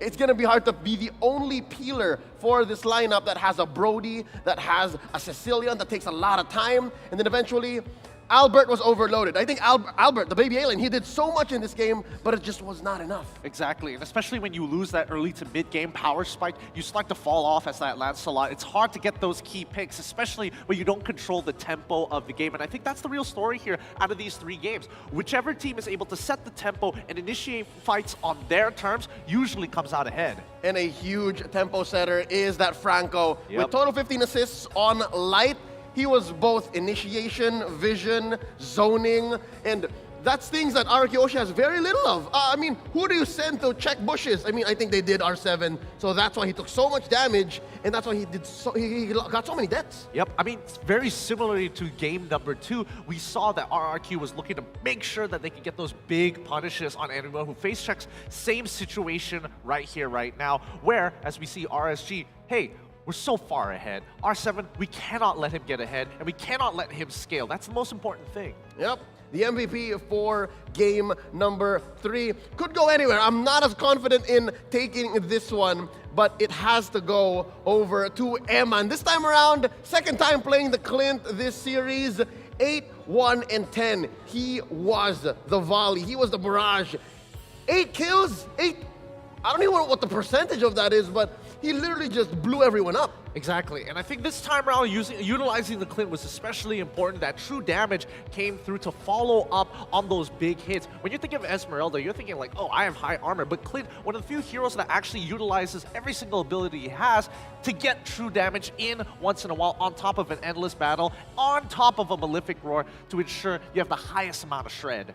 Yep, and of course, the mobility that he has, the trapping recoil does so much. Because given already the compromised position that RRQ Hoshi is at, they have very, how do I say, fragile engagements.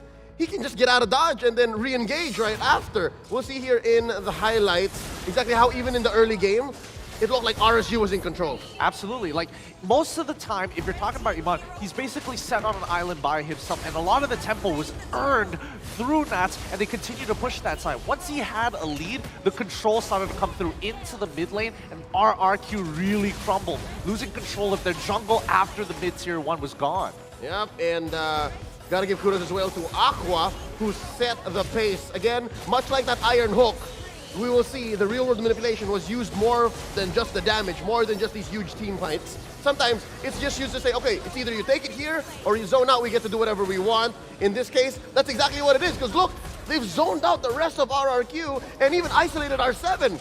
I mean, RRQ's wondering, like, what do we do here? Exactly. I mean, this is a losing situation, but the game-winning play previously was just by that Lord side. Here, RRQ just playing at a man-down disadvantage. Honestly, it was checkmate as soon as that Lord was achieved. With that being said, I don't know. Game number 4 definitely is going to be whether or not which team can actually play non-responsively. They don't want a passive team composition. They need to be able to set that tempo. And to be able to move to that tempo, to get on to, I'd say, the right track, you have to respect a few things. Number 1, Xavier. Number 2, Franco. And then this is one of those matches where in the Valentina, you kind of have to change the rules on Valentina. Yeah. It's not that same priority or respect because both teams know exactly how to play around it. Which is slightly weird. I do think that Valentina, it hasn't been completely, I do think it's a little bit of a drafting mistake coming in from RRQ, but I think from this game, you kind of learn where exactly RSG is targeting when it comes down to the bans. So I don't know about you guys, but I can't wait for the next game here. Game number 4 on its way. Casters, take it away. Thank you, Gideon and Leo. I agree, man. No one, I mean, everyone here, they're just so excited to get into game number 4. Me included still with Mirko, Icy Baby 1-2, and Scrubby Cheeks. Wow, what a performance by RSG in game number 3. We saw the composed nature that this team really brings out. The Kingslayers back at it again, up against RRQ. But how does RRQ now draft, knowing that the third game draft, which was kind of risky, didn't work out? Yeah, I feel like based on the trend so far, especially in this past few days, has been like people challenging against Franco all over again. Seems like nobody have a solution to it. Valentina arguably picked or banned throughout the entire group stage all the way here, and now being picked twice in a row, not being able to do too much. It seems like people would rather deal with the Valentina rather than Franco. In particular right now, RSG and RRQ, they're very, very okay with this Valentina being let go as of yet. Valentina is a priority pick, right? And if you choose to let it go, you are aware of how to deal with it. You know how to draft. You have to be aware of those ultimates that they will potentially steal away. So in other words, you are prepared for it. And because of that, I think that's also why it hasn't been as effective in these games so far. Right now, the two teams are getting ready. You can see just the final booyahs, just the final hurrahs from RSG as well as RRQ Hoshi. What I'd like to see here from both of these teams is that both of these teams, they're keeping the same energy all throughout. Game 1 up until now, RSG always just so hyped every single time with a pep talk coming in from Coach G, and same thing for RRQ. Still staying disciplined, resetting, and now we're going to take a look at the previous game recap. Yeah, I want to talk about the main damage leaders between both these teams, right? Clay doing 59,000, Iman 66,000.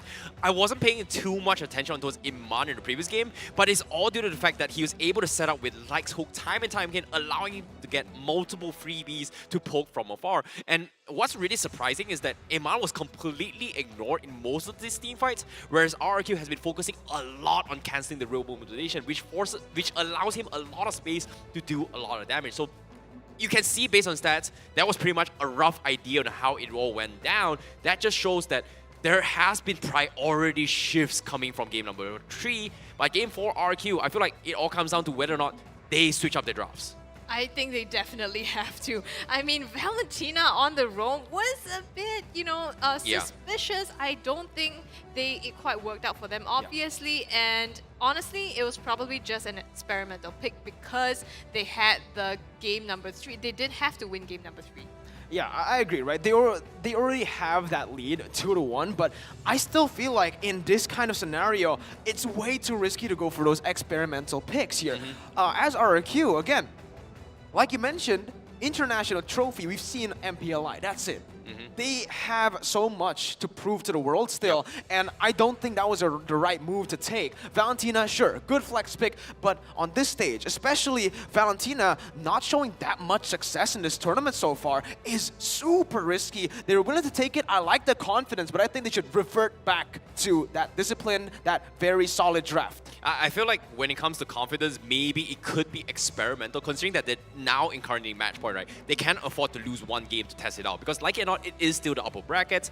You have 2 lives. But as of yet, I agree, it's match point, securing it is great, but I don't know, maybe if they pulled it off, it would have been a big blow towards RRG-PH morale. But also to say the otherwise as well, RRG-PH, they do have a little bit of morale booster coming into this game because they were seeming a little bit too tense in the first 2 games. Let's see if they fix their drafting mistakes. Ladies and gentlemen, welcome to Game 4. This is the draft here as RRG Philippines will go to that second pick. RRQ opted to take that first pick for themselves. You can see already instantly the respect for Franco and Xavier from RSG. Yeah, RSG recognizing they are on second pick and they cannot afford to give that Franco away to Vin again because it's been game defining for them in this previous games. Now RSG-PH, yes, we talked a lot about RRQ having to basically be serious about this draft, right? Not go for something so out of this world, but on the side of RSG, they also have to realize that was RRQ trying out something new, so they cannot rest on their laurels.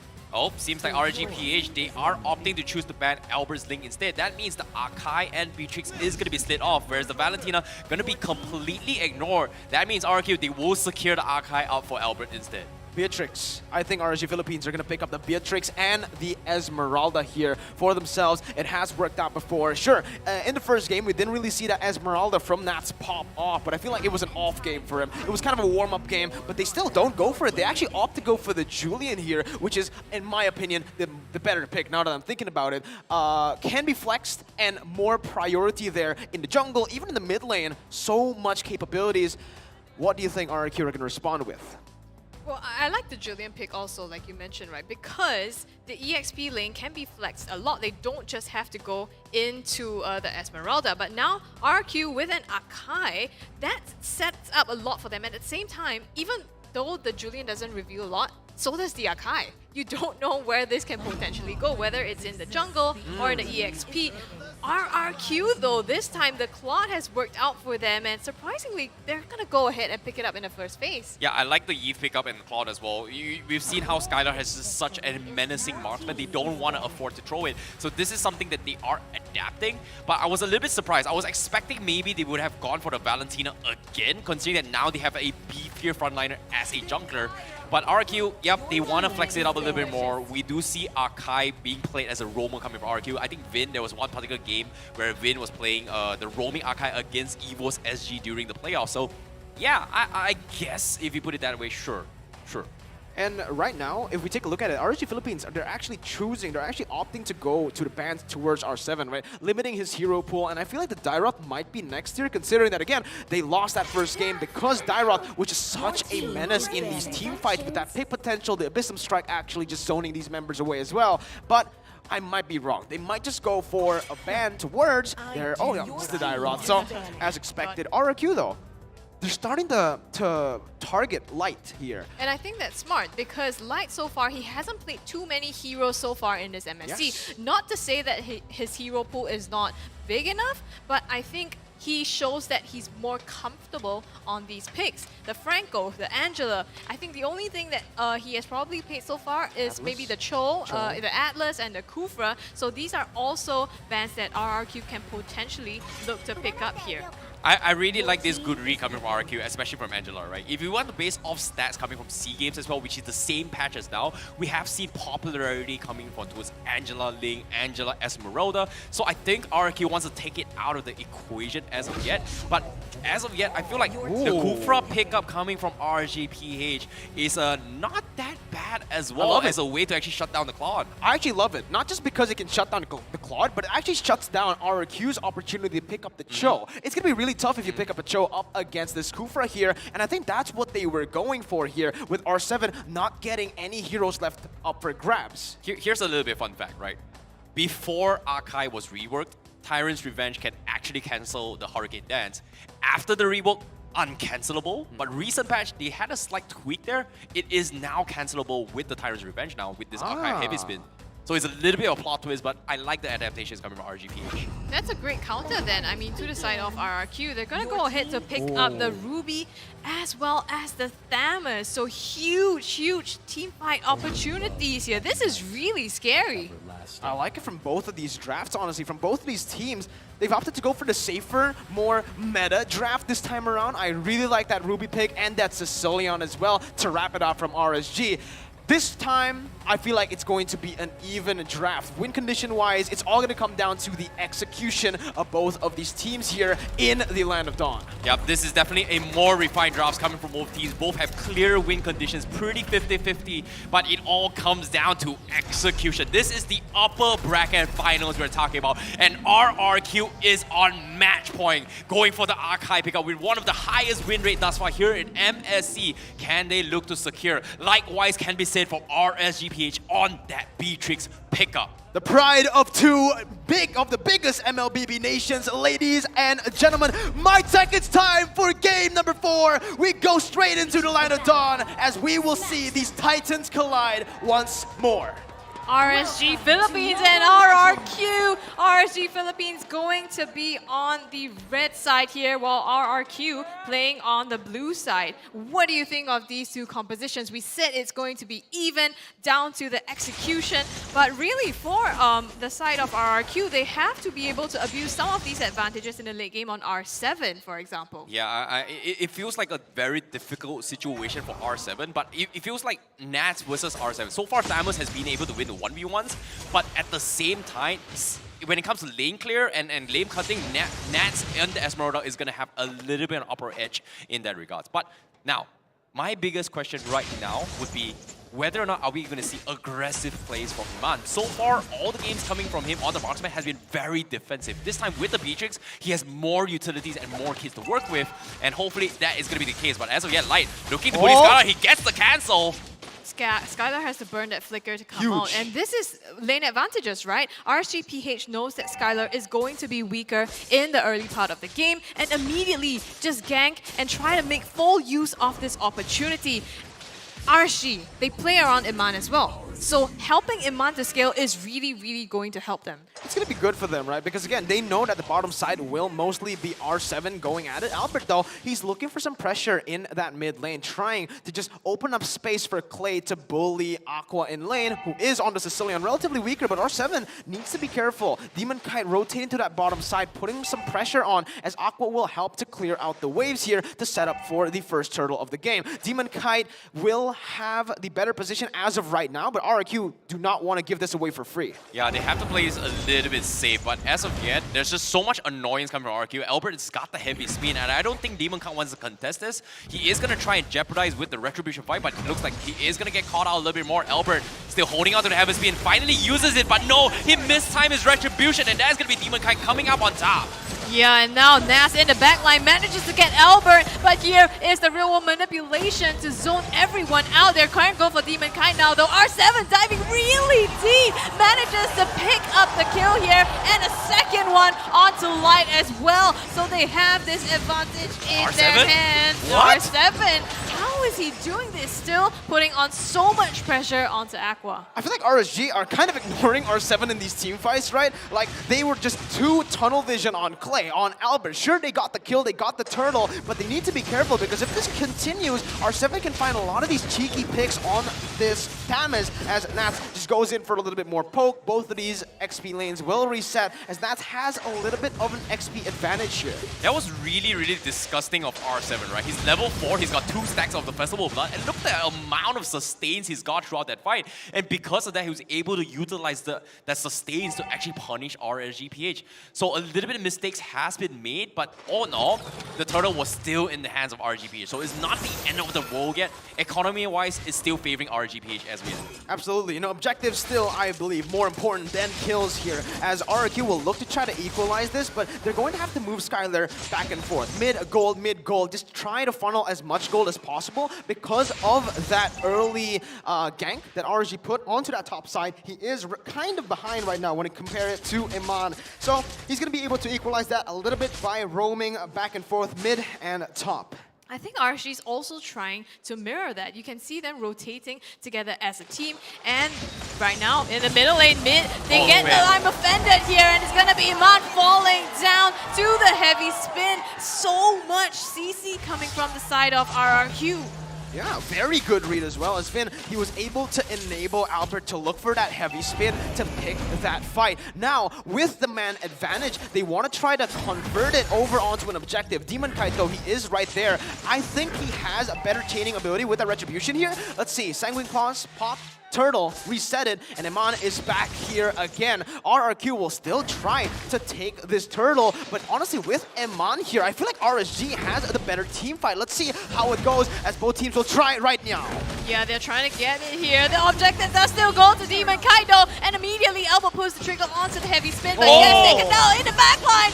Clay gets fallen. Skylar has to flicker out as well. He didn't have the ultimate in time for this objective, but R7 now 1v3 gets taken down by Iman, pays the price for it, and RSG comes out on top. That was a pretty sick play from Light right there. Instead of using the Tyrant's Revenge to actually cancel off the heavy spin, he opted to focus to go for the big Tyrant's Revenge, and because of that, it completely swung into his RSG-PH favor. And with that play, they are able to transition even more map control for the top side. With 80 seconds in that next objective, RSG-PH is just in so much comfort right now because of all this map control. It's so huge, massive for RSG because again, this is their keys to victory. Getting that pressure in the early game, snowballing, and obviously using that death ball strategy, they're just able to control the map so well, convert on these little wins on the map, and they transition it over to just turrets, objectives here and there. Skylar up top looking for the play onto Nat. I don't think they're going to be able to melt him down right now, and they look for the trade. That's just not possible. They go up top looking for that turret. RSG pick up a turret down below, and it's not traded, not responded to by anything here, as Clay will most probably be forced out of this mid lane, but because of Finn popping that conceal, RSG decided to respect it. Discipline still matters here, only a 2,000 gold lead for RSG. Oh my goodness, RRQ, they've got to be banging their head because on the top side, Naps looks like he was out of position, but considering how RSG-PH was positioning himself in down mid, RRQ Hoshi opted to just back out and say, hey, you know what, we might lose a little bit too much if we focus on that, and because of that, Nat is able to consistently pressure the top lane, and this is not helping RRQ at all. Considering that 10 seconds left, the turtle is going to be up for grabs, and RRQ is looking for some sort of opportunity, and it's just so very difficult because RSG-PH is just winning on all the lanings as of yet.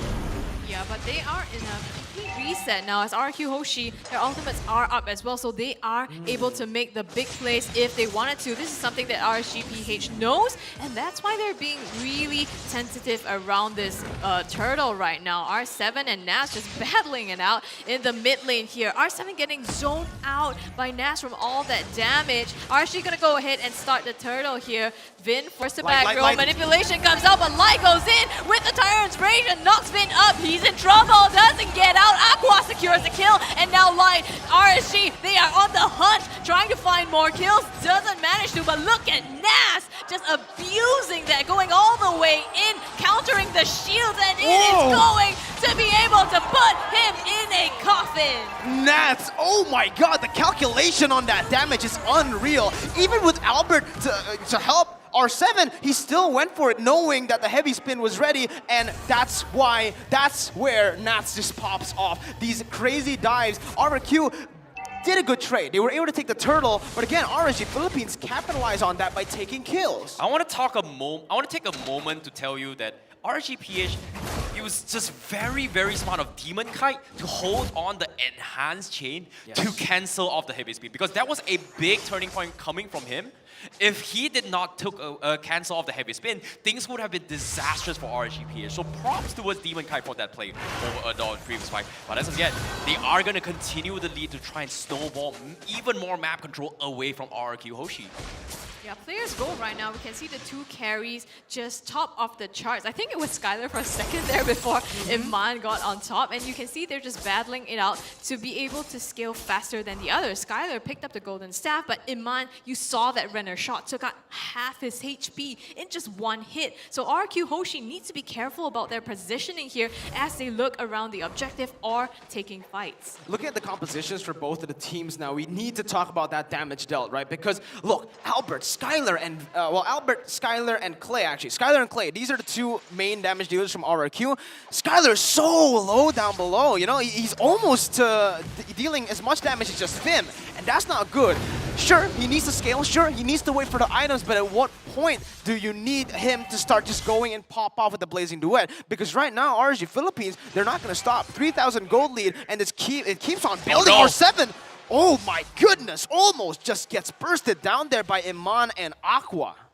That was such a scary moment, but seems like RRQ, they have to force the issue as well. RSG-PH, they know that R7 is out of the equation. This is the perfect time to force an issue, and it seems like that's going to be the case. Nats, as of yet, going to be focused down, and the only one that can stop him is pretty much Albert on the heavy spin, but he's still holding on for the moment as of yet. Yeah, it's going to be Albert jumping in with a heavy spin now, locking Nats in place. The real world inflation is there as well. They're looking for the flip. Demon Kite and Light there in the bush, looking for the engage once again. Albert still there, going to be able to come in, but Demon Kite with the retribution secures it. R7 jumping to the back line, dealing so much, taking Demon Kite out, and Light falls as well. RSG, they take the Lord, but they lose 3.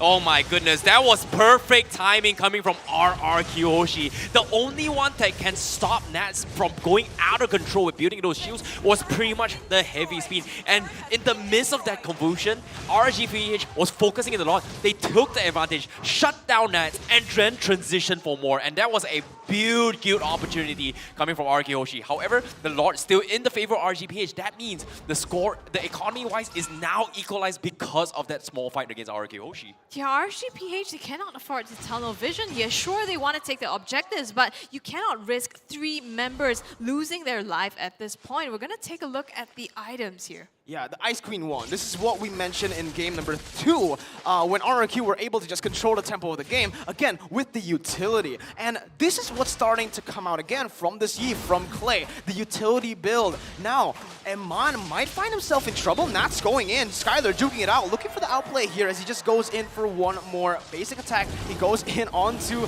the next minion. He really doesn't care about Nats here. He's ignoring him, just going for the farm, but they're going on a 1v1 here. Skylar versus Nats, still forced to run away. Nats looking for something as that top side turret will fall. RRQ, again, still on the back foot, still with the defense.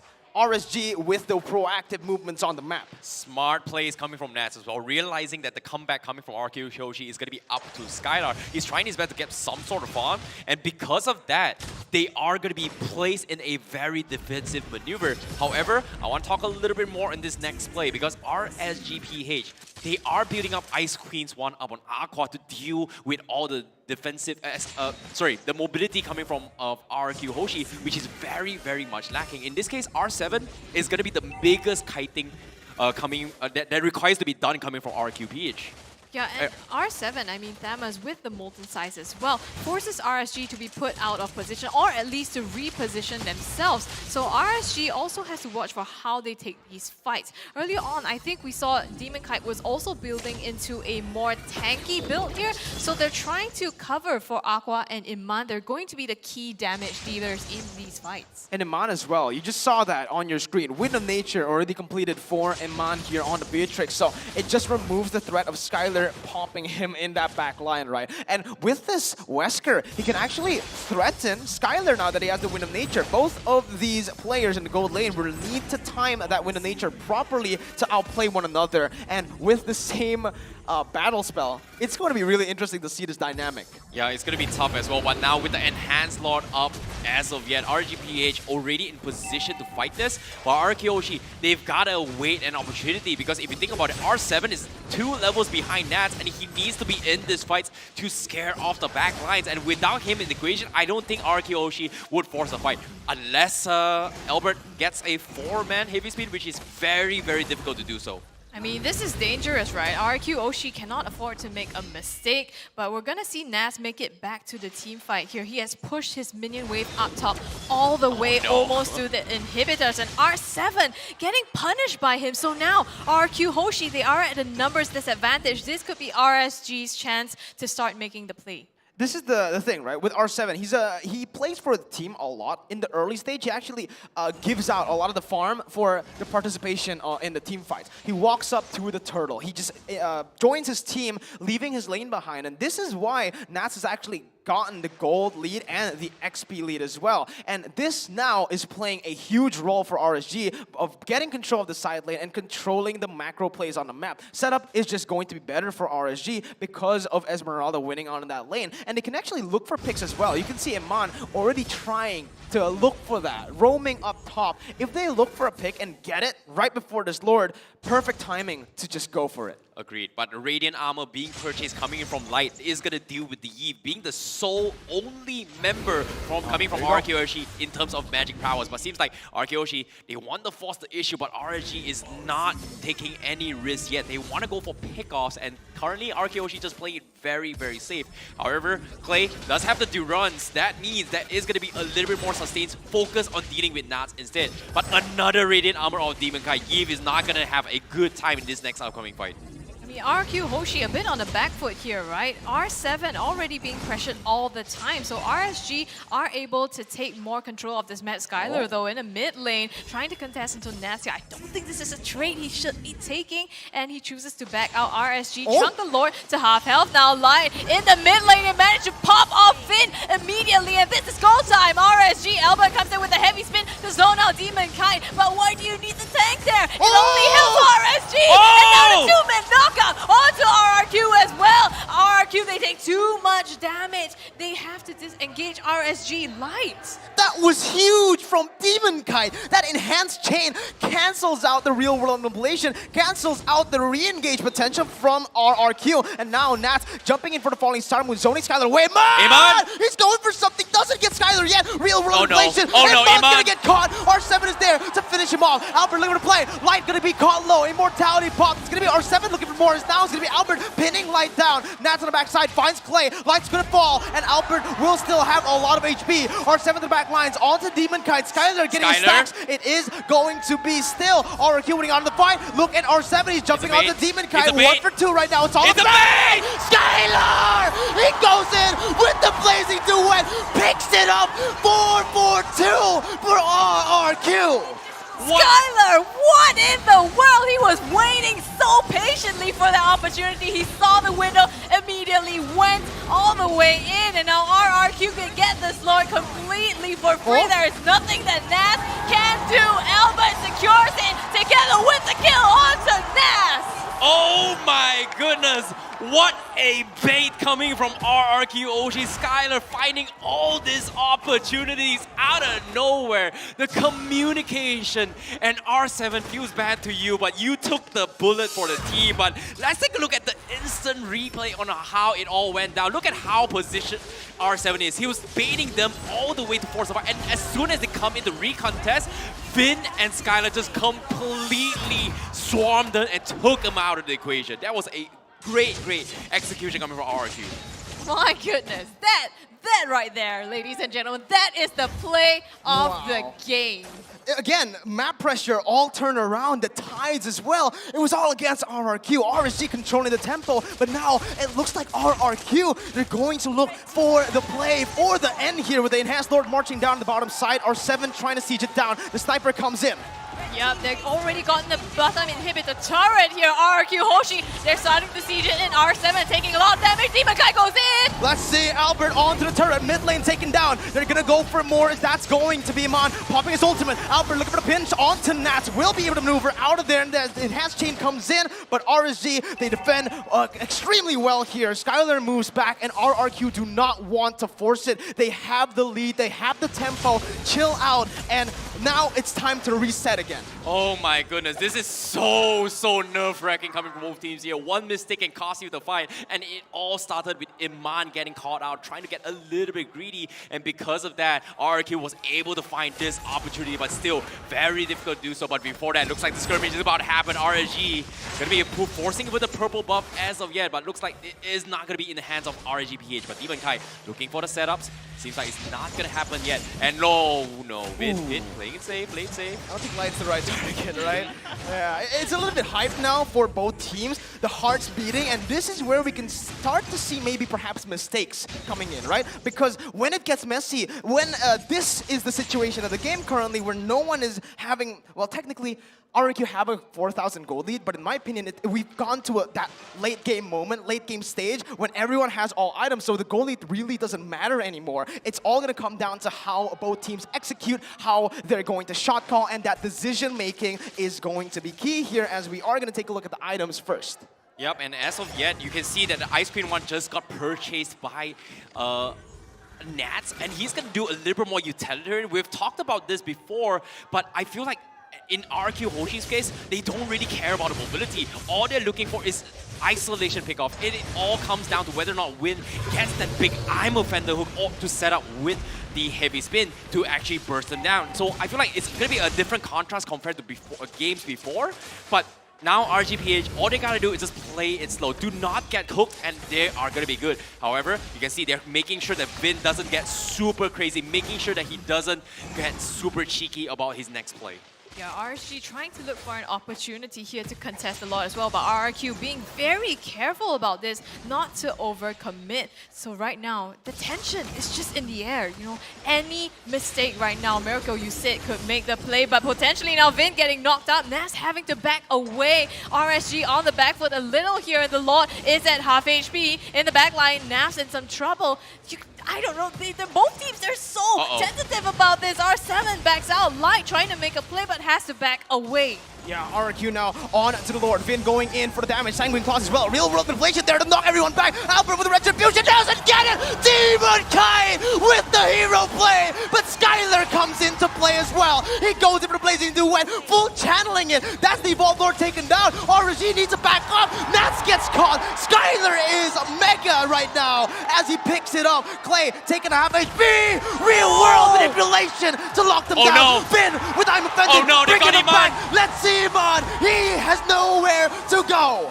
Aqua, though, with the Bat's Feast, manages to fend them off for the moment. Albert gets taken down by the Bat Impact as well. RRQ Hoshi, they are 3 men still low on HP, but they want to take this Lord down. Demon Kite with that clutch steal over there on the Lord forces RRQ Hoshi to still wait out the end of this game. Demon Kite. This is the timing that RSG-PH has been waiting for. The Sicilian being the playmaker in the later stage of the game. If you lose Iman, it's all good. We've got a Sicilian that slaps so hard it sends you to the other galaxy. And in this case, as of yet, with the hard score coming from Iman as well as Demon Kite, it's just looking so good. But in case you miss out on the action, this is going to be the instant replay presented by TikTok, and you can see the positioning of the heavy speed to try and stop them all.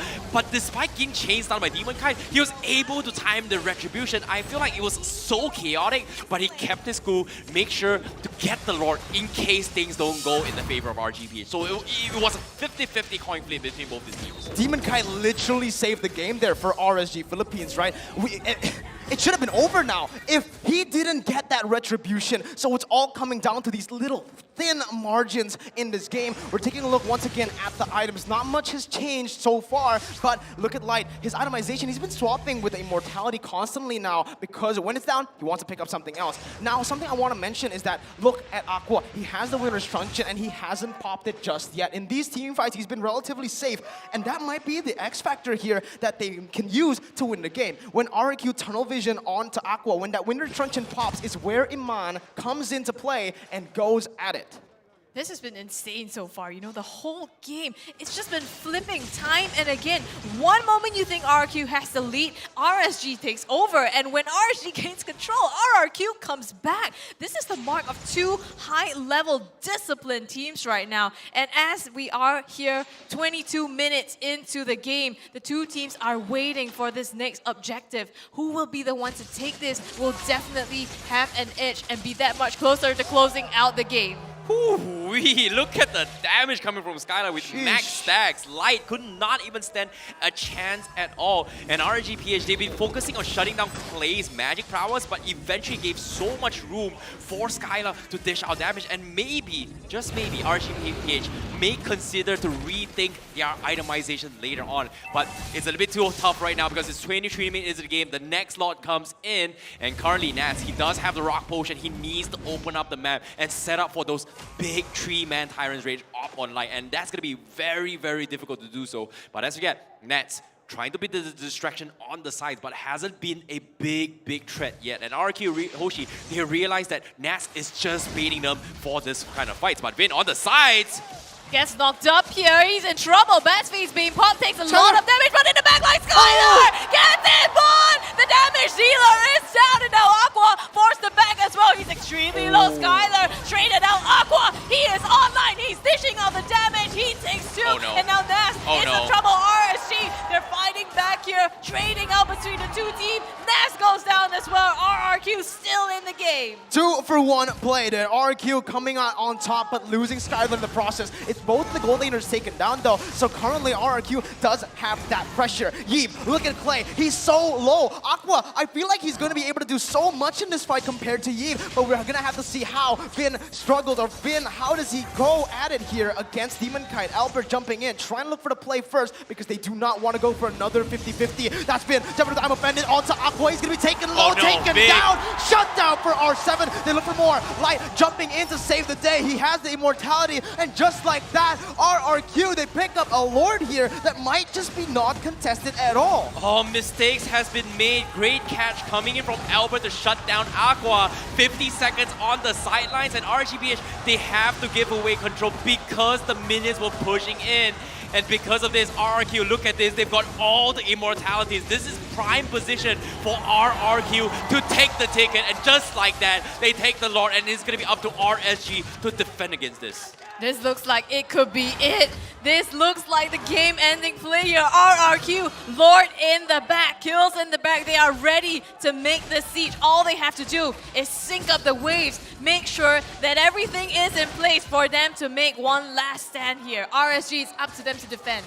Evolved Lord marching down here is RRQ. Look for it. Skylar with now the conceal being popped by Vin. They're looking for more. Nat's gonna get pinned down there. That's gonna be the damage coming through. Light looking for the flags. It is not gonna be able to connect. That's gonna be the Guapo combo once again. Skylar with the blazing duet will wipe them off. Light jumping in again, but that's the battle mirror image. They're looking for the base. Look at this. RRQ. Light trying to defend from the ashes of a crumbling empire. Rex, Regum, Chaos lifts Indonesia back to the top. Grand final secured for Indonesia. RRQ Hoshi, what a phenomenal showing here in this upper bracket match, taking 3-1 against RSG Philippines. My goodness. Undefeated throughout the entirety of playoffs, and now the first team to make it into the grand finals here in MSC 2022. Indonesia has guaranteed their grand final spot for tomorrow. What a performance by RRQ.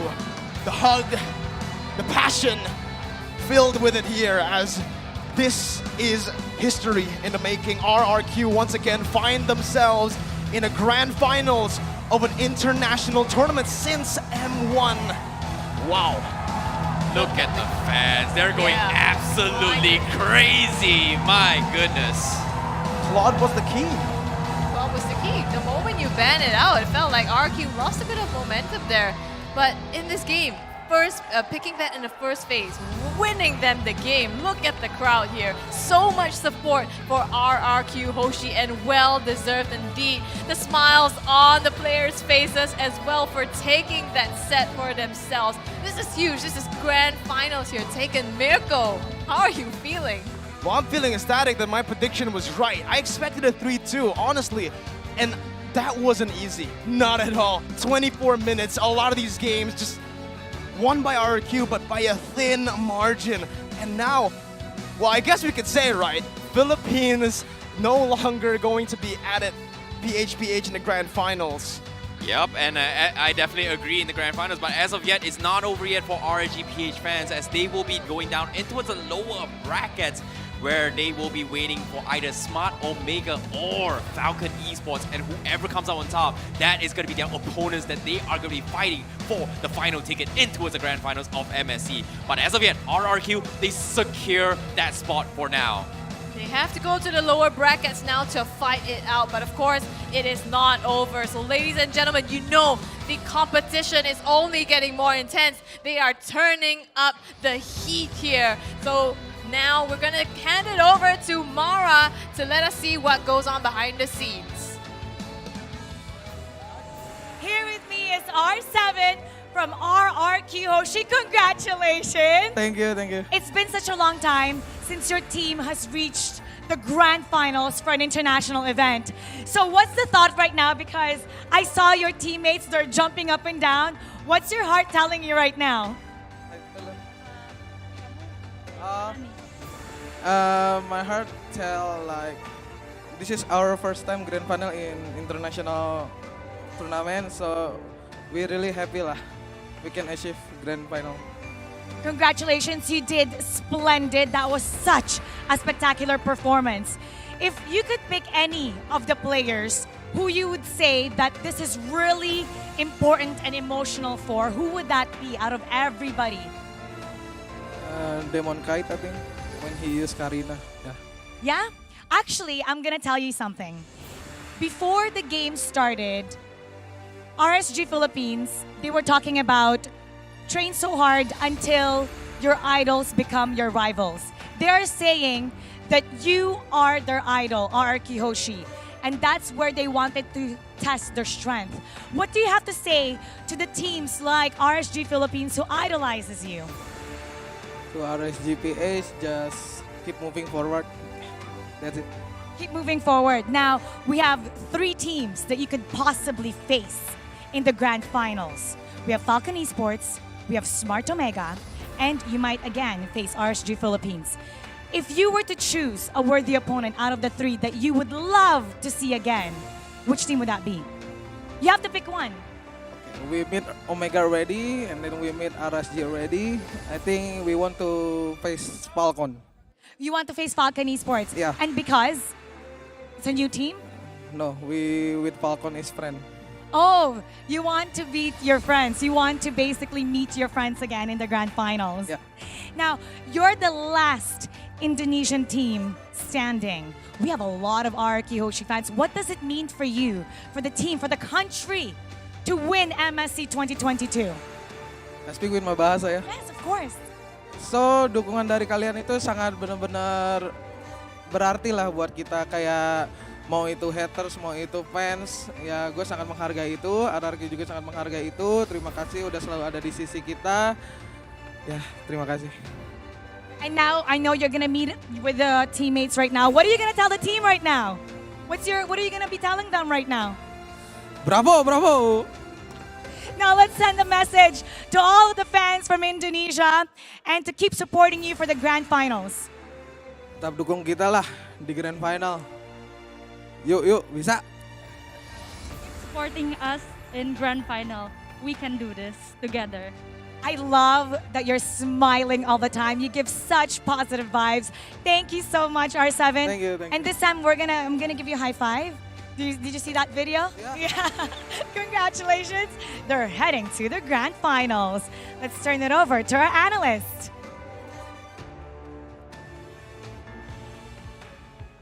A beautiful set between these two teams, and congratulations once again for RRQ Hoshi moving on to the grand finals. Welcome to the post-match analysis with Leo and me, Gideon Q. Let's break this down, Leo. There was so much going on, and as mentioned in the Game 3 analysis, it all starts with the draft, right? And this time around, at first, seeing RSG-PH's draft, I was so surprised that Eman's Beatrix came through. And of course, you have a solid core in mid on that Sicilian, but I think they just overloaded them. R7 specifically, R7's Tams really did so much work multiple times in this long back and forth bout. Did he go 1v3, 1v4, demanding an answer? Yeah, no, honestly, they still are looking to force them, to make them make every move count. And honestly, RSG-PH were doing a really good job and really making these coin flips worthwhile, making RRQ hesitate moving into these Lord pits or Turtle pits. But let's have a look at the items here and talk a little bit more, because the compositions alone, I would say RRQ was looking really, really good. A little bit safer, but RSG, the big player here, needed to be light. Light being specifically, as you mentioned, that coin flip. It's so much easier for Vin on that Ruby to do what he wants to do and get his team into position compared to Light, who towards the late game, I believe at about the 24, 30 seconds mark of this game, found an amazing interception from the back line. But at that point, it was too little too late. He was setting up for something that should have happened about 10 minutes ago, and that's where RRQ Hoshi just shined. Clay on the eve, this time around, super duper great on setting up what RSG-PH struggled to do. And that real world manipulation, again, you can use it to zone, you can use it to just set fights. Here's what's gonna happen, how it's gonna happen, and then R7 just cleans up. They have such a huge box of control. Absolutely, but again, Skylar just playing absolutely ridiculous. He's so patient, and time again, we see him change it up. He goes a little bit more aggressive to bait out for Clay, and they switch it over. It's a game of rock, paper, scissors in the game itself, and you can tell by the damage alone, both of them are working in tandem. Looking at the gold per minute Skylar had, 687. This just speaks about how close this game was. The most gold per minute farmed was under the 700 gold per minute mark. So that means everyone was struggling. Everyone was just trying to get every little bit on the map. And it was RRQ Hoshi who found those little inches, turned it into a mile, into a win. Yeah, I mean, look at the damage dealt alone. It's so very even, so very close in these final moments is where RRQ got ahead. And I can't wait to see these highlights, because this is really, really tough to really break it to you. But MVP first here, coming in from RRQ, who's moving on to the grand finals.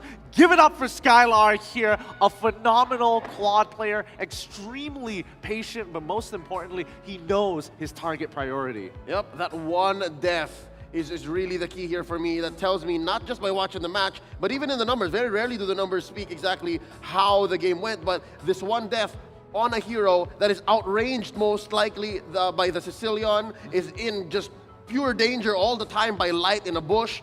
He really kept himself alive here, and then I believe by the 5 or 6 minute mark, he had like a blazing duet that was set up with help by R7 that really set the pace. And all throughout, until the end, I believe it was after a Lord take that he took down Eman, almost 1v1, and that really, really put RRQ Hoshi way ahead. It's just finding and puncturing holes in this lineup that is so dependent on plays being made by any of the players coming in from RSG. It could have been the Julian, it could have been the Kufra.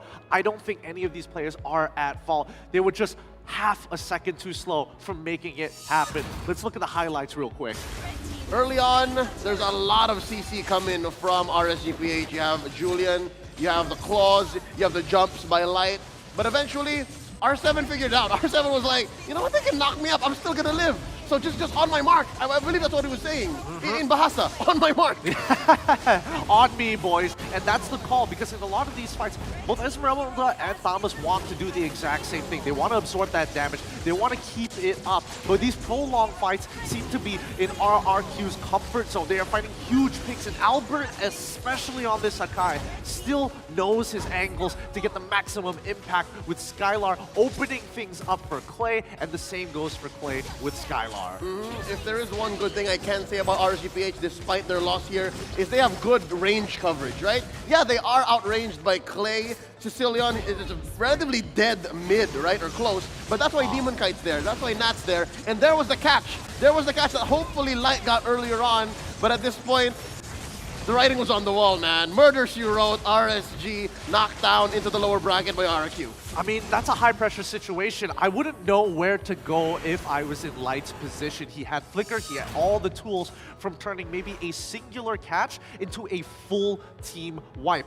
That was how much was on the line here, and unfortunately, his 50-50 choice just happened to be wrong this time. Yep, yesterday, a Kufra won. Here today, the story is not the same. And as well, there is a stat that has been skewed here.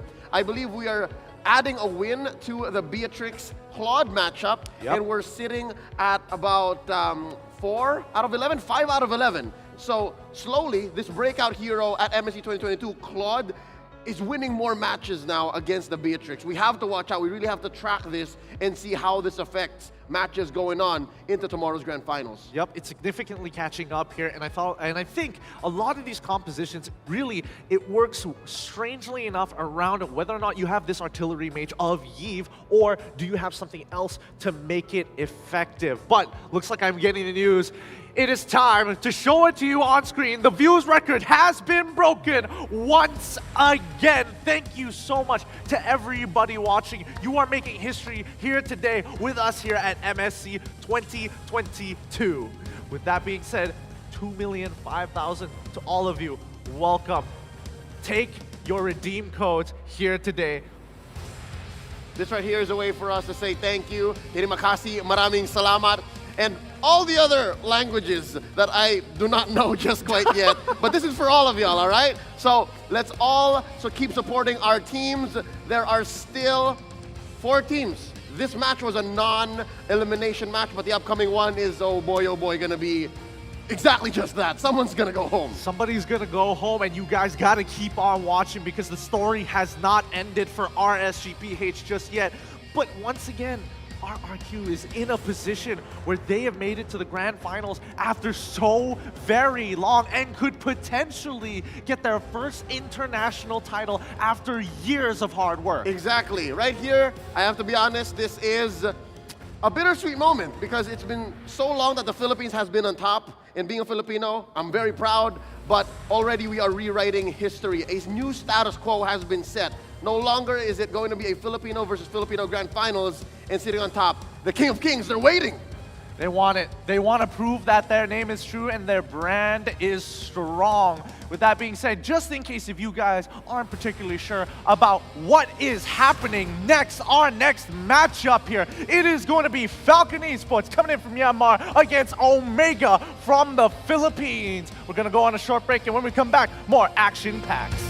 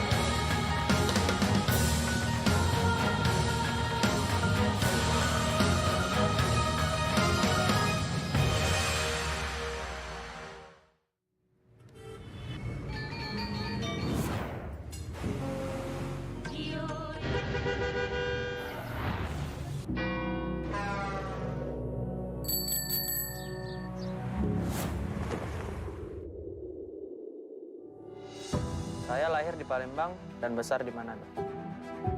Tidak seramai seperti Jakarta, tetapi saya cinta kota Manado. Serasa di rumah itu yang membuatnya istimewa.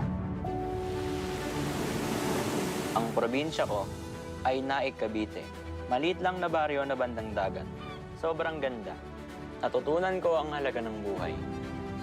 Atin to.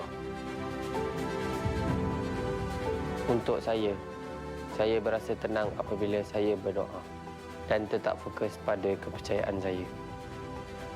Hindi naging madali ang buhay ko. Sobrang daming paghihirap at sagabal. Kaya gusto kong nasa taas, sa ibabaw, at natutunan ko na laging tumungo pataas. Itu adalah bagian dari budaya bangsa kita. Tidak pernah berhenti untuk bekerja keras tanpa melewati batas.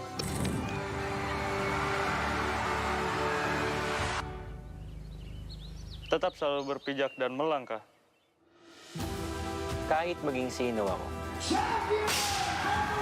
Tak kira bila. Akan selalu kuingat. At tatandaan ko ang pinanggalingan ko. Budaya bangsa kita. Our values. Kepercayaan kita. Our hope. Gagawin ko ang lahat para ipagtanggol. Apapun untuk membuat negaraku bangga. Galing sa pinanggalingan ko ang lakas ko. Motivasiku. Dan selamat datang.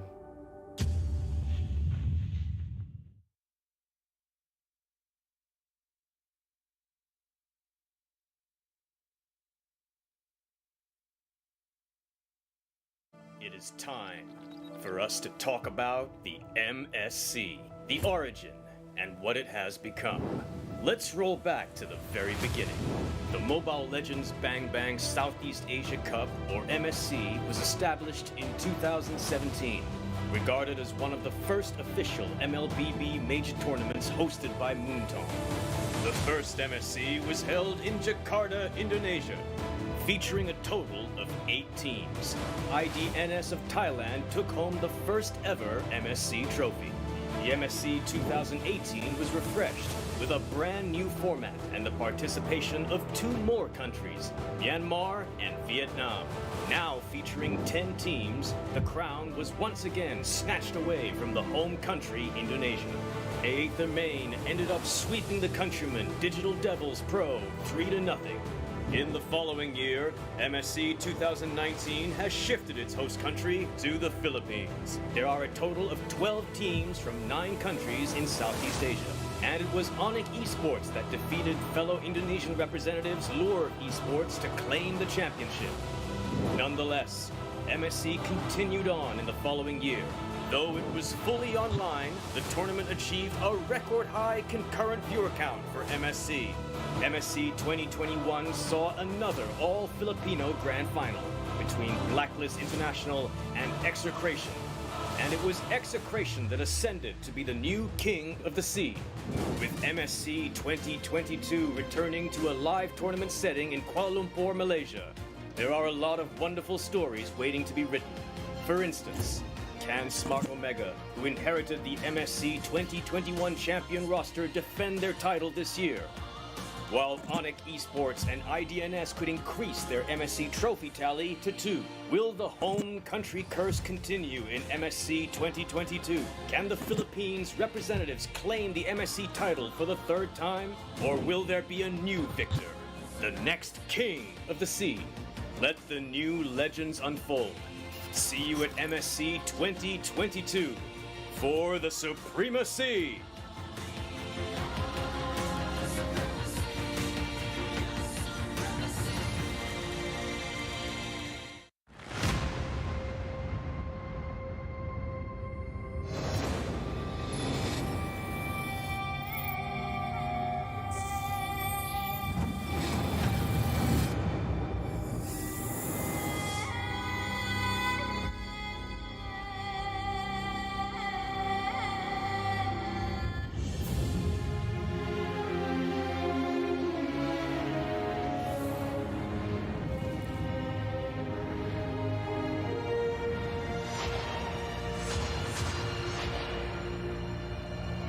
Slay the enemies, bury the monsters. Rise from the ashes, keep getting stronger.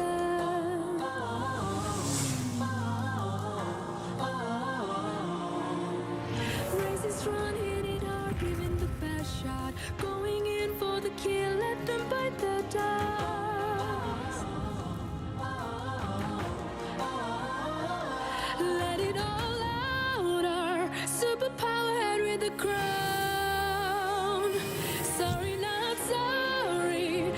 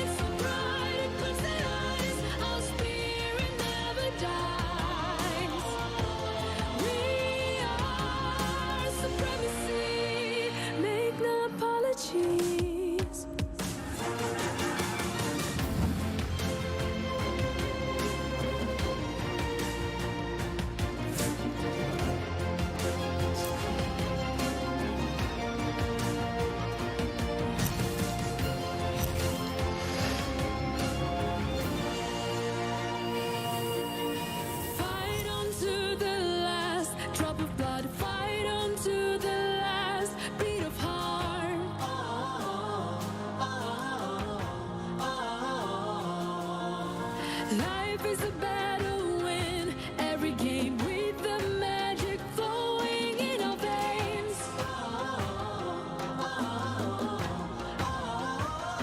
Let it all out, our superpower head with a crown. Sorry, not sorry, but before us they won't bring us down. We are legendary. We are supremacy. We shine so bright because the eyes, our spirit never dies. We are supremacy. Make no apologies. Let it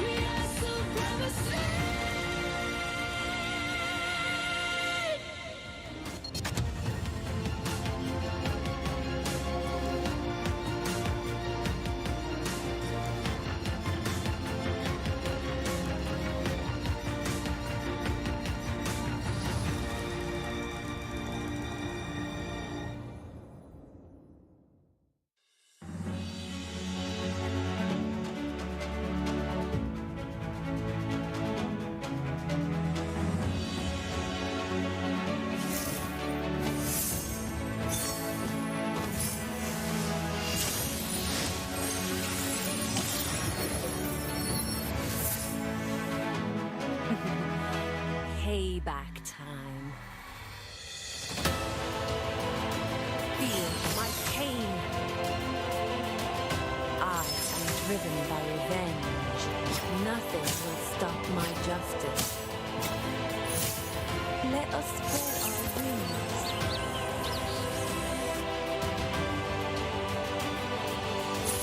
Nothing will stop my world. The sky.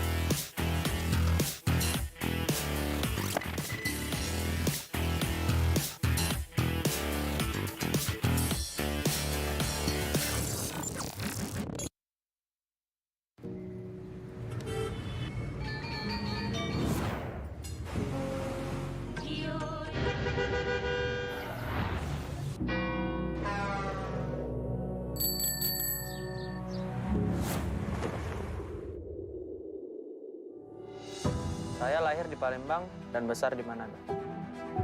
Tidak seramai seperti Jakarta, tetapi saya cinta kota Manado. Serasa di rumah itu yang membuatnya istimewa. Ang probinsya ko ay Naik, Cavite. Maliit lang na baryo na bandang dagat. Sobrang ganda. Natutunan ko ang halaga ng buhay. Atin to. Untuk saya berasa tenang apabila saya berdoa dan tetap fokus pada kepercayaan saya. Hindi naging madali ang buhay ko. Sobrang daming paghihirap at sagabal. Kaya gusto kong nasa taas, sa ibabaw, at natutunan ko na laging tumungo pataas. Itu adalah bagian dari budaya bangsa kita. Tidak pernah berhenti untuk bekerja keras tanpa melewati batas.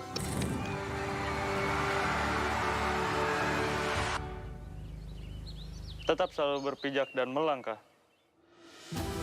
Kahit maging sino ako. Tak kira bila.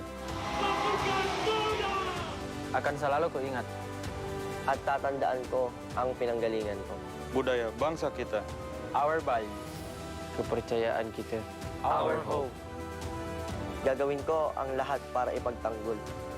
Apapun untuk membuat negaraku bangga. Galing sa pinanggalingan ko ang lakas ko. Motivasiku. Dan selamat datang.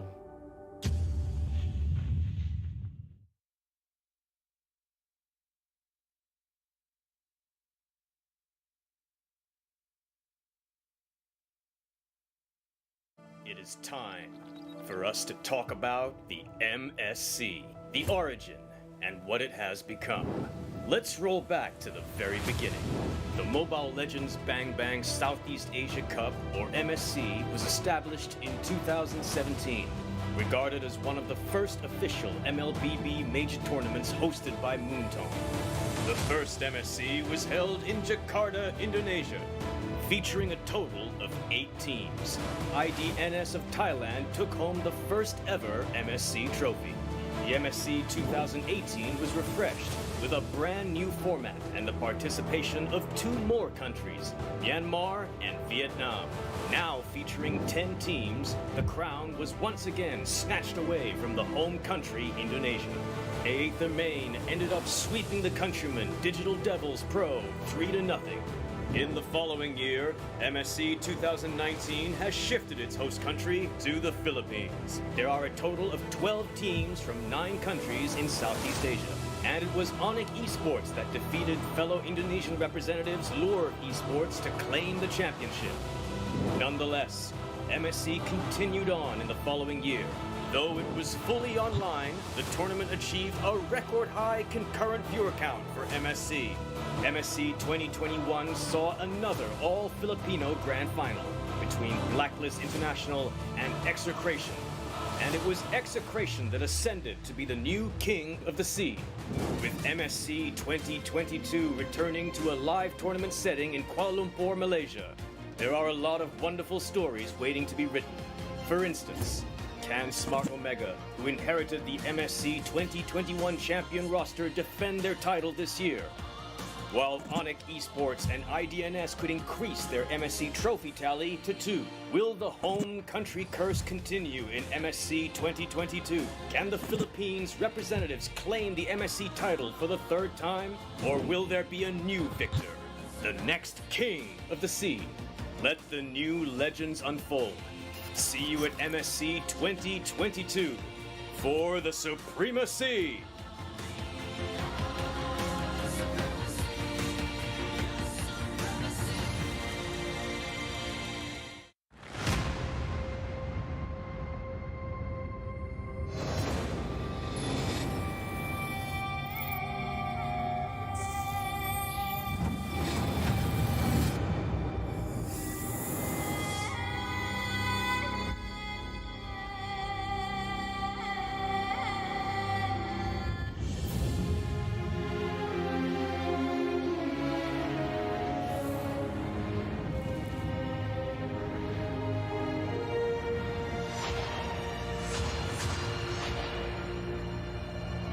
Slay the enemies, bury the monsters. monsters rise from the ashes, keep getting stronger.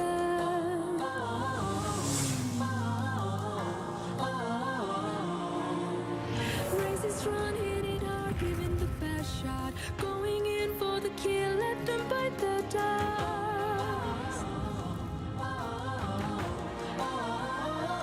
Let it all out, our superpower head with the crown.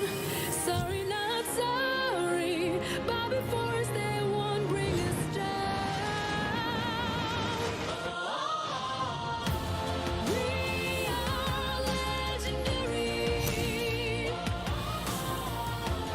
We are supremacy. We shine so bright across the eyes, our spirit never dies. We are supremacy, make no apologies.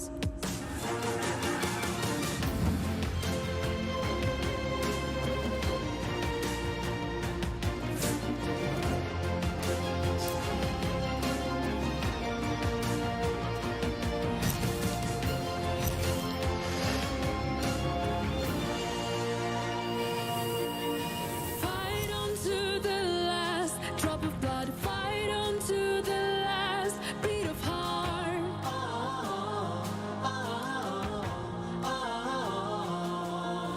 Life is a battle, win every game with the magic flowing in our veins.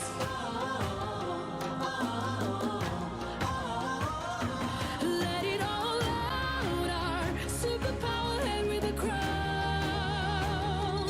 Sorry, not sorry, bow before us, they won't bring us down. We are legendary. We are supremacy. We shine so bright across the eyes, our spirit never dies. We are supremacy, make no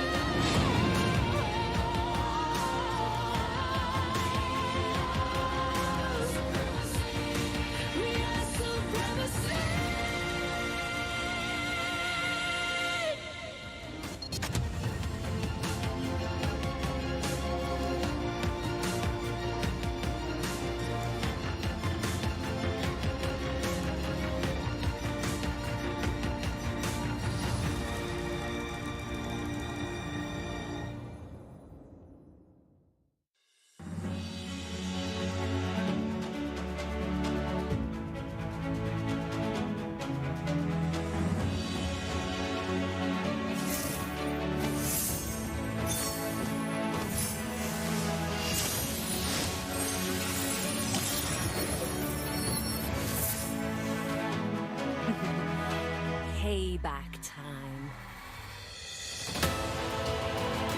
Feel my pain. I am driven by revenge. Nothing will stop my justice. Let us spread our wings.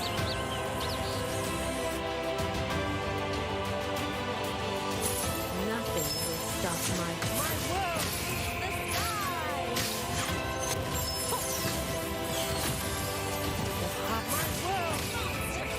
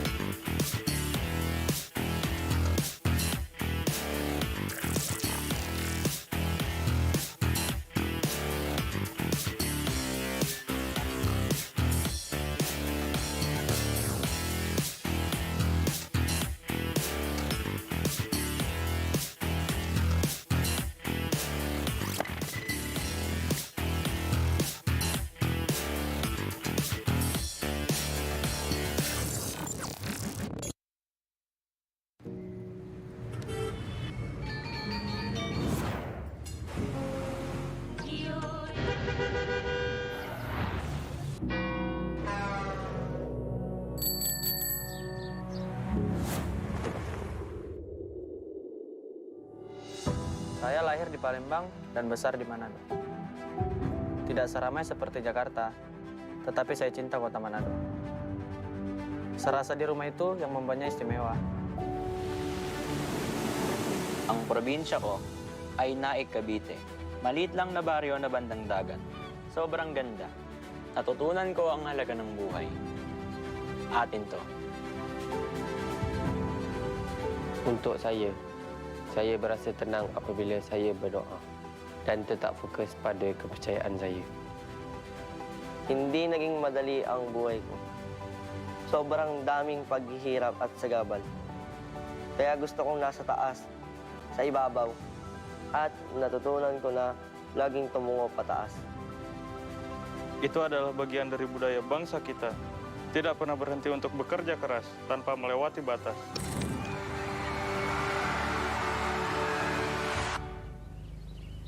Tetap selalu berpijak dan melangkah. Kahit maging sino ako. Tak kira bila. Akan selalu kuingat. At tatandaan ko ang pinanggalingan ko. Budaya bangsa kita. Our values. Kepercayaan kita. Our hope. Gagawin ko ang lahat para ipagtanggol. Apapun untuk membuat negaraku bangga. Galing sa pinanggalingan ko ang lakas ko. Motivasiku. Dan selamat datang.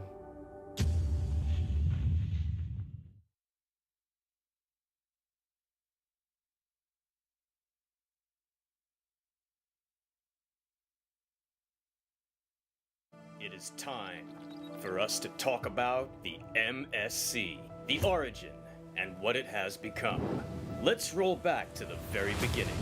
The Mobile Legends Bang Bang Southeast Asia Cup, or MSC, was established in 2017, regarded as one of the first official MLBB major tournaments hosted by Moonton.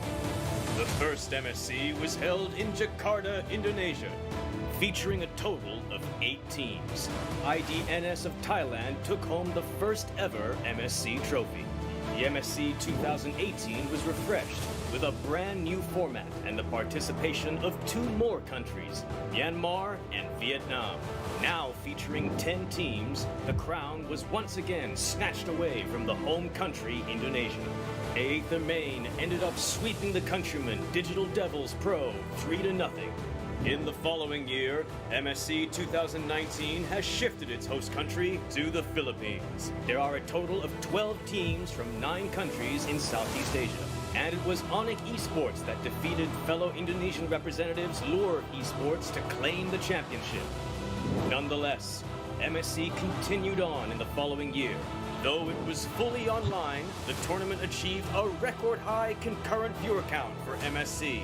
MSC 2021 saw another all-Filipino grand final between Blacklist International and Execration.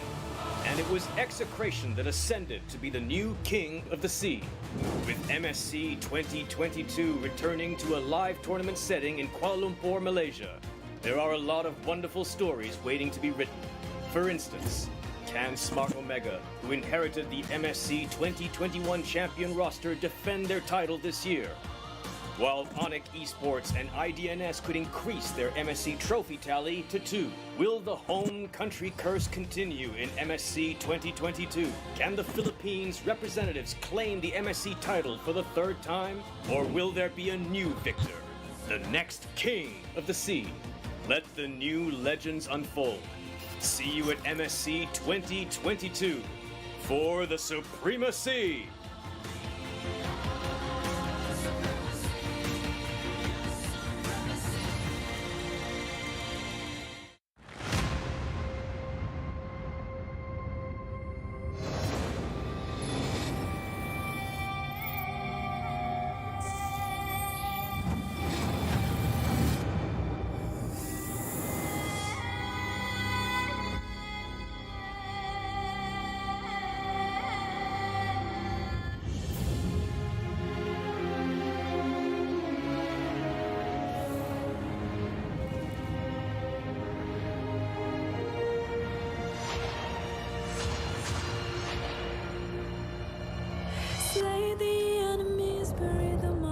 fires. Rise from the ashes, keep getting stronger.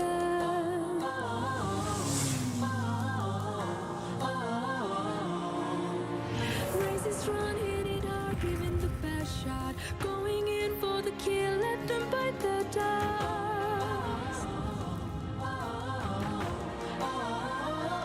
Let it all out, our superpower head with the crown. Sorry, not sorry, but before us they won't bring us down. We are legendary. We are supremacy. We shine so bright across the eyes. Our spirit never dies. We are supremacy. Make no apologies.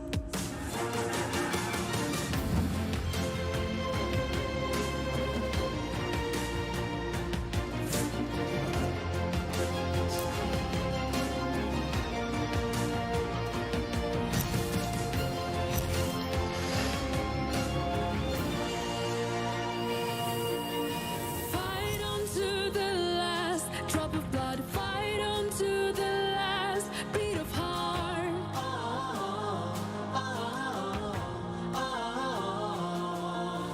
Life is a battle win every game with the magic flowing in our veins.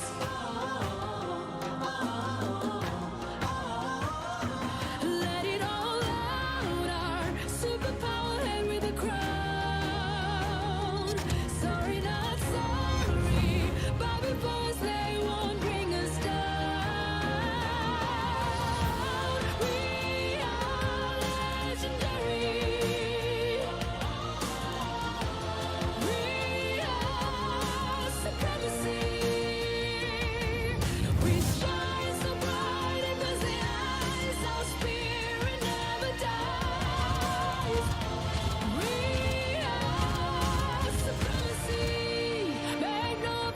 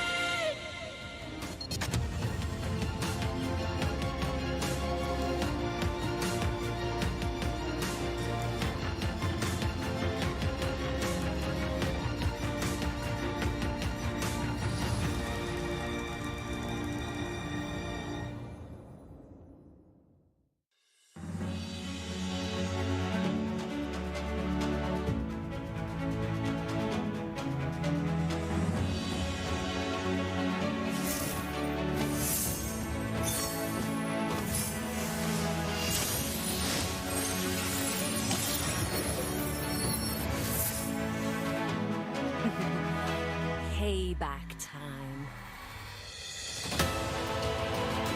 Feel my pain. I am driven by revenge. Nothing will stop my justice. Let us spread our wings.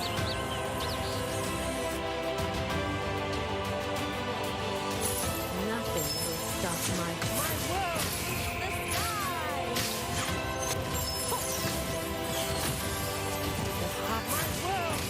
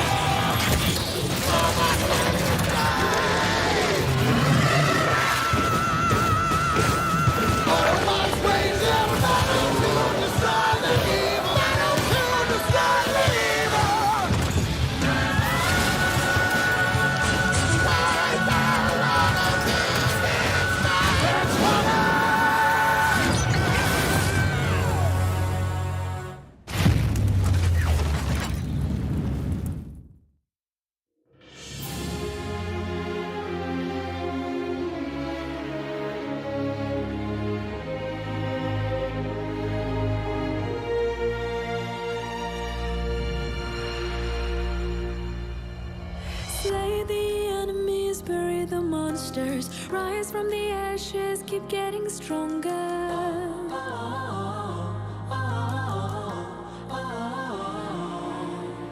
Races run, hit it hard, giving the best shot, going in for the kill, let them bite the dust.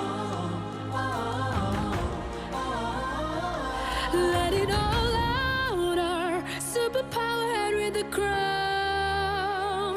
Sorry, not sorry, bow before us, they won't bring us down. We are legendary. We are supremacy. We shine so bright it puts the eyes. Our spirit never dies. We are supremacy. Make no apologies.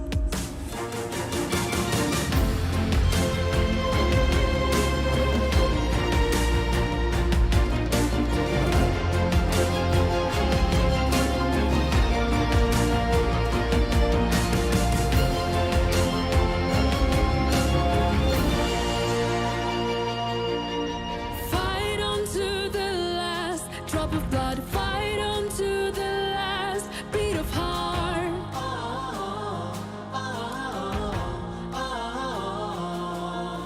Life is a battle, win every game with the magic flowing in our veins.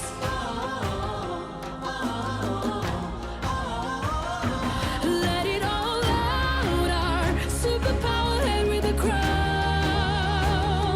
Sorry, not sorry, bow before us, they won't bring us down.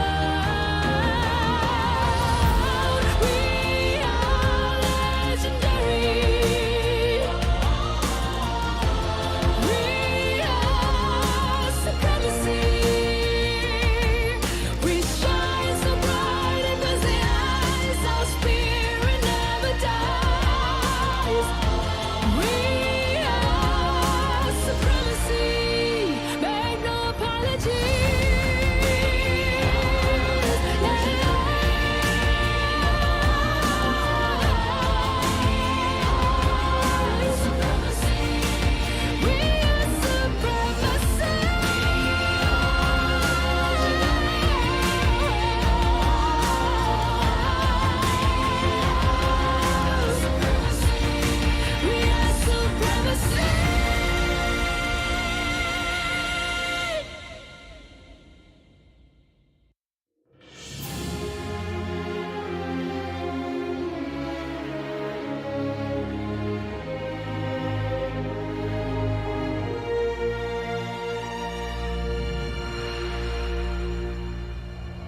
Slay the enemies, bury the monsters, rise from the ashes, keep getting stronger.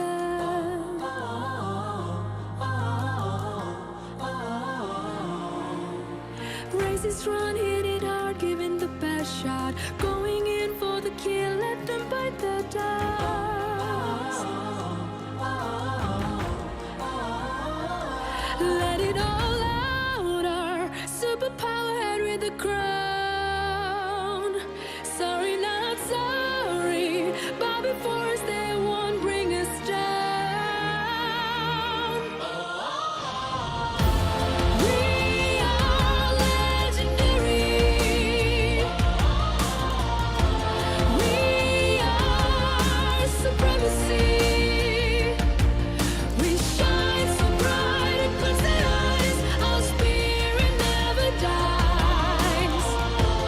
We are supremacy. Make no apologies.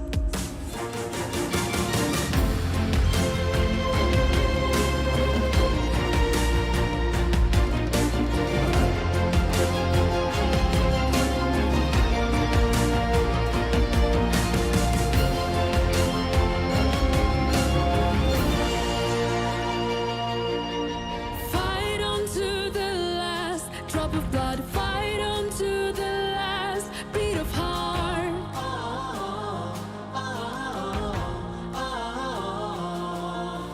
Life is a battle, win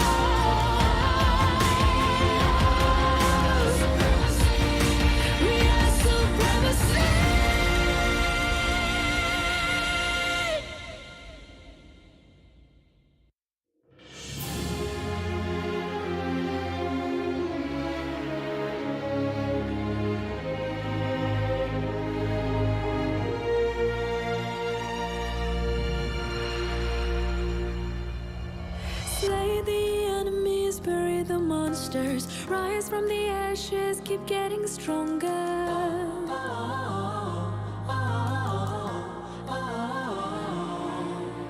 Races run, hit it hard, giving the best shot, going in for the kill, let them bite the dust.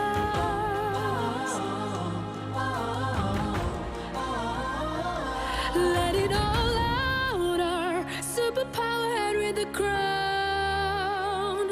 Sorry, not sorry, bow before us, they won't bring us down. We are legendary.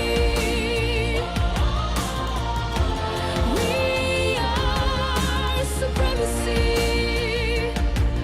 We shine so bright it puts the eyes. Our spirit never dies. We are supremacy. Make no apologies.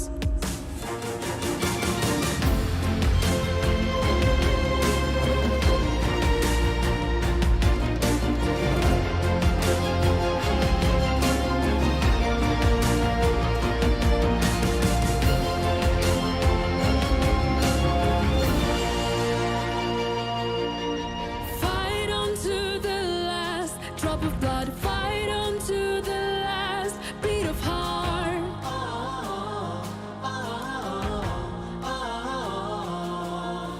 Life is a battle, win every game with the magic flowing in our veins.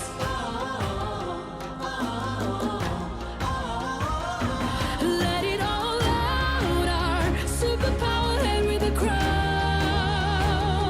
Sorry, not sorry, bow before us, they won't bring us down.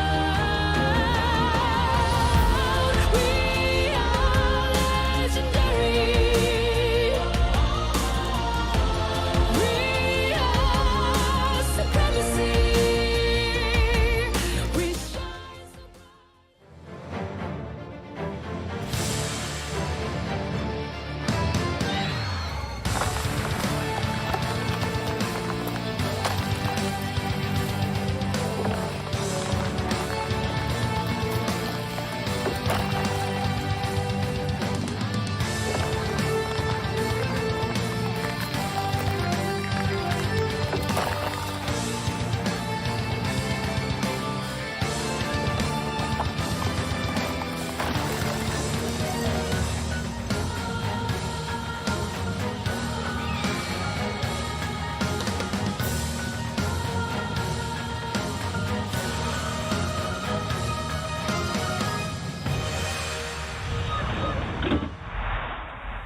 The players from both FCON Esports as well as Smart Omega have arrived on the venue. This is going to be a very intense match, and personally for me, I definitely want to see both roamers doing so well. Welcome back to MSC 2022, where again you guys are here with us, your casters. My name is LaFell. Alongside with me is the very ice cold IC Baby 1-2 and the sweet, the lovable, but most importantly, the annoying Mirko.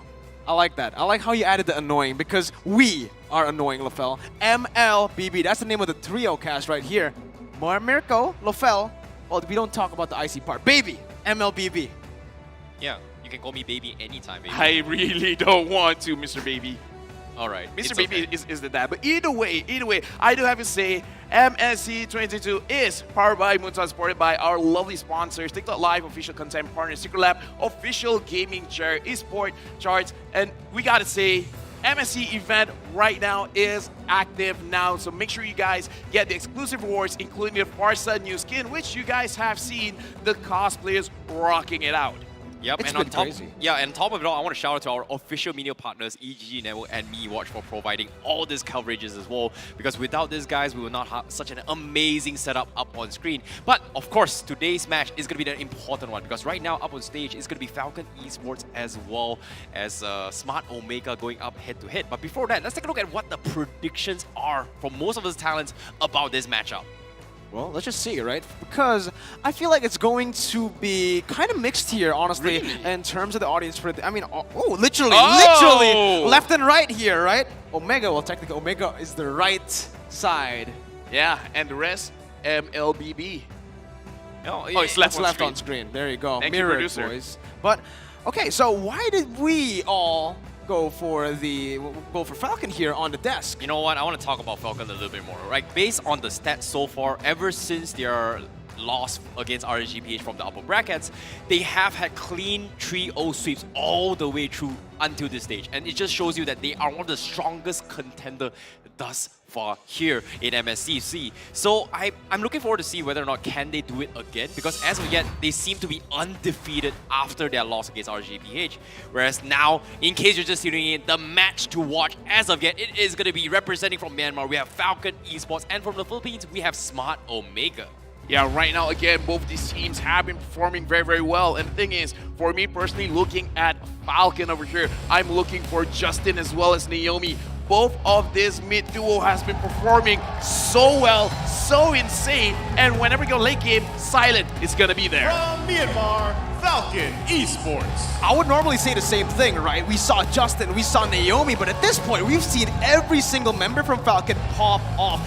We got that Burmese Ghouls vibes, and man, they have been shocking the world here and there. We got the supporters in the crowd as well for Falcon. Look at that. Raise that high. Myanmar are back. Exactly, and deadly support duos coming in from Naomi as well as Justin has been popping off here at the MSC stage. And so far, Naomi has been the one that sets the bar high for Falcon Esports when it comes to those Francos and Natalia. And to top it off, they brought in the Johnson Kadida and got away with it. Ooh, look at this. Yeah, but now we are looking at Omega, where again, I still have nightmares flashback of Chatnu's Kufra. It's From amazing. the Philippines, Omega Esports. Amazing is an understatement when we're talking about the kings, the defending kings of Southeast Asia, MSC champions out of nowhere, and the lower bracket kings. There's just so many kings here when we're talking about Omega. They are let's be honest, weird team.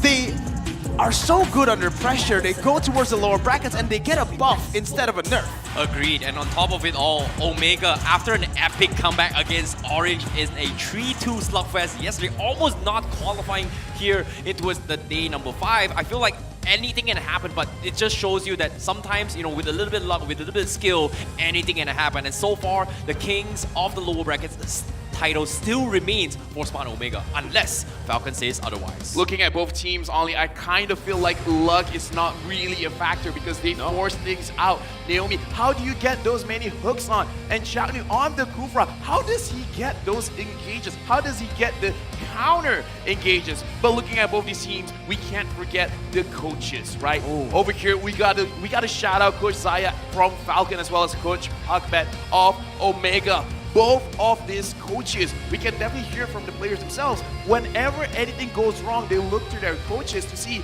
all right, coach, what's our next plan? Obviously, right. We can see based on the drafts itself, it's been so interesting from both of these teams. Very different from the upper brackets, right? In the lower brackets, it's like, we want to go for that risky meta. We see a lot of that Justin Johnson. We see a lot of that Kufra coming out of nowhere for Chak Mamba himself, as we are going to take a look at the official team lineup for Falcon.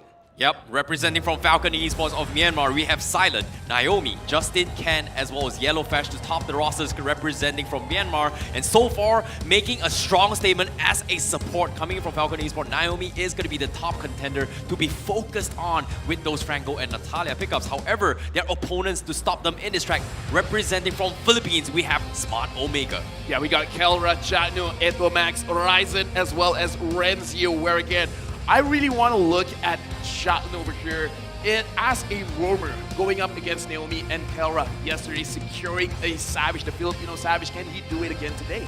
Well, you know, at this point, I just want to see it from him, right? Every single time, it's always like it's planned for him at this point.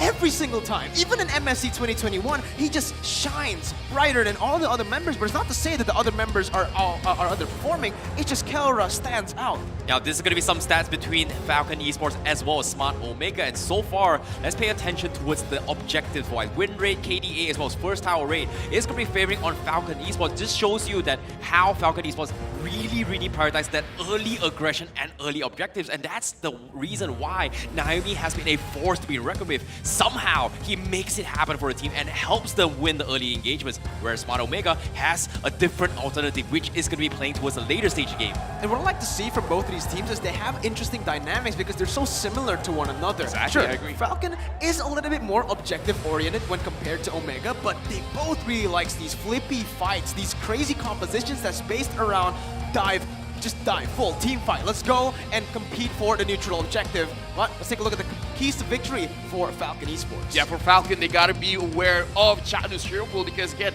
Chatnu, even if you focus bad on him, he has something else in his pocket. They gotta be active in pushing the early advantages. They gotta control mid, which I kind of feel like they will. I just have this feeling they will. And yes, we can. They gotta contest for neutral objectives, which again, I kind of feel like if Naomi has a Natalia, these neutral objectives will not be a problem. Frankly speaking, honestly, Naomi, I think that Franco needs to be banned out as well here, right? Or they might have to take it away from Chatnu because Omega, these are the keys to victory. Agreed. The keys to victory for Smart Omega is going to be maximizing on E2 Max versatility and initiation on his mage role, and also avoid giving up objectives easily, putting the car back in the garage and keep silent quiet throughout. Putting the car back in the garage. It feels like they might try and, you know, pick up a Johnson for themselves, perhaps. Here's the thing. Every team going up against Falcon, they always have different ideas. Yeah. Certain teams are like, you know what, no matter what happens, we will not let the Franco go through. Certain teams are like, you know what, Johnson is the big problem. And then they're like, hey, this Natalia, we don't see this Natalia often, but when we do see it, we usually die first. So against Falcon, it is pick your poison. Which one would you rather face against? But I also want to touch on both of the gold laners, Kelra as well as Silent, where both these players have been popping off, where we see they're very relevant in the later stage of the game, and we can definitely see they always dish out like over 100,000 damage. Yeah, that's why they're so similar, right? They have these similar win conditions, and now we're gonna take a look at the audience prediction where it actually favors Falcon Esports here.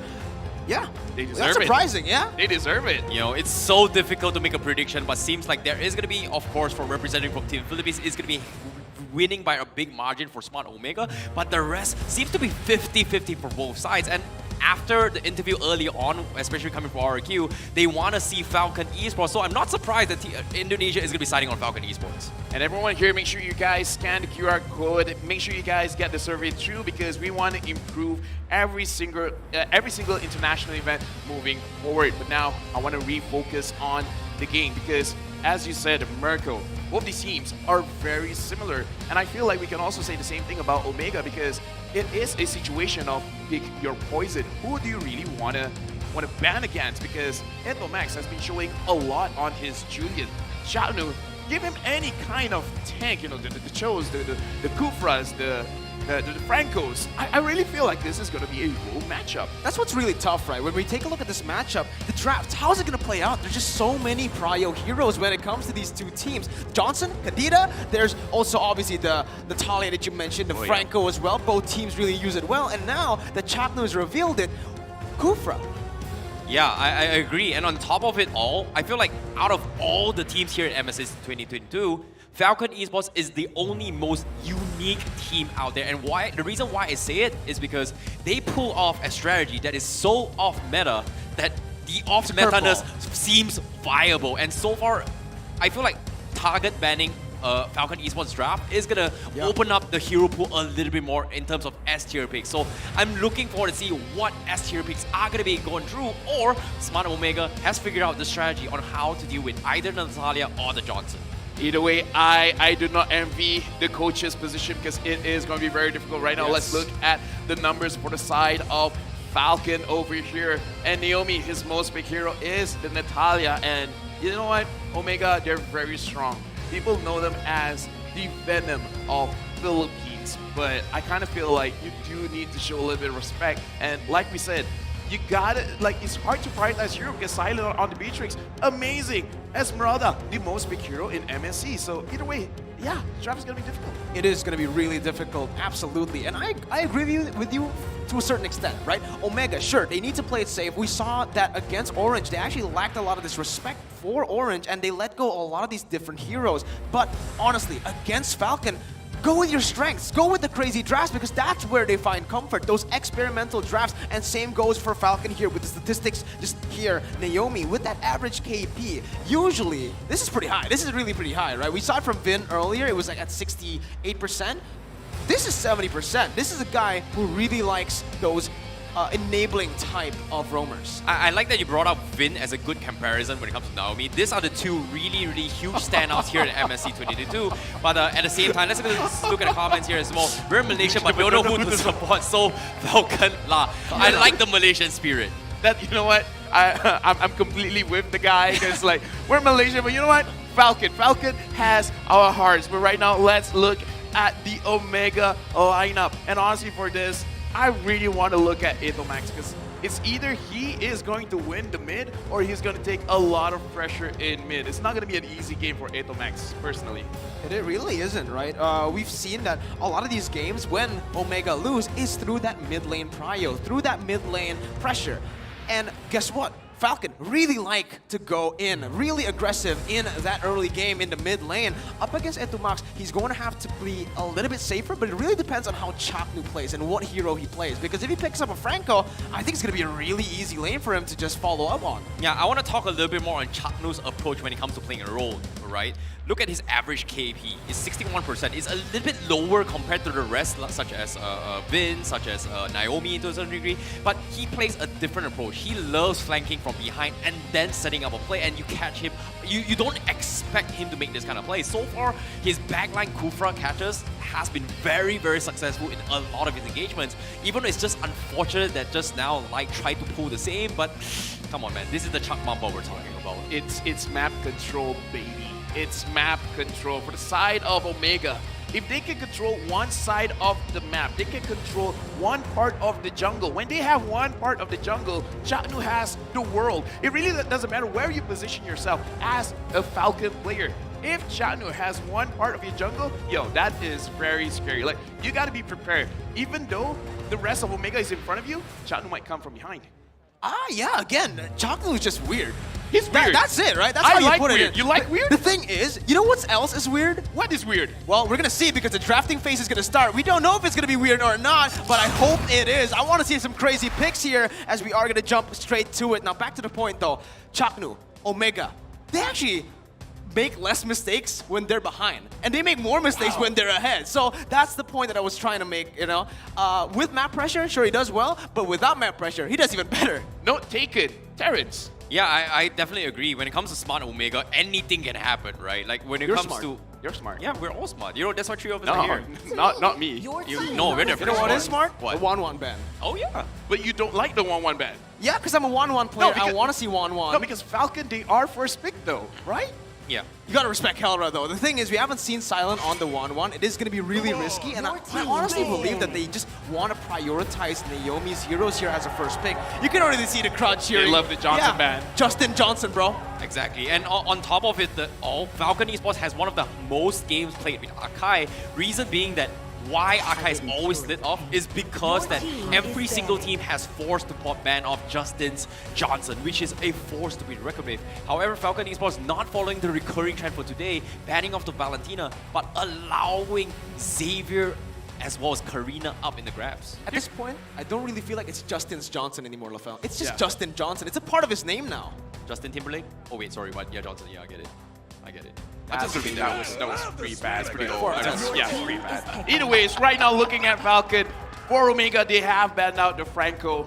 Right now we gotta look at Natalia. It is open. However, is it a good idea for Falcon to pick up Natalia first? I think they should go for Beatrix for sure. They should deny it away, at least from Kelra. Silent has been an absolute monster on the Beatrix pickup. Natalia is something that, hey, they can pick it, but not many teams or players can play at the level where Naomi has such a discipline when it comes to choosing their priorities to fight. But seems like, nope, it is not going to be the case. They will prioritize on the Arkai instead from Falcon Esports. Now this gives over the chance for Omega to pick up the Beatrix, right? We know how strong Kelra is on this. That's the hero that he got a Savage with. Yes, please don't remind me. Oh yeah, that still hurts, Mirko. It hurts in the it hurts in the Kokoro. Yeah, it hurts in the AoE. Yeah, Either ways, right now for the side of Omega, Falcon can manages to get the Akai, which is pretty good when you're contesting neutral objectives like the Lord, like the Turtle, just because you can use the heavy spin to push people away and then use the retribution themselves. So right now for the side of Omega, a lot is open. Will they just be safe and take up the Esmeralda as a first pick and then focus on getting a mid hero that can most probably win lane? Yep, and based on this stats here, I have a little bit of unfortunate stats when it comes to Falcon, right? Falcon has pretty much no wins with Arkai and Valentina, the two most picked and banned hero currently in the MSC 2022 meta. Looks good as a start opening, but based on this current stats I have right now, it's just unfortunate for Falcon Esports. Yeah, Stats lie. Sometimes stats lie, I agree. Sometimes stats lie, right? Yeah. Everyone lies, Mirko. Everyone, do you lie? I lie down. I lie down too. That's the exact same joke I was going for. But yeah, back at it again. Falcon now with the final two picks to round out their drafts. They actually go for another hero that just hasn't been really successful here at MSC. The Savior, and there you go. There we go. That's what we were waiting for. Natalia, Naomi, Natalia, and Naomi Justin special. Johnson. I'm with the Falcon fans. I'm loving this. I'm really loving this. Yeah, I'm looking forward to see how Smart Omega is going to be tackling the situation, right? We've seen, I think, Orange Esports as well trying to deal with it. I think Todak as well figured out a strategy where they go for a very, very beefy composition to deal with this Natalia. And maybe that might be the go-to strategy for Smart Omega. Go for triple tanky compositions, protecting the back lines. Yeah, but either way, right now, having the Sicilian is great. Not just because of the late game scaling, not just because the natural fight between a Sicilian as well as Xavier. I feel like sooner or later, Moonton will build some kind of storyline for them. But the thing is, Sicilian can actually detect where the Natalia is going to pop out. So either way, I feel like this is a very, very clever pick from Omega. It really depends, right? Because it's a risky pick here. You're up against a lot of that early aggression with the Xavier as well to follow up on anywhere Naomi goes with the Natalia. So it really depends on the execution here. Because if Falcon get that early pressure, get that early aggressiveness with Naomi, it's going to be really easy for Justin to just snipe people off using that Dawning Light. As now we're going to take a look at Omega with the last two bans. They go for the Dyroth, obviously, Esmeralda pick. They don't want it to be countered that easily as Falcon. They go for the same thing. They notice that Chaknu really likes to go for these crazy, flippy tanks. And Atlas banned out. Exactly. But as of now, from the final two bans, Omega, they are going to be targeting on the XP lanes instead.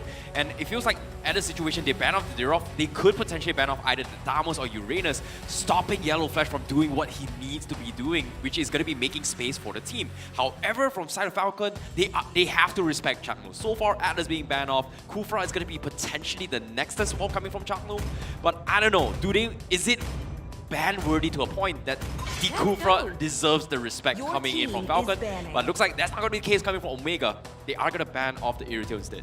Right now, I'm actually looking at the first three picks of both teams, and we can already theorize what kind of game plan that they have. For the side of Omega, they have a lot of scaling over here. They have Esmeralda, they got Beatrix, as well as the Sicilian. So right now, they just need two more members of their team that can stall out the game. Make sure it's someone that can clear the lane or at least handle any kind of aggression that will be coming out from Falcon. Speaking of which, for the side of Falcon, they could go very, very hard on level 4, just because Naomi has a level 1 power spike, level 2 power spike. At any point, someone is out of position, Naomi can get the kill, especially because he does like to have the execution on himself. And Ken here, with the Akai, he should be able to secure at least the first 2 turtles. Wait I like this. minute. I really like this from Omega, right? They pick up the Esmeralda, they ban out the Dyroth, and they pick up the Thamas for the jungle. So they're just really limiting Falcon Esports XP lane at this point. They might actually be forcing Falcon to put the Akai on the XP lane currently, and maybe force out another jungler that's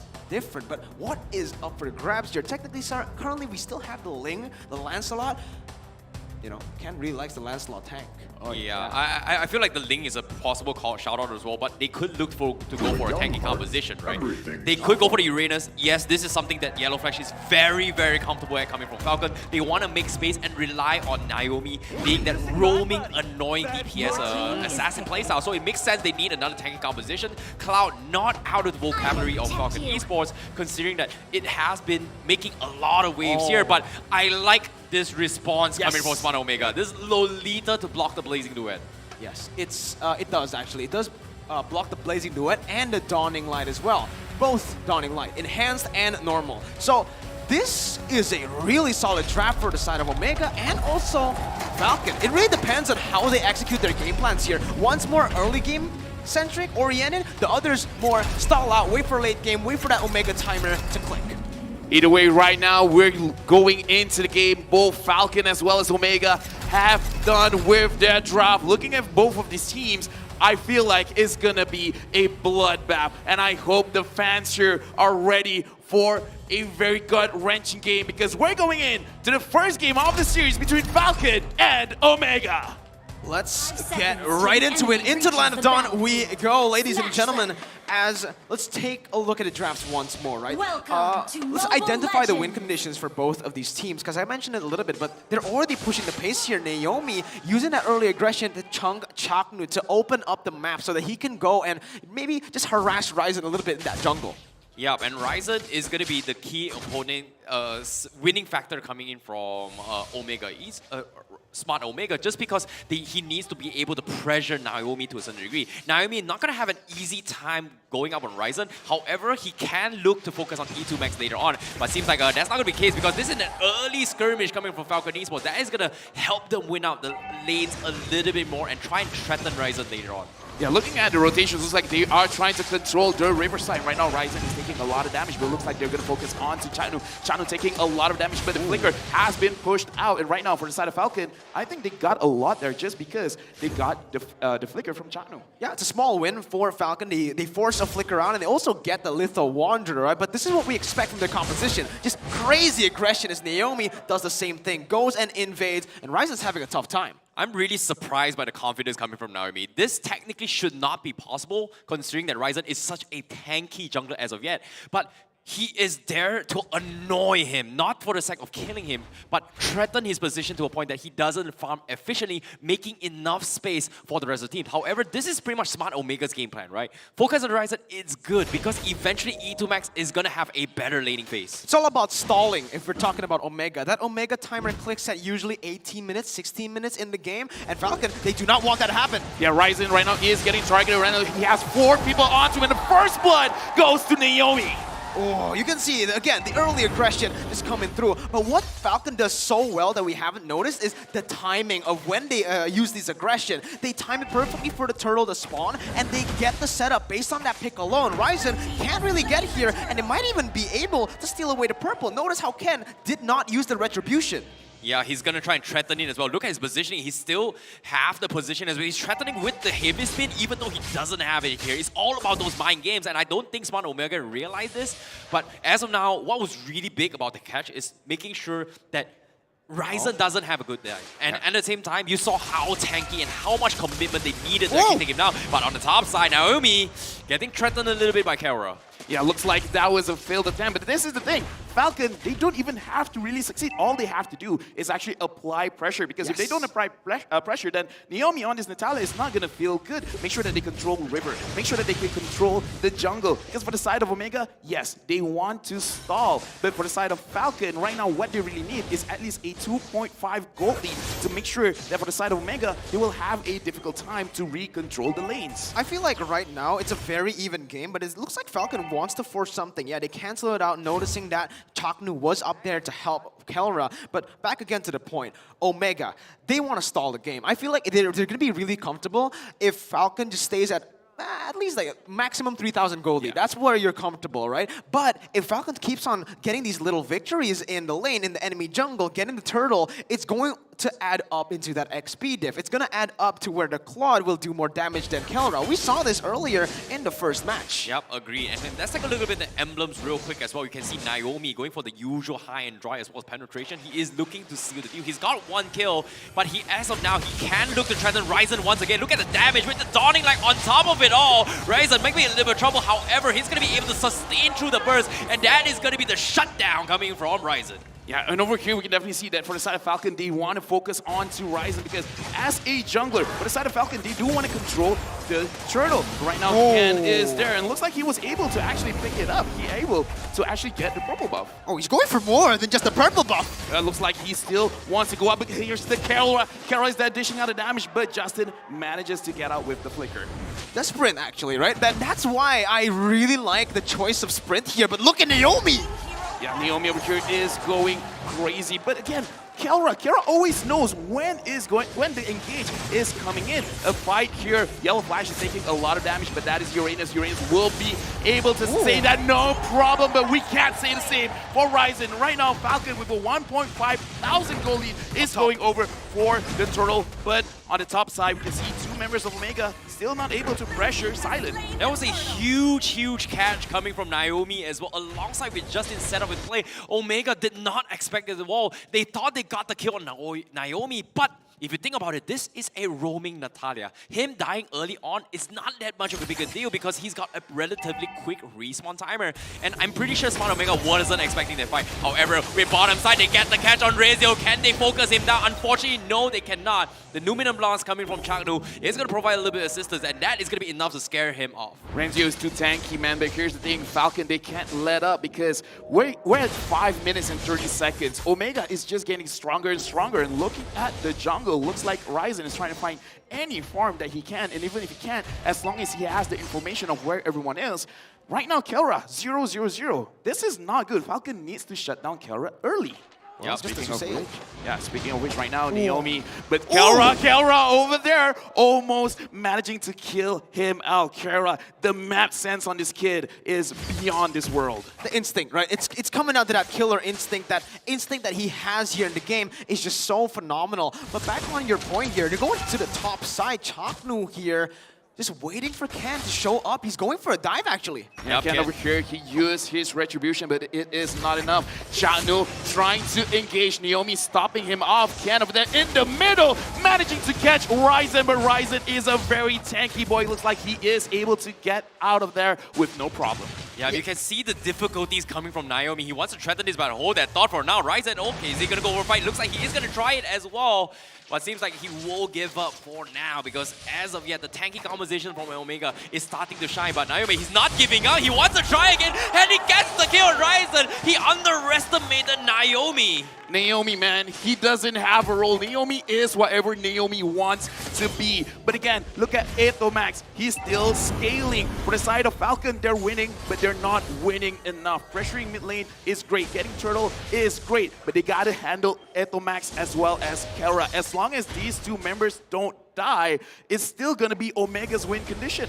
Yeah, I agree 100% here. The thing is, Falcon has built up a 1,700 gold lead here. They're gonna be pushing it now to probably like, 2,000 gold lead, but the thing is, they haven't really been able to take any turrets down. So still no map pressure or just equal map pressure. And the thing is, Ryzen, he's been falling behind, but this is all right. This is what Omega wants with Ryzen playing in that jungle on the Tamas. He just wants to soak in the damage and be a distraction for these main carries to keep on scaling. Ethomax and Kelra, who just doing a phenomenal job at farming and keeping it safe. Well, hold that thought for now. Top side, Naomi, he might find Kelra. He's going to go for side as well. The Dawn Light is going to be there. Can he go for the threat? Then he gets the execute, and that is going to be the takedown of Kelra. That's the target that Falcon has been eyeing for so long.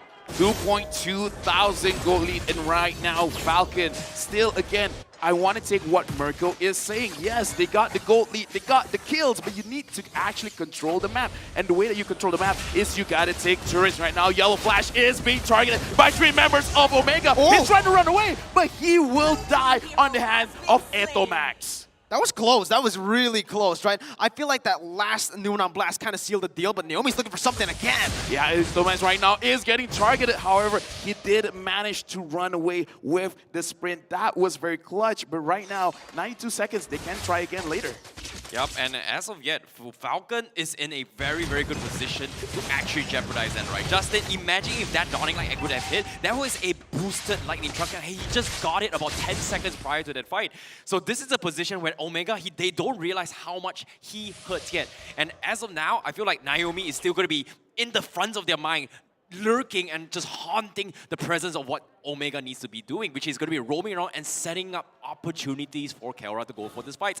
And as of yet, it is not going to be happening for now. Justin trying to scout out the Dawning Light, doesn't have a good idea where Omega is, but they are just tunnel up, making sure that they do not get picked off before this next Lord. I honestly think, though, that Omega are still comfortable here. Remember what I said, 3,000 gold lead is where it should be for Falcon here if they actually want to be feeling comfortable, because Omega, they're buying time. If they're just down 2,000 gold lead in the 9th minute, they're waiting for the power spike. Remember, 16, 18 minutes, that's when the Omega timer starts, and Omega are doing a real good job at just countering and trading on the map. Look at the cross-map play right now. Yeah, right now Naomi is going for it. Chano, however, that is not the target they want to focus on. They're still focused on the Lord, but the Lord has been reset. Ryzen has been pushed out. Kara over there still trying to snipe someone out, but Naomi manages to get the kill. Naomi spots out Ranzio, but look at that Silent going to the behind, and looks like Kara managed to steal the Lord. And Falcon over here, they're in trouble. Kara got the double kill. Oh, that was huge, really huge. The fact that oh my God, Justin! It's not over! Oh, what? What? Justin, an absolute catch coming in from him as well, because Falcon Esports, they should have lost that fight because of Chaknu's Numenon Blast, but still, he managed to salvage the situation for the team, so it's not the end of the world yet. However, the lot is going to be in Omega's favor. Economy-wise, Falcon is leading by 400, but they've lost all the initial lead and they're trying to build up against Omega. Well, this is the Omega timers right now. Naomi is going up against Renzio, but that is an Esmeralda. Esmeralda is super tanky. You can't handle by yourselves. Right now, looking at the player's goal, Kelra is on top, but I am actually interested to see the itemization for both these teams, because the damage from Kelra just there. Not only did he manage to take the Lord, but he got 2 kills behind that one team fight. Kelra has scaled up.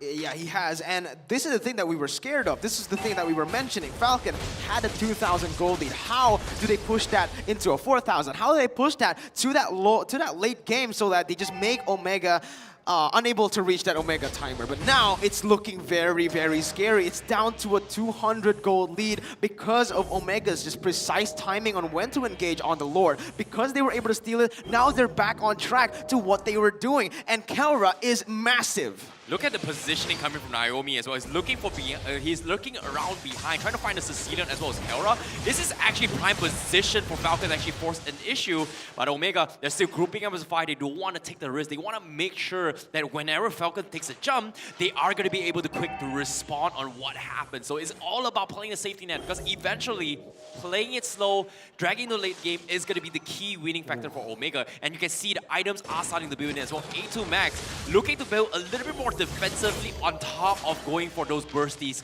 coming from Sicilian. Yeah, a lot of still link plays over here, making sure, but Ken over here managing to actually get Etomax, but Etomax manages to actually get out of that situation, and Omega, they retreated with no problems at all. Mistakes were being made there. And the thing I need to emphasize this, the fact that Etomax was able to get away, that wasn't a purify, that was a sprint. So he had to find that little opening for him to just sprint out of there. So again, these micro plays, little, but it all builds up. Etomax has been massive here. As he's been farming so safe, he's been even able to save a sprint up until this very moment. Yeah, and Ryzen is at a stage where even though he's died 4 times, he's level 14 as compared to Ken. I'm really surprised that he's able to keep up in terms of economy just because of how tanky he is in all this team fights potential. Skygarden Ahmed is going to be up on Ken. Not the biggest issue when it comes to the team fights, but what is big is going to be the Ice Queen 1 purchase of E2 Max. So that's going to help out a little bit more in all these skirmishes. As long as Naomi gets caught out one of those slabs, Naomi is not going to have an easy time getting out of the team fight. Speaking of which, right now we can see Naomi is not even trying to actually get Kelra as well as Etomax, because look at their position. They're always together. The moment they see that Talia might be around, Etomax is just going to use his ult, and then he's just going to figure out, oh, where are you? You're not going to be able to catch us out. Now he's just pushing the side lanes. what makes it extremely hard for Falcon is that Kelra is just so aware of his positioning, so aware of the enemy Natalia as well. We've seen it every single time that Falcon looked for a gank onto him. He's actually the one being the aggressor there as they find the pick onto Yellow Flash. And this is a consecration popped already. Big resources as Omega have the Lord chunked down to a quarter of its health. Look at behind Kelra looking for the setup. He's trying to go in for the flat as well. He's using for the bait. Kelra goes in for the front, but Silent gets caught out with the Numenor blast, but it's not going to be enough. Kelra won't pay with his price with Silent, but Omega, they have to back out. Yellow Flash is just kiting his way through. Renzo going to be caught out all by himself. The rest of Falcon Esports is going to bully him out. E2 Max has to back out of the fight, but Justin is the only casualty coming from Falcon Esports. Was that the target? Was that what Carol wanted? Is like, yo, I see Justin, I want Justin. Because Silent was there as well. I wonder which one was the real target. Like, that was an amazing play, but still, Falcon capitalized, and now they're back in the lead with a 2,000 gold lead. I actually dislike that play, right? When you're Kelra, see what has been making Omega win the last couple of minutes. It's been his crisp, clean positioning, playing from behind, playing just to deal damage, not to find those kills. Yes, it's flashy, it's impressive, but the thing is, because of that, they lose their main damage dealer in the mid-game, and Itumax can't really be that huge carry here just yet. He needs to wait for the stacks to keep on coming, and Kelra needs to stay disciplined if they want to come back in this game because he just turned again. Falcon now with a 3,000 gold lead, and this is the map pressure where Naomi strives in. Yeah, they have a lot of openings coming from Falcon Esports now, but Naomi is going to be focusing on the backlines a little bit more. Smart Omega, however, they've got the tanky compositions, but I definitely agree, Kelra should not have made a play. That was so risky. It's either it's risky or it's just unfortunate because the timing when he jumped, just so happened Silent was diving the backline. So it's just a little bit unfortunate in terms of timings. And it all came down to the 50-50 coin flip on the Lord still. But now, let's talk about items real quick as well. We do see a lot of blade armor purchase coming from Smart Omega, whereas you are going to be seeing a little bit of difficulty, especially for Silent to get those kind of damage output, considering that he doesn't have those hospital.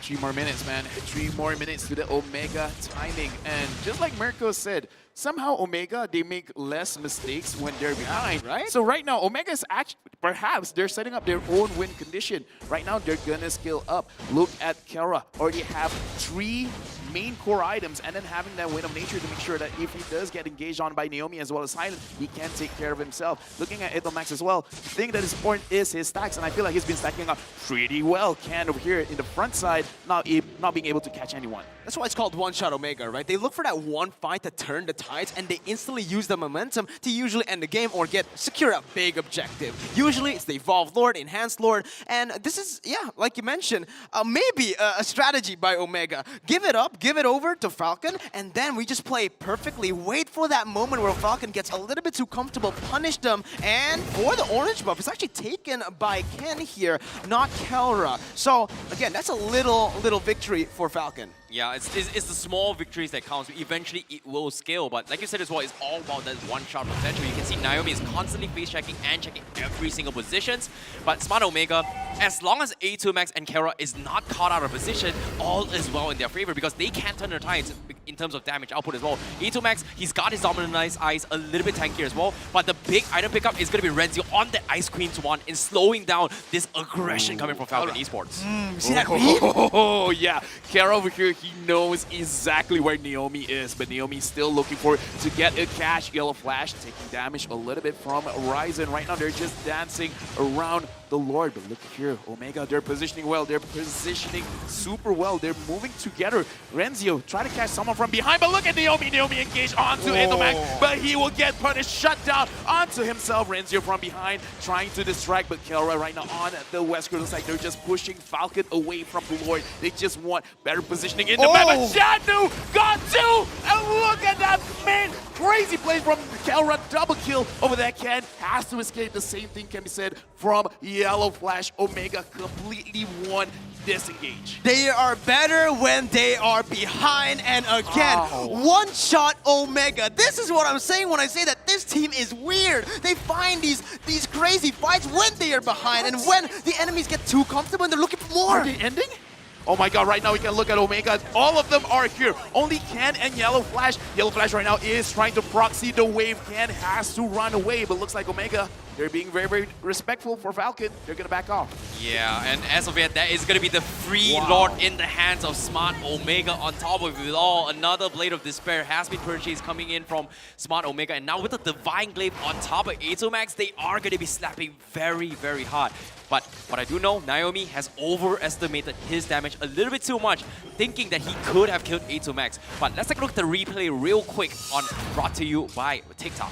Yeah, take a look at this, all right? Firstly, that was a little mistake by Naomi. I feel like right now in the late game, they should just give that engage role towards Ken, towards Yellow Flash, because if you go in alone, you're not going to be able to do that. And here, this is the moment where it all just comes crumbling down. Chaknu, once again, Chalk Mamba with the plays.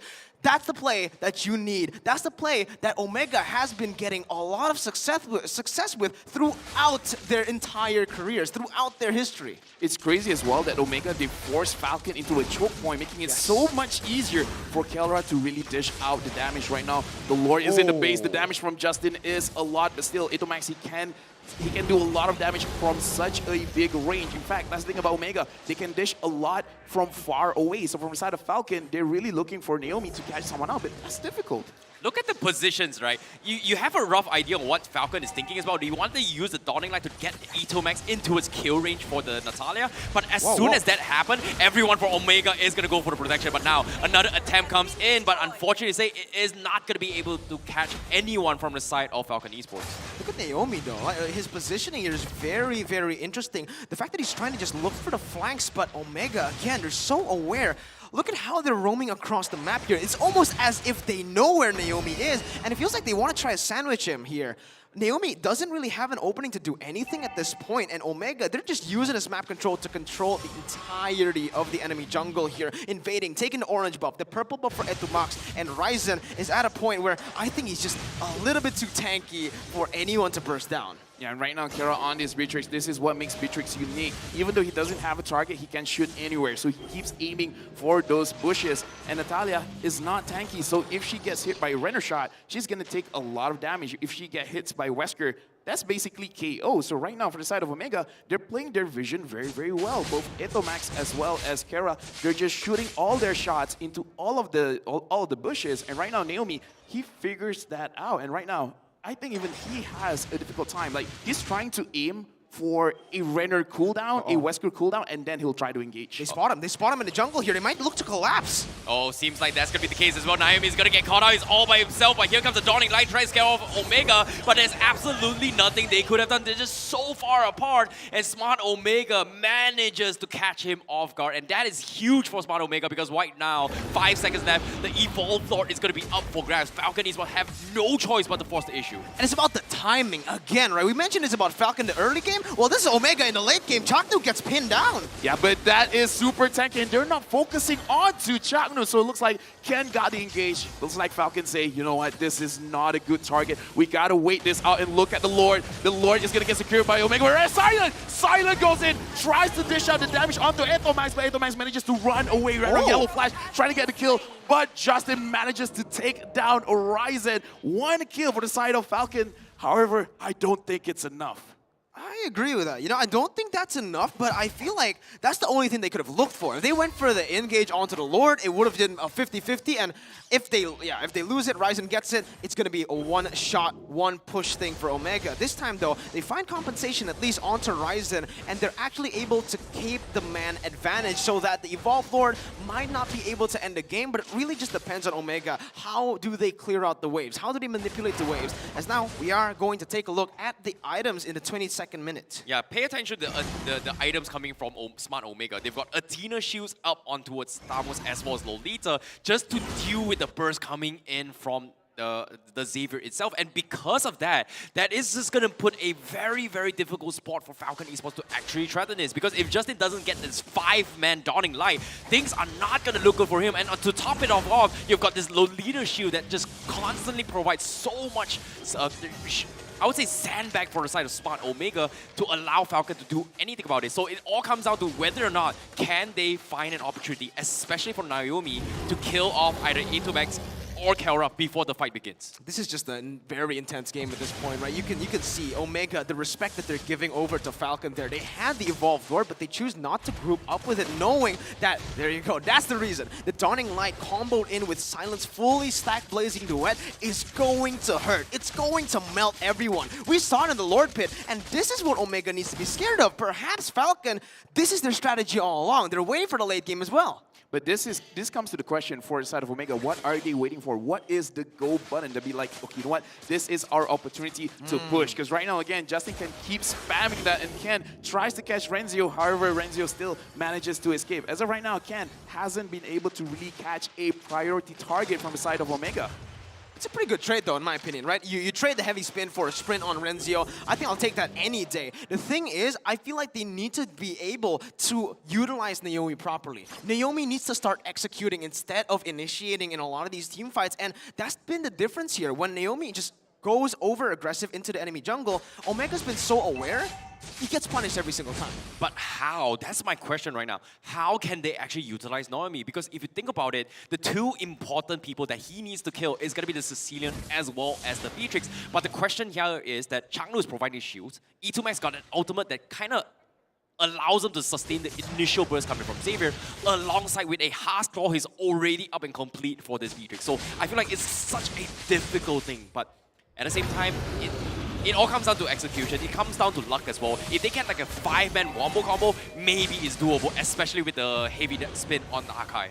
Right now, Naomi, I don't think there's anywhere for him to hide, because everyone from the side of Omega, they keep finding him out, and it's becoming difficult. Because right now, for the side of Falcon, I feel like the only way that they can really make Naomi work is for them themselves, Ken as well as Yellow Flash, create enough of a distraction for everyone to focus onto Ken and Yellow Flash, and that's where Naomi can come in. Naomi cannot be the engaged now. He cannot have that roamer mindset. He does need to actually adopt like a jungler, like an assassin mindset. Yes, the win condition for Falcon is to try to isolate Kelra and Etumax. Make them think about what's happening in front of them rather than what's happening behind them. Because Naomi, when he does get the silence onto Kelra, whether or not it kills him, that's actually huge. And now, this is perfect timing. Oh, it looks like they're going on to Etumax. Kelra right now is looking very low. Etumax already popped up his immortality, but look at here. Renzio tries to zone everyone away. It's only Yellow Flash here trying to get a kill. However, they have not succeeded. And right now, Naomi is looking for Kelra, but looks like it's not going to happen. Good job from the side of Renzio, actually pushing out Falcon from engaging onto Omega's backline. And now they're very hesitant here. You can see it. Falcon, they won the initial fight, but they don't pursue the Lord that far. They actually move back, and they might be looking for more here. Yep, this is going to be go time as well for Smart Omega. The minions are pushing into the bases of Falcon. Falcon, they have no choice but to concede Lord Pressure, and Omega, they understand that they should take aggression right here, right now. Justin in a prime position to force a fight, but look at the position of Omega, right? They want to go for a flank. They want to go for the big Numenor blast from Changlu, and it's just so difficult to do so, and they're trying to bait Falcon into this awkward situation, and they know they've got the upper hand as of yet, even though they've burned off the immortality, but they can still bait out with the Winter Trunker, especially with A2max. If Naomi makes the wrong play, man, seems to bleed Naomi. He's gonna get caught out. The heavy spin comes in, and that's a big ultimate being baited out. Silent gonna be forced with the Blazing Duet to cancel his way through. Changlu gonna be blocking with the shields. He will burn out immortality, and now Ken, he's gonna try to stall the backlines, but he's gonna be able to disengage, and Ken, he's gonna be bursted down. The Sanguine Claw is gonna be able to take him out, and that's gonna be Falcon Esports. Losing members, but Silent from behind, chunking onto his Renzio. He's just so tanky, and he keeps it alive. Yellow Flash gonna scare off the rest of Smart Omega, and they have to back up. The Dawning Light doesn't connect, and he won't lose his life as Renzio takes him out, and it's not over yet. Silent and Yellow Flash, they regroup, but they get completely sandwiched by Smart Omega, and they're all taken out. Mega kill for Kelra. What a team fight! Like, it started as one team fight, and then it became two, and then got sandwiched together, and Omega, like, this is their win. One shot Omega. They get one team fight, and there it is. This immaculate team fighting, I think it's on a whole nother level. The team fighting for Omega will be the bane of Falcon's existence. Omega takes game number one. One shot, man. It just takes that one team fight. But again, we got to look at Renzio. Every single time we saw Falcon try to get an engage onto Etumax, onto Kelra, it's Renzio. He's the one zoning people out. Like, that was a magnificent play. That is how you perform as an EXP laner. We were speechless, right? Like, what was that play? What was that fight? How did they manage that? That was just micro, macro, team fighting, all to the max. Etomax. Etomax for sure, and Naomi seems like it's gonna be the back drawing board coming in from Falcon Esports. His Natalia has been solved by Smart Omega as of yet, and the one-shot Omega is what you talked about, and they got it, and he's currently 1-0 against Falcon Esports. But before that, let's take a look at what the analyst has to say about that match, as they are going to be breaking things down for game number 1 here in the lower brackets. Analysts, take it away. Welcome back to the post-analysis with me, Gideon Cuban, as well as Leo, as we break down this first game. Falcon showing a lot of heart with a composition that was a little bit difficult to pull off, but you have to admit, they ain't called Smart Omega for nothing. One shot Omega, all it took. Throughout the game, especially in the draft, they made sure that those shots counted, and they had to make sure that they got the Filipino Savage on his comfort, and as well, a hero that fits the playstyle of the captain of the barangay, Etomax, as the desk mentioned. Lafel, Mr. Baby, and Mirko could not have enough of the team fighting prowess of the Kings of Sea. I honestly just gasped, my jaw dropped during that last team fight wherein Renzio isolated 3 or 4 members and Yellow Flash tried to do the same. But you know what, looking at the draft, both teams had their wins, had their losses. It really came down to how they executed. And Omega, Coach Pacbet, he watched a lot of Falcon games. Absolutely, he did, and I think they played a really strong game, giving a good, what we like to call game sense to the entire team to be aware of how Naomi is going to move. Take out the Franco, force him on something like Natalia, even though it may not scale as well, the damage is there, but it's all about making sure that you control, have a cool head, and maintain that presence. I love the word you use, Gideon, game sense, because if you watched this bout very, very closely, I'm talking about the mini-map, you will see that there were many, many instances of Falcon Esports finding great angles. At many different times, there were amazing catches with the heavy spin, very, very great, just beeline towards the back line by Naomi, but Omega seemed to know how to act when they found those angles. Exactly, but if you look at the compositions, they're extremely similar to each other. Both teams are dependent on their DPSs, the mages as well as the gold laners, to pull off everything that they're doing. However, both sides are also extremely ult reliant. So you see a lot of the similarities. You see a lot of how the teams want to kind of maintain that team fights. And by the turtles, yes, Falcon are utilizing Naomi well, and as well as Akai, to make sure that they get the mid game. You can tell by the number of turtles they're getting, but Omega, they start getting smart. They start picking up some scaling items, and that's when you see people like Renzio really take control. Renzio here, deathless on the Esmeralda. He just knows so well, much like R7 in the series prior, to space out and buy so much time for his teammates. And here he did something else, not just threaten these 3v1s and actually win them, but also just spot out and protect Etomax. If he's not way out far, check in who might get Kelra. He's actually in the back line trying to make sure that nobody gets close to the captain. Also, real note, look at this, Ryzen, he sold 3 items. I bet he was juggling. Looking at his 0, 5, and 10 KDA, he did all the dirty jobs in this game. He did all the things that nobody else could do, and this is why I love this jungler. Here's the thing. Every team, when they're looking at a draft, they will always have to sacrifice 1 or 2 players in terms of what they're going to get in terms of priority picks. In this particular case, Falcon unfortunately had to go on the Claude as well as picking up Uranus, which is, again, it's a 50-50 matchup. It's not the worst, but definitely not the best in comparison to something like Beatrix, or even when we're looking at Renzio getting the Esmeralda. So much more utility can be utilized, and I think we need to keep in mind here that it is played extremely well. I want to see the numbers specifically. Let's pull that up onto screen and start crunching them. It's important to know Renzio did a good job, but if we're looking in terms of how much damage taken, 153,000 coming out from the jungler. Oh my goodness, he is just taking hits. Yep, that's what you do. That's what you do. You just like, you're like a sponge. I mean, Uranus already looks like a sponge. He's yellow, for crying out loud. But if you're talking about damage dealt, I'm surprised, honestly, that it's Etomax who dealt the most, 111k.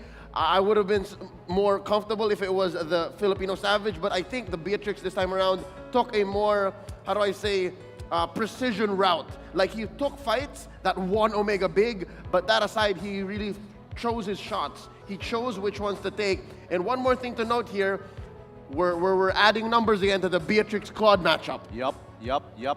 Unfortunately for Beatrix, it's hard for her to get her AoE because you need to be within a certain distance. It's so much easier for Claude just to battle mirror image and run right into the backline once the right conditions are set from Falcon Esports. So again, Omega, maintain their posture and really make sure that there are no holes in their gameplay so that Naomi can't sneak into the back line. With that being said, let's have a look at the MVP coming in from Smart Omega from the Philippines. It is the one, the only, Renzio. As the commando coming in, 3-0 and 5. Again, key pickup items here. It's the Blade Armor. It's the Dominance Ice to make sure that the Akai and the Uranus aren't so happy, aren't just so brave to come up front. And then the Ice Queen wand. That's the icing on the cake, all puns intended. The icing on the cake, just to make sure that whoever Renzio bites down on ain't going nowhere. Absolutely, and I think it's really important that Esmeraldas, they understand at what points of the games they are strong, dependent on their items, because that's the problem with Esmeralda. She is item dependent, despite the fact that she gets better with levels. It takes time, but once you have that game sense, like Renzio, you can be just like him. Let's check out the highlights here real quick. Oh man, this throws back to a nickname that Renzio earned in Season 9, the Showstopper. He definitely did stop the show here. And whose show? Naomi's. Unfortunately, Naomi did not have a good time. He's realizing, unfortunately for him, that Renzio is a lot bigger than most of the competition he has faced before this. And however, as you mentioned, it was about execution, right? The most important thing coming out from Falcon, the one big mistake that I did notice in their execution is right towards the end, and this is coming from Yellow Flash, and he collides in a wall, and hopefully we get to see that in the highlights itself. Yep, all throughout the playoffs, I have been keeping an eye on Yellow Flash, and he's been getting better at these 1v4s, 1v5s. But this time around, if it's Renzio on the other side, then... right here. Yeah. Look at this. He miscalculated, and then he's eventually going to get punished. I mean, we panned away, but it is what it is. It is what it is, and that's the thing. This was the one mechanical mistake he made. Throughout the entirety of the game, he is going even with Renzio, doing his exact same job as Renzio, and this one mistake literally costed them everything. Yep, and that's where experience comes in. Renzio, a multi-time MPL champion. Yellow Flash, a newer member in the old trio, joining Silent, Naomi, and Justin. But again, Falcon, they're not here just because they got lucky. They all work hard, and they're here to show us that, hey, the Burmese are back. Ways that they could readjust, I'm thinking the draft, and of course, more importantly, execution. It's got to come down to the team fights because both teams, they're willing to give up some heroes. Absolutely. And I think it's really important to say that this game is clearly not over yet. They're not going to lose confidence over one mistake, obviously. And I'm pretty sure that this is going to be an exciting game number 2. But before we jump into that, let's throw it over to Mara and see what she's doing. I'm here inside the dugout of Smart Omega. Even though they won game number 1, they're not celebrating just yet. In fact, take a look at their whiteboard. This is what they wrote and what they told their players before the game started. Calm all the time. The calmest player is the dangerous one. And Atumax is the one who said that. Take a look right here. It says, don't underestimate your enemy. Even though their opponent is the underdogs for MSC 2022, they're not taking any chances by underestimating them. And we're gonna give them this time to talk amongst themselves, but I'm gonna pull their CEO right over here. Hito, come on over. I understand that Smart Omega, they want to have a little talk before the game, so we're gonna go outside the room. And you're gonna give us an inside scoop of what's happening. They specifically requested to just have a little bit of time so they could huddle and talk more seriously. Hito, the translator, the CEO, today they seem a lot more serious than the other days. Why is that? Kasi kailangan nila, kalmado lang sila para hindi sila masyado na-pressure. Kailangan okay sila lagi para kasi marami silang laban mamaya eh. Kung sakaling manalo sila, meron silang laban sa RSG. Kaya kailangan kalmado lang sila, hindi nila kailangan maging hype. They want to make sure they're a lot calmer this time so they don't feel the pressure. It's important the pressure doesn't get to them because they might have more games later in case they win and they might have to face RSG Philippines. Now, I know some players, they're not able to sleep until 4 in the morning like Kelra. How was the mood like last night before waking up today? Did they admit to you that they were a little bit nervous, they couldn't sleep properly? Tell us about that, Hito. Kinakabahan pa rin si Kelra kaya late pa rin siya nakatulog. Then narinig ko na naman yung paborito niya, yung horror movies na gusto niya. Yan, narinig ko pa rin yung horror niya.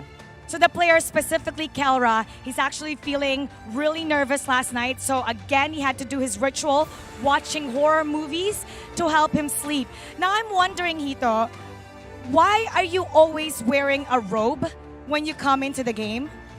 Kasi kapag walang ligo, mas malaking chance namin manalo. Oh. Lagi ko itong suot. Okay, he's saying because when they don't shower, they have better chances of winning. Now, let's invite all the Smart Omega fans to keep supporting you because they really need the energy today. Go ahead. Yan, maraming salamat sa walang sawang suporta, guys. Suportahan nyo kami, may laban pa kami mamaya kung sakaling manalo kami dito sa Falcon. And guys, maraming salamat sa inyo. Hito is saying thank you, keep supporting them. They might have another game later. And thank you so much. Usually, he's the joker of the team. Usually, he makes people laugh, but you can tell right now, he's also a little bit nervous. So we're heading into game 2. Let's see who's gonna take this one. Let's head on over to our casters. Omega timers, man. If you wait too long, Omega will one shot and win the game. Welcome back to MSC 2022. You're here still with me, LaFell. As well, I'm being sandwiched between ICBB12 as well as Mirko. Boom, bang, bada, bing. Boom, bang, That's bada, it. That's bing. it for you. But it's actually pretty funny here, right? The fact that he watches horror movies to get over the fact that he's nervous. Almost as funny as the things you could find on TikTok here, especially the TikTok Live Carnival here, as you guys can go and check it out. You guys can earn MLBB MSC points and win some MLBB rare skins. Participate via the in-game event to win massive rewards. Exactly, and on top of it all, I've got 3 words for Kelra. What? Sorry, 3 words, 3 letters. 3 letters. S-U-S.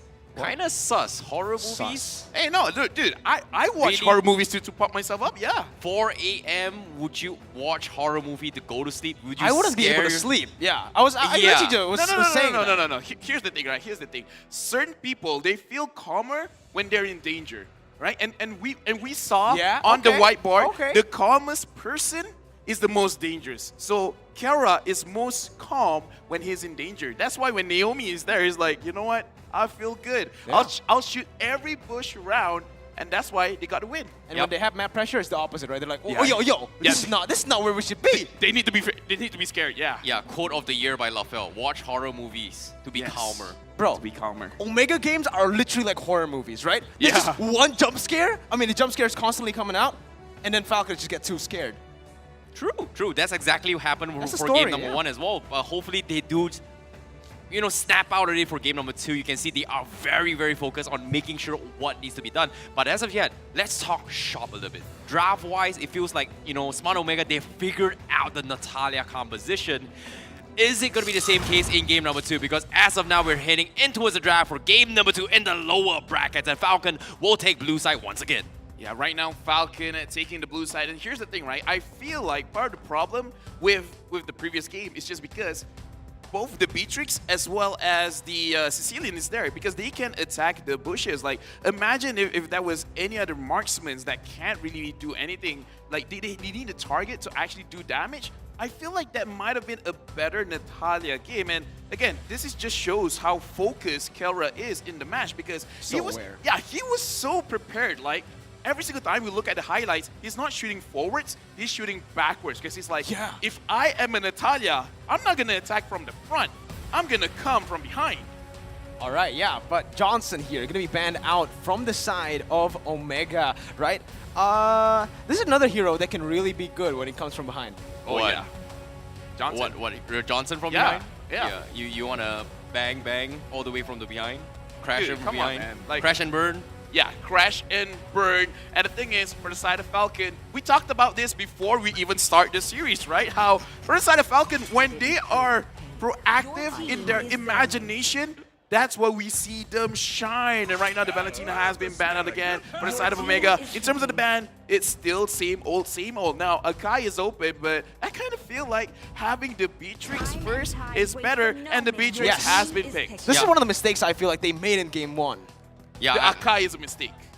Yeah. Yeah, I definitely agree, because based on stats so far, Falcon Esports has not won a single game. You know, on top of game 1 just now, there's 3 games that they have not won a single match coming from Falcon Esports with first pick Akai, whereas for Omega, they've gotten about 70% win rate. So I wouldn't be surprised if they pick it as of yet, but I feel like Beatrix is something that Silent is extremely comfortable, and based on game 1's performance, I feel like Silent just really struggle in the composition, especially with the Claude, without the Haskell against all this plate armor defense coming from Omega. Right now, I want Yellow Flash to pick up his hero now, because Ryzen on this Esmeralda, we saw how punishing he was. Because the thing is how he plays the Esmeralda. He actually always finds Justin, always finds Silent. He's like, yeah, I'm gonna be up in your face. I'm gonna be your horror movie. Try to shush me away, because I'm not going anywhere. I'm Ryzen. I'm the showstopper. Yeah, and just like a horror antagonist, he just doesn't die. He just keeps on going at you no matter how many shots you shoot at him.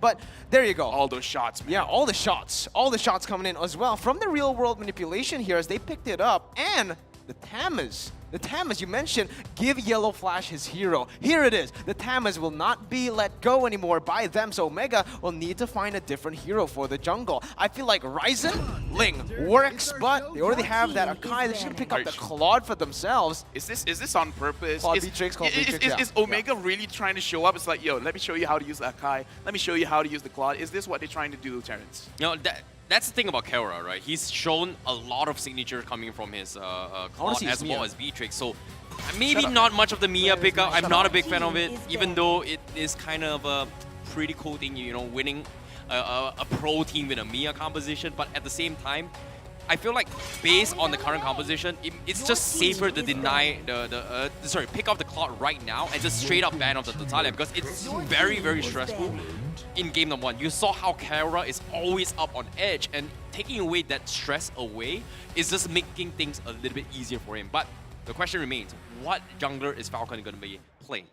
Is it going to be the Thomas jungle, or is it going to be something else? I don't think so. I don't think so as well. I feel like Ken has a lot of options here, especially as a assassin potentially handling the Claude over here. But again, I'm wondering with the Matilda ban, what is up with this Matilda ban? Like, either they're respecting Omega, or Matilda just really disrupts their own composition. But if Matilda disrupts their composition, how? Like are they looking for a side lane that doesn't win too much? I'm not too sure about this Matilda. I feel like it's more for the setup for the team fights, right? They already have a Yve right now to lock people in place, but that Matilda, they can get a few of these priority members out of there, especially the Claude. Once you can cancel that Battle Mirror image, he's really very vulnerable, so Matilda would provide that extra escape. The thing is, I agree with you, I don't really think that it's Chaknu's hero, right? He really likes to go crazy with it, and here it is, the Xavier now picked up. So literally, like you said, Omega, they're basically copying the same draft that Falcon brought up,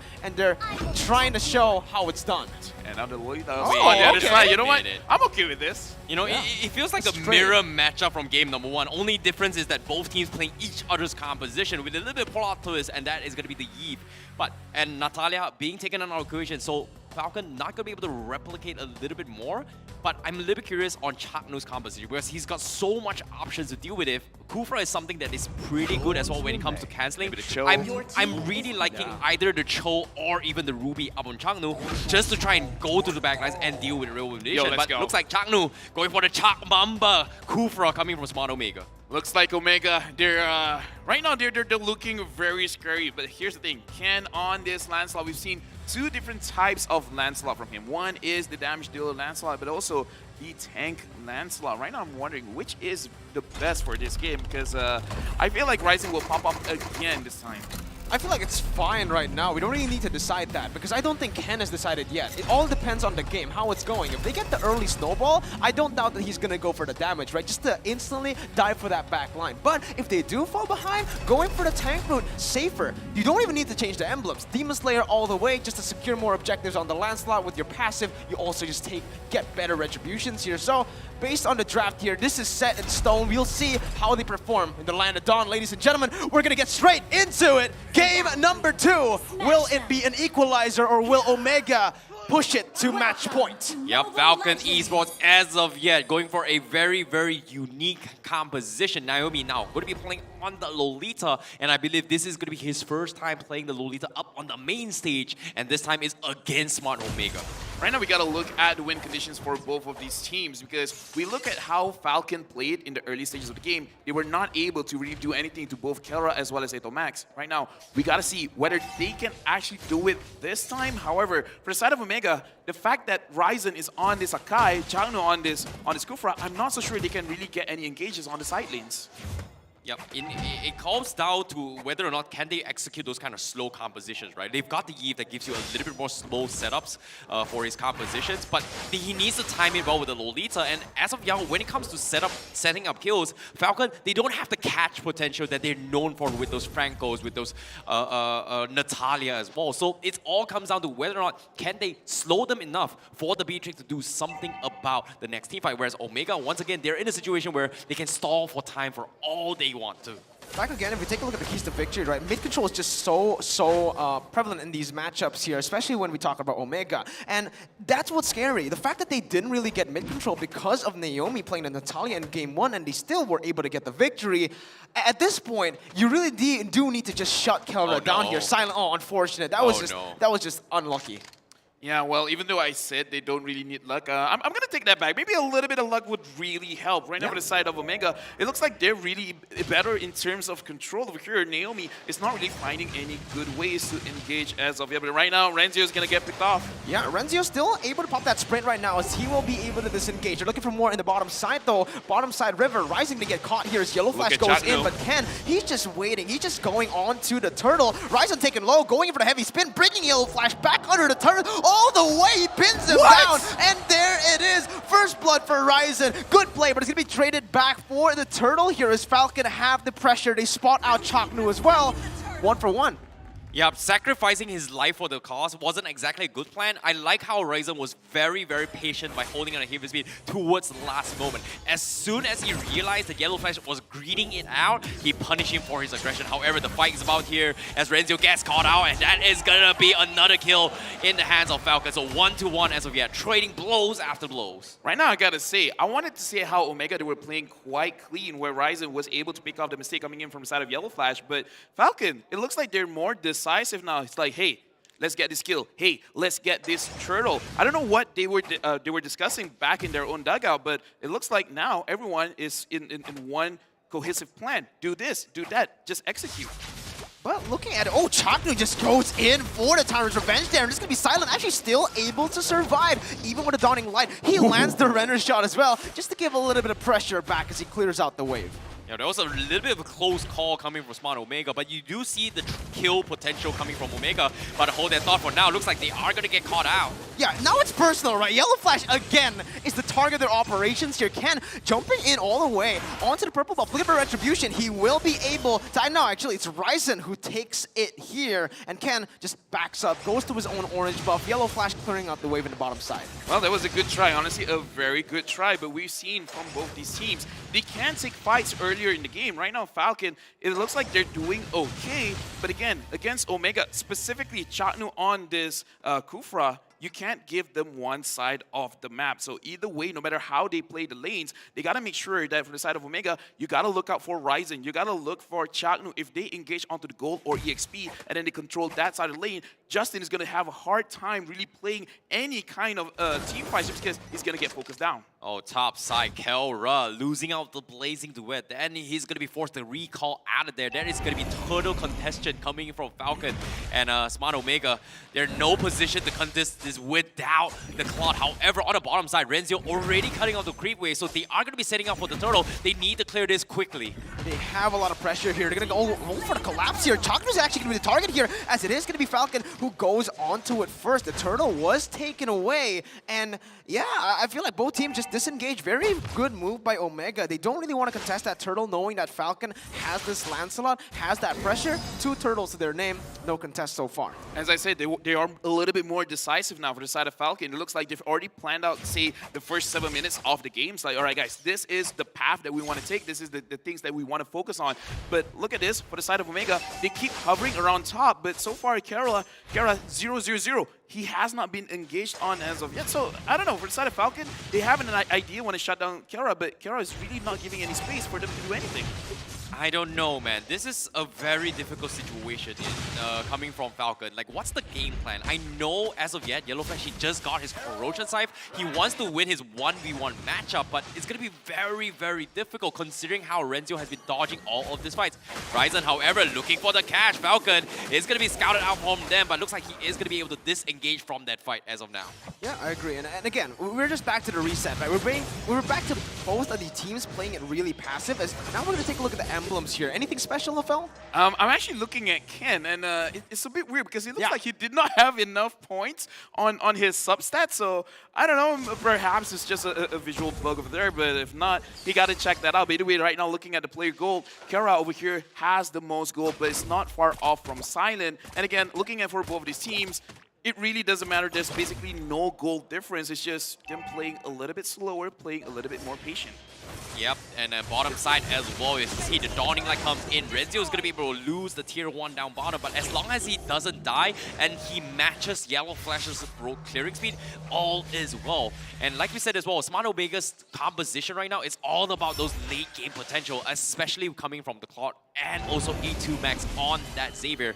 But as of now, map control wise, they are going to try and bait things out against Falcon again. Yeah, and it's Omega actually who pops the conceal here, kind of defensively to get the better position onto this turtle. So far, still Falcon with the pressure. Ken has this ability. He's going to be Ryzen jumping in, but look at the retribution. Just so on point from Ken. Instant disengage from Omega. They don't want to force anything here, and it's just a clean turtle take by Falcon. That's honestly very impressive because the thing is, with the Akai, it's pretty easy for you to secure the turtle with your heavy spin, but Ken timing his iframes as well as the retribution, securing it, honestly, that's super impressive. I like what I saw, but here, Naomi engaging on the Kara.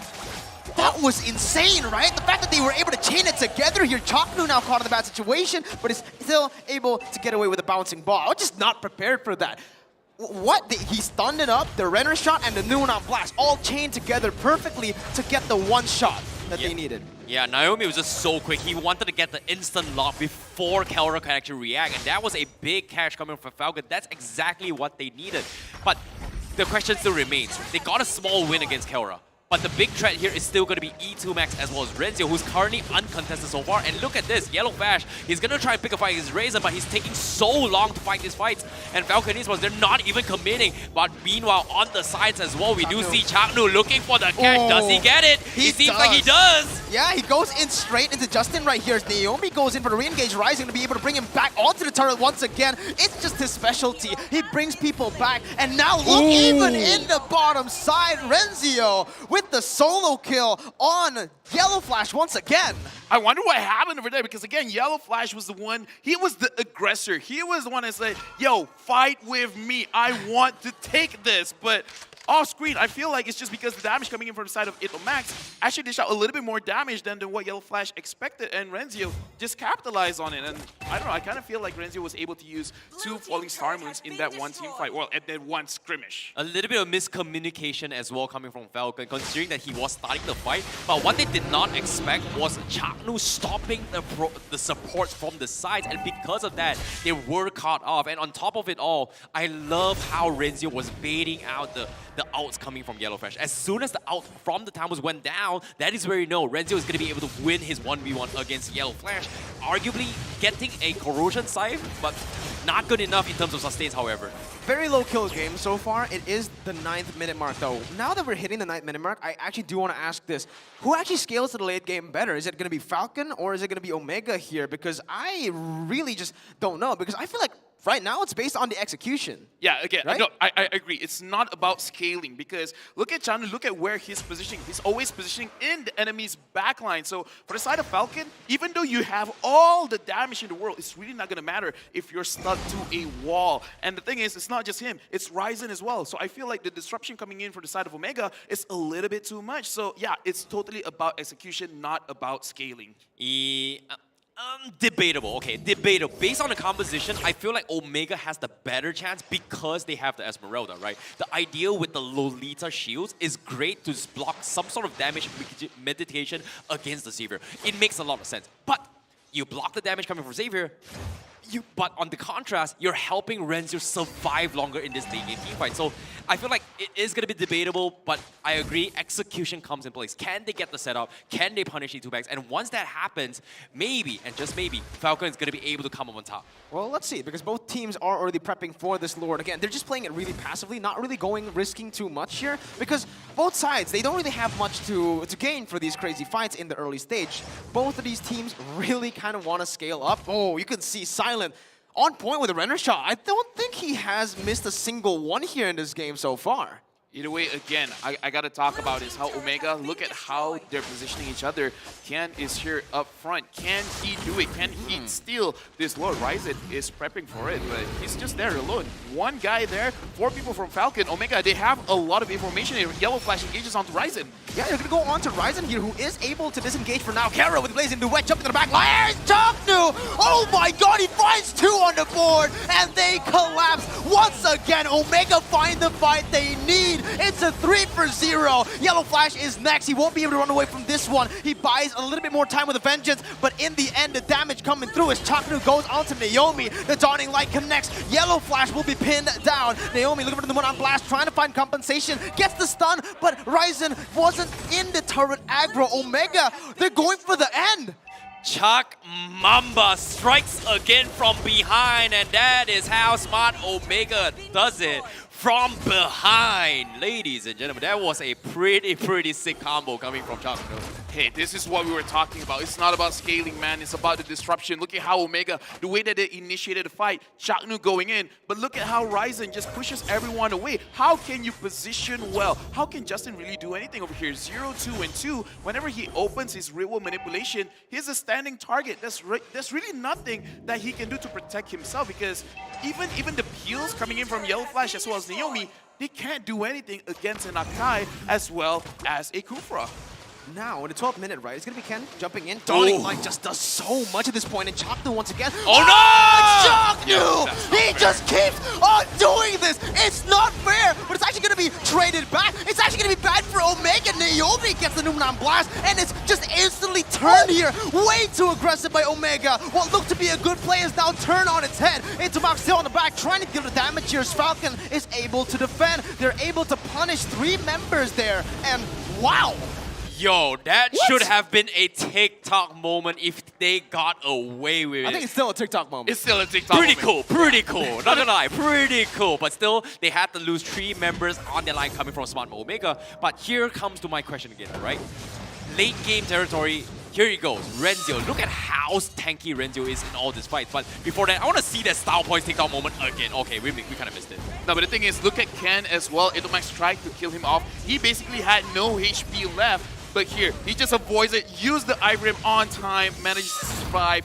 Either way, right now, looking at the situation, we can't shy away from it. Omega, they have control, big control. Wait, Ken is all alone here. They're going to punish him. Oh, he dodges through it, but let's see if he's going to be able to run away here. He gets stunned up, and he will fall, and that is a huge mistake from Falcon now. That's going to be the re-engage coming in from the side of Omega, trying to look for more. Kalra with the Blazing Duet just melts people down, but not enough there. Silence still able to get away, dodging away from the Dawning Light. Both teams still able to reset. 26 seconds on Ken, so he won't miss that much here as there are no objectives, but again, that was way too aggressive. This is not good for Falcon Esports at all. The Lord is 10 seconds before it respawns, and he's 13 seconds. That means he is going to be having a long walk of shame before he comes in. However, Omega, do they want to bait out these mistakes? Because Chaknu is up in the front. He is going to try to force the fight against Falcon Esports. And you can see the hesitation coming from Falcon Esports before making this play. Oh, well, they're going for it. Stun comes in. Naomi doing the damage. Silent trying to burst them down with the Wesker, but will not be able to find enough range to deal the damage there. As Kelra, he's just been going. Oh my goodness! Silent! 1/4 of his HP left, as that's into Max dealing so much. Vanavest gets cancelled again! Chaknu does not miss, does not fail! Ken's still able to get away, but 2 members taken down with the Enhanced Lord marching in. That's another Dawning Light, taking Ken low. They're looking for the end right here, right now. Bottom side turret gonna go down here for sure. Falcon, they need to look for a good defense here. Ken still going in. It's gonna be Naomi looking for the stun, and both teams not going for Chaknu. Oh my goodness! Finds another. Ken trying to go for the Phantom Execution against 5 members. Will not be able to survive. Silent is just here, and it's Omega taking match point. It just takes one team fight, man. That one team fight at Lord. Look at how the disruption coming in for side of Omega, making it sure that Falcon, you can't do anything. And in this game, really, I do not envy Falcon's situation because, honestly, looking at the game, what can you really do?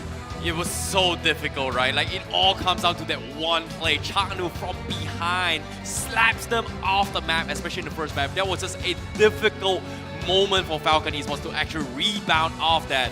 But as of yet, Smart Omega, they're in prime position to get the 3-0 to advance forward. But Falcon Esports, the last hope representing from Myanmar, down towards Matt giving away the final series against Smart Omega. Not a good spot to be in as well, especially for Falcon Esports fans. I hope our analysts touch on it, but look at Falcon, the games that they win and the games that they lose. If they don't get any kind of pressure in mid and they don't translate the pressure into controlling one of the lanes, it's going to be very difficult for them to really do anything because it looks like Falcon, it's difficult without a Johnson, it's difficult for them to play from behind. And I feel like that is one good thing that we have to talk about. When they have the Johnson, they don't care where they are, they can come back. But over here, looking at the bans, Omega have cracked the code. Just don't give them the Johnson, just don't give them the Franco, and we're good. It's just really tough if you're Falcon, right? At this point, it's starting to get frustrating for them because they've tried different strategies. They've tried to use the enemy draft against themselves, and it's not working so far. Yep, and as of yet, let's take a look at what the analyst has to say about game number 2 on how Smart Omega broke things down against Falcon Esports. Gideon, Leo, take it away. Thanks, Caster's Table. Once again, we are here in the post-analyst segment with me, Gideon Kuhn, as well as Leo to break game number 2 down. And as LaFell mentioned, feels like he stole my quote, but they have cracked the code. The draft is looking real good coming in from Omega. It's very clear that despite the heroes that both teams are willing to leave open and the stats that they're willing to skew, again, it looks like the Kings of C are feeling at home here in the lower bracket and are looking to end the dark horse run of Falcon. Let's talk about it. Here, Kelra, the Filipino Savage, turned around the stats one more time, skewing it towards the Claude, towards a minus, plus, minus, plus, minus, plus. And I think it all came down to that mid-game spike. Omega found out exactly how to engage, and they compromised Falcon because Falcon earlier on, they had their moments.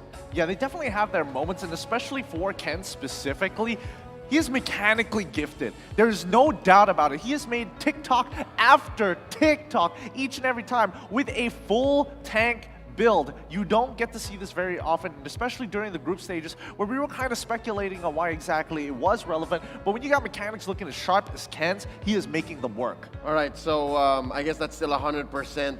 It doesn't work. Yeah. They were lacking damage, and it was finishing power that I think Falcon was missing out on because Omega, once they found those angles, Ryzen early on, there was a moment like under the minute mark, he drew first blood. He went in 2 turrets deep, and that just opened up the rest for Omega. Etomax on that Saver able to scale up very, very quickly in 15 minutes. Kelra as well coming in quick. This young man, he's been playing Claude for the better part of 2 years now. So this is very at home. He's happy that Claude is in the meta. Yeah, he's feeling extremely comfortable here. And if we look at the numbers, I'm pretty sure we're going to see the exact same story. More importantly so, we have to give it to Chaknu, who's denying every single opportunity to follow up on their advantages. Let's have a look here.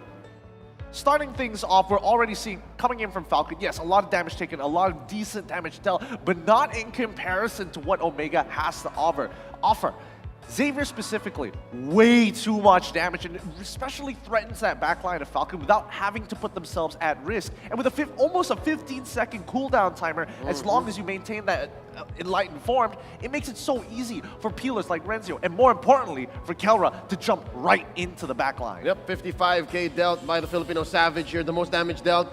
An interesting stat, the least damage taken from Omega is Etomac. So this speaks about how much space he puts between him and his opponents. But just the same, this is an odd stat to check. Look at this, the Lancelot on Ken, 88k, second most damage taken, more than Naomi. So I'm guessing that's the principle behind the Lancelot here. That's why he's building tanky and using those iframes. But of course, our MVP for game number 2, it's the Filipino Savages, Kelra! I mean, with no doubt about it, this is a very low kill count game, but it's extremely important to identify that Kelra is taking some big risks, especially when he is taking something like Sprint. Easily can be canceled by so many things from the side of Falcon. So it's all about his timings of which he is able to get to, and how Chaknu specifically splits the fight in half to allow Kelra to get there. Yep, and add to that, the brute force breastplate that allows for him, the longer he stays in the fight, the more attacks and skills he lands onto the opponents. He gets more move speed, he gets more damage reduction via physical and magic defense. He's just able to stay in the fight a little longer. That's why it's a 3-2-8. You gotta count the 8. It's more of the assists. Yeah, it really is more of the assists. Let's have and play the highlights here to really talk about these moments, because in the earlier stages of the game, when Renzio first initially got that death, you can see that Falcon is very comfortable in this position until the comeback mechanics start coming through during the mid-game. Yep, and the comeback mechanic is Chaknu finding those angles and Renzio cutting right through. Now I'm understanding a little bit more the principle behind Ken's Lancelot. He's able to dive in and then survive. I'm guessing that's what it is, but if you're playing against a team like Omega here, that is just, in this game specifically, they were just so on point. They knew which targets to take and which ones they're allowed to take, especially here with Ryzen trapping Ken. It's just perfect. It really is just perfect. I mean, Falcon, they tried their best. The mechanics can go a very long way. They dragged out this game as long as they can, even though their draft was on the losing end in comparison to Omega. And time after time, once with a 5k lead, I think if they reach the 42k mark for the side of Falcon, they might have been able to hold on a bit longer, but no, Omega, they shut him out completely. Yep, and of course, spotlight onto Justin as well, who I believe yesterday was almost deathless on the eve he played. But here today, he struggled. Again, there was just so many ways for Omega to get into the back line. You have Renzio, you have Chaknu, and you have Ryzen. They all could jump back in there. So it was a very, very difficult game for Falcon on so many levels. I think for Falcon, we're finally getting to see the limitations of their hero pool, what they're able and capable of doing. Their mechanics are through the roof, don't get me wrong, but if you don't have that depth of hero pool, that's when you have a little bit of difficulty when it comes down to the draft. And now that Omega has figured out the algorithm of how Falcon wants to draft, they've got to pull something that we don't expect. I'm hoping to see maybe a Cho. I'm hoping to see something a little different coming out for game number 3. Maybe it'll come out, maybe it won't. But in the meantime, we're going to have to take a deep breather here, as we're going to be throwing it over to Mara to check out what she's up to right now. Take it away, Mara. Falcon esports fans are resilient. They're not giving up. And take a look at this. Aim high. Fly. Take a look at that. Let's test it out one more time. Aim high. Oh my goodness, you see that? Aim high, fly high. And the person who was giving the most energy is this one right here. Stand up, stand up. What's your name? You can call me Michael. Michael, out of all the Falcon esports players, who are you really cheering for out of all of them, your favorite player? I like Silent, which is the marksman player. Marksman, so you like him? Okay. Yeah, because I'm the Kuala Lumpur #1 Melissa player. Whoa!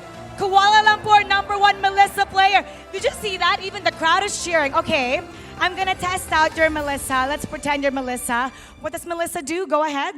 Need some stitches? I can help. Oh, maybe you're gonna, you know what? Maybe later on, Smart Omega is gonna need some stitches, because for sure Falcon esports will come out stronger. So let's take a look at the game. What do you think Falcon esports needs to do to turn this around? is quite confusing about draft team. We will see because we cannot guess what outcome is. Either win or lose, I will be supporting my team, which is represent Falco. Yes. Love it. Win or lose, he'll support them. Okay. This crowd right here, Falcon Esports fans, are so energetic. How about, I'm going to give you the floor because really earlier, you were so energetic as well. Let's pump them up. Go ahead. You pump up the Falcon Esports fans.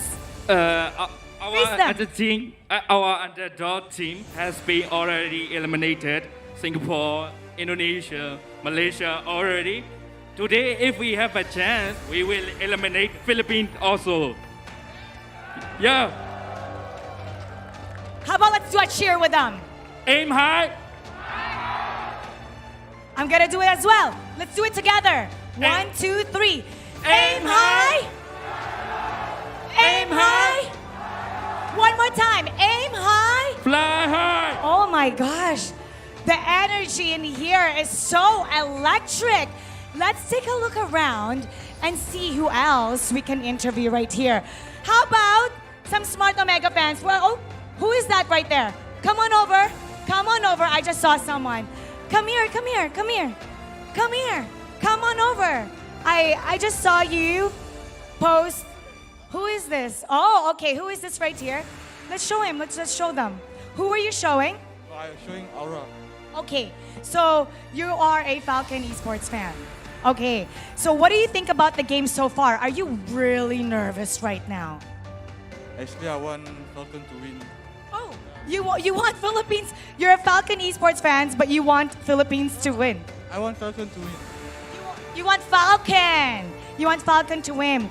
Okay. So if you can send a message to the Falcon players, because they could hear you in the room, what is your message to them? Come on, Falcon, you can do it. You can make Kara cry. You can make Kara cry. It's pretty hard to make Kara cry. Okay, thank you so much. Enjoy the rest of the game right there. How about hi? Hello. Hello there. I'm gonna give you the mic. What's your name? Max. Max. Who are you rooting for? Falcon Esports. Falcon Esports. Okay, what do you think they need to do right now? If they could ban, let's say, 2 heroes from Smart Omega, who should they ban? I think they should ban Akai. Akai? Yes. Why? Because Akai is a very strong hero, hard to kill and very easy to kill enemy. Good point. Yes. If you can scare Smart Omega, you want to scare them right now, what do you want to tell them? Falcon Esports will win for sure. Get ready. Yeah, Falcon Esports will win for sure. Get ready. Thank you so much. All right, Falcon Esports fans, we're going to do it one more time. Aim high. Aim high. They're aiming high and they would like to fly high. Let's turn it over to our casters.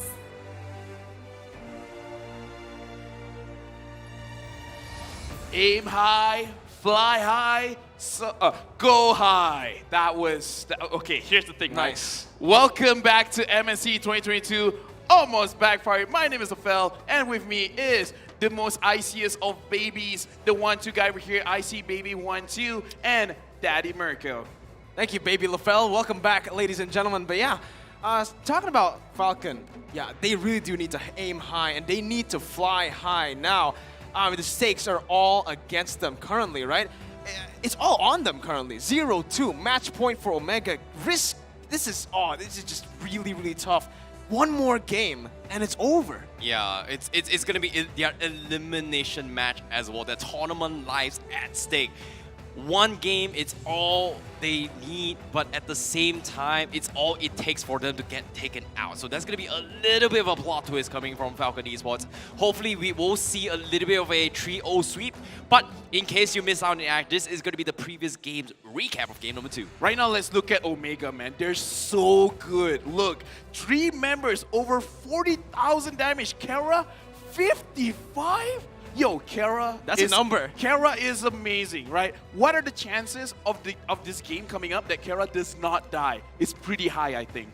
I agree. You know, He will not die. He won't die. He won't die. I mean, if we take a look at Chaknu, he just hasn't missed. And I don't think He's he too is good. going to miss. Yeah, He's just too been good. too good. It's really tough when you are Chaknu.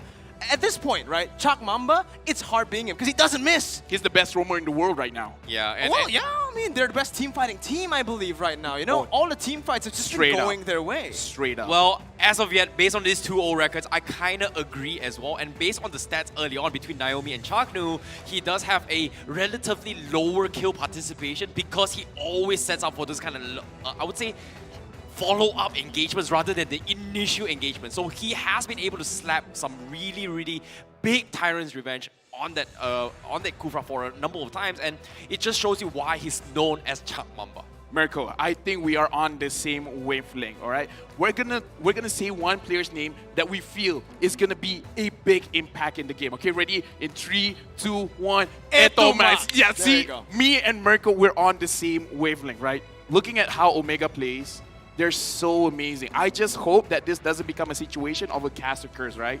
Like the moment we really say don't. 9, yeah, I don't think. don't. I think that they're too good for Hey, that. you know what? I think they're too you know, good for that. Today has been all 3-1 so far. I want to see a full 5 game. No, I don't want to see it. Why Yeah, not? I feel like I want to see a full 5 game, and I then feel like- Falcon comes back and game number 5. The better team will get a 3-0. That's what I feel like. Philippine lang malakas. You know, I kind of feel like they will dominate.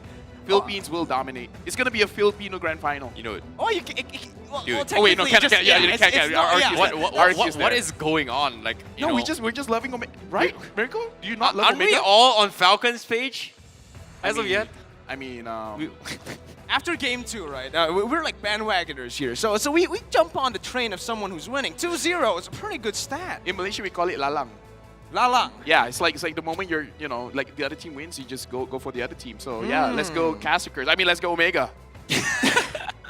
A little bit of hints has been spilled, but of course, this is going to be Game 3's draft, and this time Falcon once again going to be playing blue side as of now, and I believe in the caster curse, of course, maybe Omega 3-0. No, Yeah. here's the thing. I just believe that the bans will be pretty much the same. Johnson, Franco for the side of Omega, and for the side of Julian. Falcon, Valentina. So let's think of the first pick. They've tried the Akai, they've tried the Beatrix. What else is next? I feel like they just need to go for it again because even Beatrix. against RSG-PH, the first time didn't work out. The second game, it did work out. And this time, it's going to be the second Beatrix game for Silent if they actually go for it. I But don't it's think it was against the Omega. Beatrix. I don't think it's the Beatrix that was the problem. Then what was the problem? Omega being too good. Yeah, Omega was... Wait, they banned out the Akai. They're letting Valentina through. Yeah, I think testing it out would be a better choice as well. Akai has kind of stuck into both games and didn't exactly do too well for Falcon Esports. It's just not worth taking the risk to pick it up for themselves. Omega, on the other hand, played an absolutely stellar performance, especially coming in from Ryzen with those Akai catch. So it makes a lot of sense why they want to go for it. But I feel like Valentina let through. I feel like it's not the end of the world, considering that based on today's MSC stats, 2 games Valentina, well, they pretty much lost all their games. So, And yeah. the thing is, Falcon keeps banning the Valentina, but it does show that they do not want to play it. So right now, it's like Omega, like, hey, we know you're not going to pick up the Valentina. In fact, we dare you. Want why? Because we're Omega. We can deal with any hero. Isn't that right, Mirko? Yeah, 100% here. But maybe not the Beatrix, though. Maybe not the Beatrix. Because they pick it up instantly here as a first pick. Again, like I mentioned, Beatrix wasn't really the problem. Omega, though, will they pick up the Claude here in the first phase again? Probably not the first 2 picks. They're probably going to go for another Esmeralda, and okay. So they were daring the enemy team to go for it. They wanted it.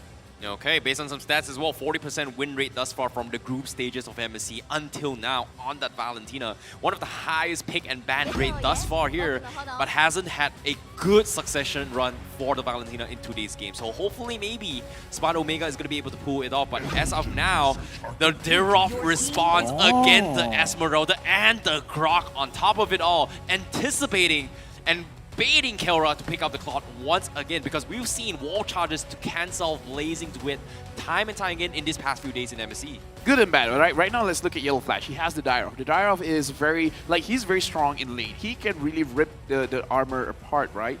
But the thing is, if he gets behind, it's going to be very difficult because he's not the type of guy that can take on 4 people and actually survive. So, I don't know, it's very, very dangerous. And the thing is, they're giving a lot of good ults for Eto Max to really steal, right? Like the Grok, when he pummels you down, when he charges straight onto you, and then it's pretty wild. It's pretty wild, and you get knocked up. Like you're gonna be stunned for such a long time. By the time that you're finished stunned, you're gonna die. And when the star falls on you with the follow-up, right? Dude, when the star falls, Falling Star Moon. Yeah. That's GG. I get it. I get it. I get it. is But at the same time, the adaptations is has been made from Smart Omega as well. Instead of going for the Claw, they are going to go for the Irritel instead. Not a big fan of it as well. A great Guardian's Barrier is going to be able to isolate him. And if he gets caught out, things are not going to be looking good as well.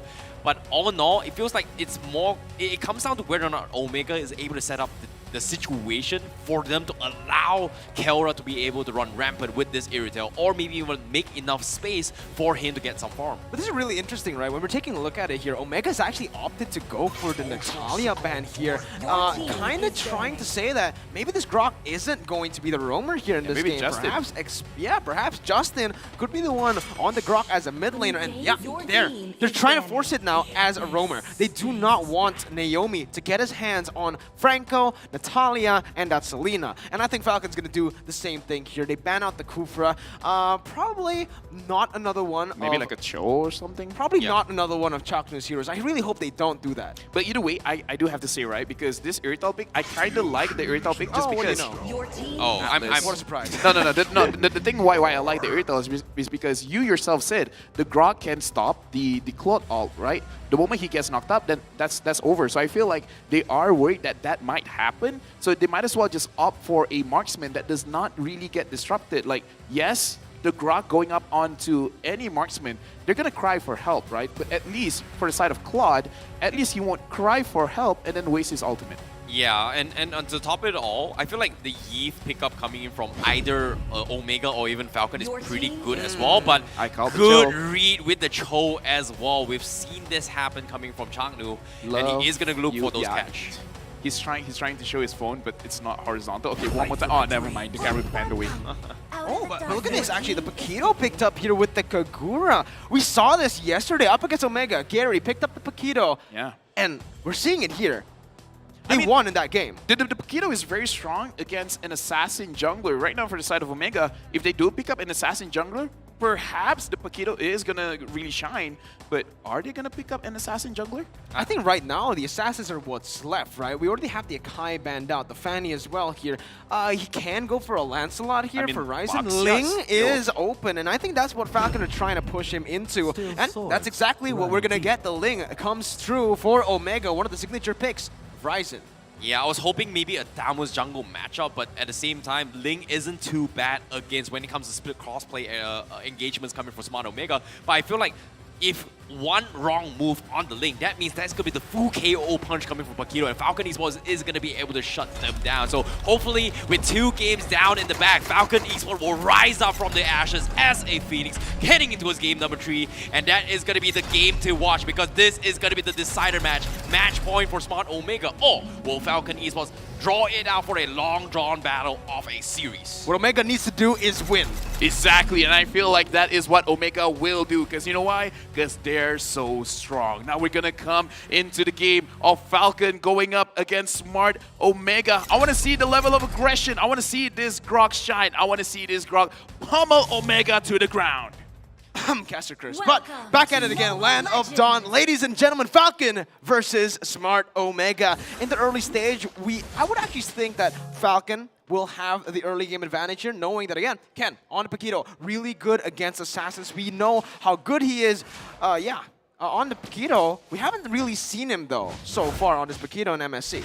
Yeah, and as of now, seeing how Changnu is just being very, very annoying, he's just applying so much pressure, and I'm a little bit surprised that Naomi is not doing anything in this regards, but Changnu, he might be actually get caught out. Falcon gonna be forcing a flicker coming in from him, but Naomi disengaging Justin, overcommitting, he's going for the auto attack, and he gets first blood from Justin, and that's gonna be the retreat coming in. Kelra gonna be providing a little bit of assistance to actually fight this forced issue, and Omega, they are gonna trade 1-for-1. That's huge, again, for... I mean, both teams getting the junglers some pressure, right? Some kills here on the board. It is actually Justin who picks it up. So I believe it's still worth it for Omega here. Silent just hits onto Ryzen, just doesn't really want him to take any of the jungle in his territory. So both teams resetting once again, but Omega with the lead. Yeah, I feel like it's also partly the psychological factor, right? Like you want to slow down Ken to make sure that he doesn't punish his Ryzen in any kind of rotation, but it's also showing that, hey, I'm a roamer here, and I will show you that I will control where you go, right? The psychological factor, we have to key that in. Shout out to mental health. Where did that come from? Shout out to mental illness, man. Come on, give some awareness. All right. You know, a little bit of awareness coming from LaFell, I get it. But now, speaking of the match as of now, 1-1, Smart Omega, they are playing a little bit slow. I'm a little bit surprised that Ryzen is just keeping it down on the low as of yet on the top side.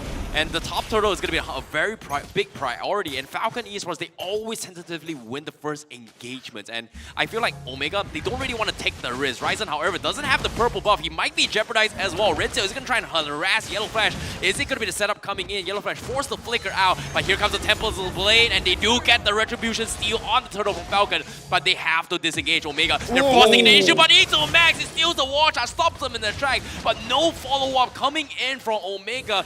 Max, he's going to be caught out. He needs to make a run. Here comes the counter wall charge. I am the real Croc, Naomi. There you go, Falcon with the kill here, traded in for the side of Falcon. They also secured the turtle, so this is just really, really good. As Ken looking for more on to that top side. Ryzen does pick up the gold buff, but will lose his jungle camps right now. It's Falcon with the lead, but again, this is not where they're supposed to be comfortable with, right? 3,000 gold lead, that's the cap that they should be comfortable with, that they should be looking for as they try to put some pressure onto that gold lane. The turrets, man, the turrets. Like, even if you get the kills, you need to make sure that you get the turrets down. Right now, even if you don't push it to the end, you got to make sure that Ryzen doesn't get to farm comfortably. Because, again, this Ling, in the later stage of the game, is going to be so annoying. So, I got to feel like you got to slow Ryzen down a little bit or try to focus on Kara. But the thing is, they've tried to focus on Kara. It really didn't work out. So, I want to see them control the jungle and control one part of the map and then try to snowball that. Try to set it up to make sure that Ken can dish out a lot of damage, and Justin as well as Silent will not get targeted by either Itomax or Ryzen. I agree, and here it is, right? The winning lane for Yellow Flash. He goes for the Abyssum Strike, actually, and Renzio is forced back.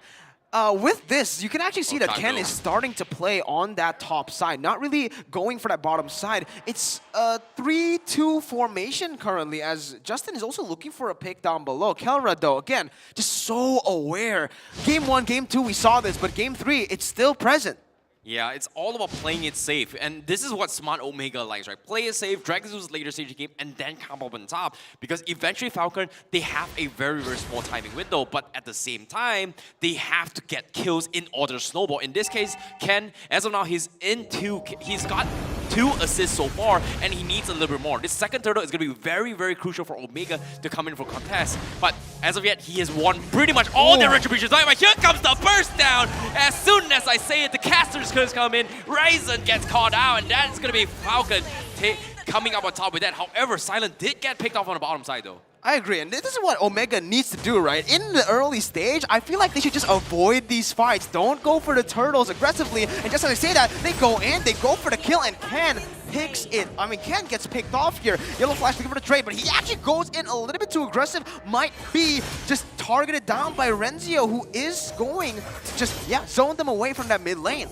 Right now, looking at Yellow Flash, I'm worried a little bit about him because his power spike is slowly going away. And right now, Ryzen, I believe that he managed to get a purple buff there. So right now, for the side of Falcon, Yellow Flash, he really needs to make sure that he can handle Renzio because Renzio is the big problem for the side of Omega. So again, like, I'm just looking at Yellow Flash, man. He has to do something against Renzio. Because so far, I'm not seeing anything. Yeah, it's very difficult as well, considering that Yellow Flash is just getting bullied out of the lane here, and he couldn't even close up the map. That's why they've got Ryzen just running around the map, and Falcon needs to find an opportunity to slow down his aggression. And so far, they've got 1 kill on Ryzen, but they cannot lose Silent in the process. They need to somehow help Silent and also slow down Ryzen's aggression. So you can look at the trend here so far in this series. The team who usually falls behind in the early stage will be able to come back. And let's see if Falcon can actually replicate the same thing that Omega did back in Game 1 and Game 2. 500 gold lead to Omega, even though they don't really have that neutral objective control just yet. But on the top side, Yellow Flash looking for the play. Ken here to follow it up. Renzio has the sprint. Very good disengage. Yeah, but again, I feel like we do have to talk about that point about coming from behind because for both this team, they're looking very... Okay, Justin almost got engaged by Itomax, but the thing is, it's a horror movie. We gotta look at this series like a horror movie, especially here at Max using the Valentina, get a little bit of a scare here. Whoever is behind, they need to figure out a way to capitalize the mistake from the victor, because sometimes people who are aggressive, they're overly aggressive, because this is the things that some bullies, they don't really understand, that when the nerd grows up, he might be the guy you don't want to mess with. He might be the bodybuilder. He might be the bodybuilder. Yeah. He might be Naisu. Oh, man. I think he is Naisu at this point, right? Everyone in the part of the map where they have map control, actually, sometimes they kind of lose out. Now that I'm thinking about it, it's not Naisu. It's not Naisu? No, it's not Naisu. But look at this! Wild charge onto Edu Max. It's going to be Falcon who gets the pick off as Ken goes over the knockout strike. But look at Kelra! He gets bursted down. Silent is no longer silent! Oh! He flickers forward for the flashy play, and there you go! You aim high, you fly high, and you get the kill. Oh, that is a beautiful response coming from Falcon as well, and that's the beauty of the Grog. You go in for the flicker engagement with the wall charge, and you get the right target, it is going to completely shut down Omega, and that's the downside of having the Irrital, right? Once you get caught, it's hard to disengage. Ryzen, however, a little bit jeopardized as of now. You can see Justin completely shut him down. E2 Max going for the steal, forced to steal the wall charge and back off. So that's going to be a little bit of aggression forced out, but Falcon giving a little bit of hope for the Falcon fans to come up on top in this game. Well, looks like Yellow Flash up here is going to met up against Renzio, and there's no way that he can survive this. I was about to say, I like what Falcon is doing over their victory. They're trying to get the side lane wins. Silent managed to get one of the turrets. However, we see Yellow Flash tried but failed. But to be fair, it's not completely his fault because 3 people came over him, and what can you really do, right? Yeah. It's just going to be really, really hard right now for Falcon because, again, yes, they have the gold lead, they have the neutral objective control, but Omega, they're just stalling once again for Renzio, for Kelra this time around, and Kelra's on the Irithel. Looking at the compositions here, Irithel, when left alone, it's going to be really, really dangerous, but Justin here going in for Chaknu. Chaknu trying to go for the re-engage here, maybe perhaps going for away the dragon, but he decides not to do that, not overcommitting. He knows that Falcon might be looking for something in the mid lane. Knockout strike by Ken. That's a lot of base damage coming through, but both teams just reset.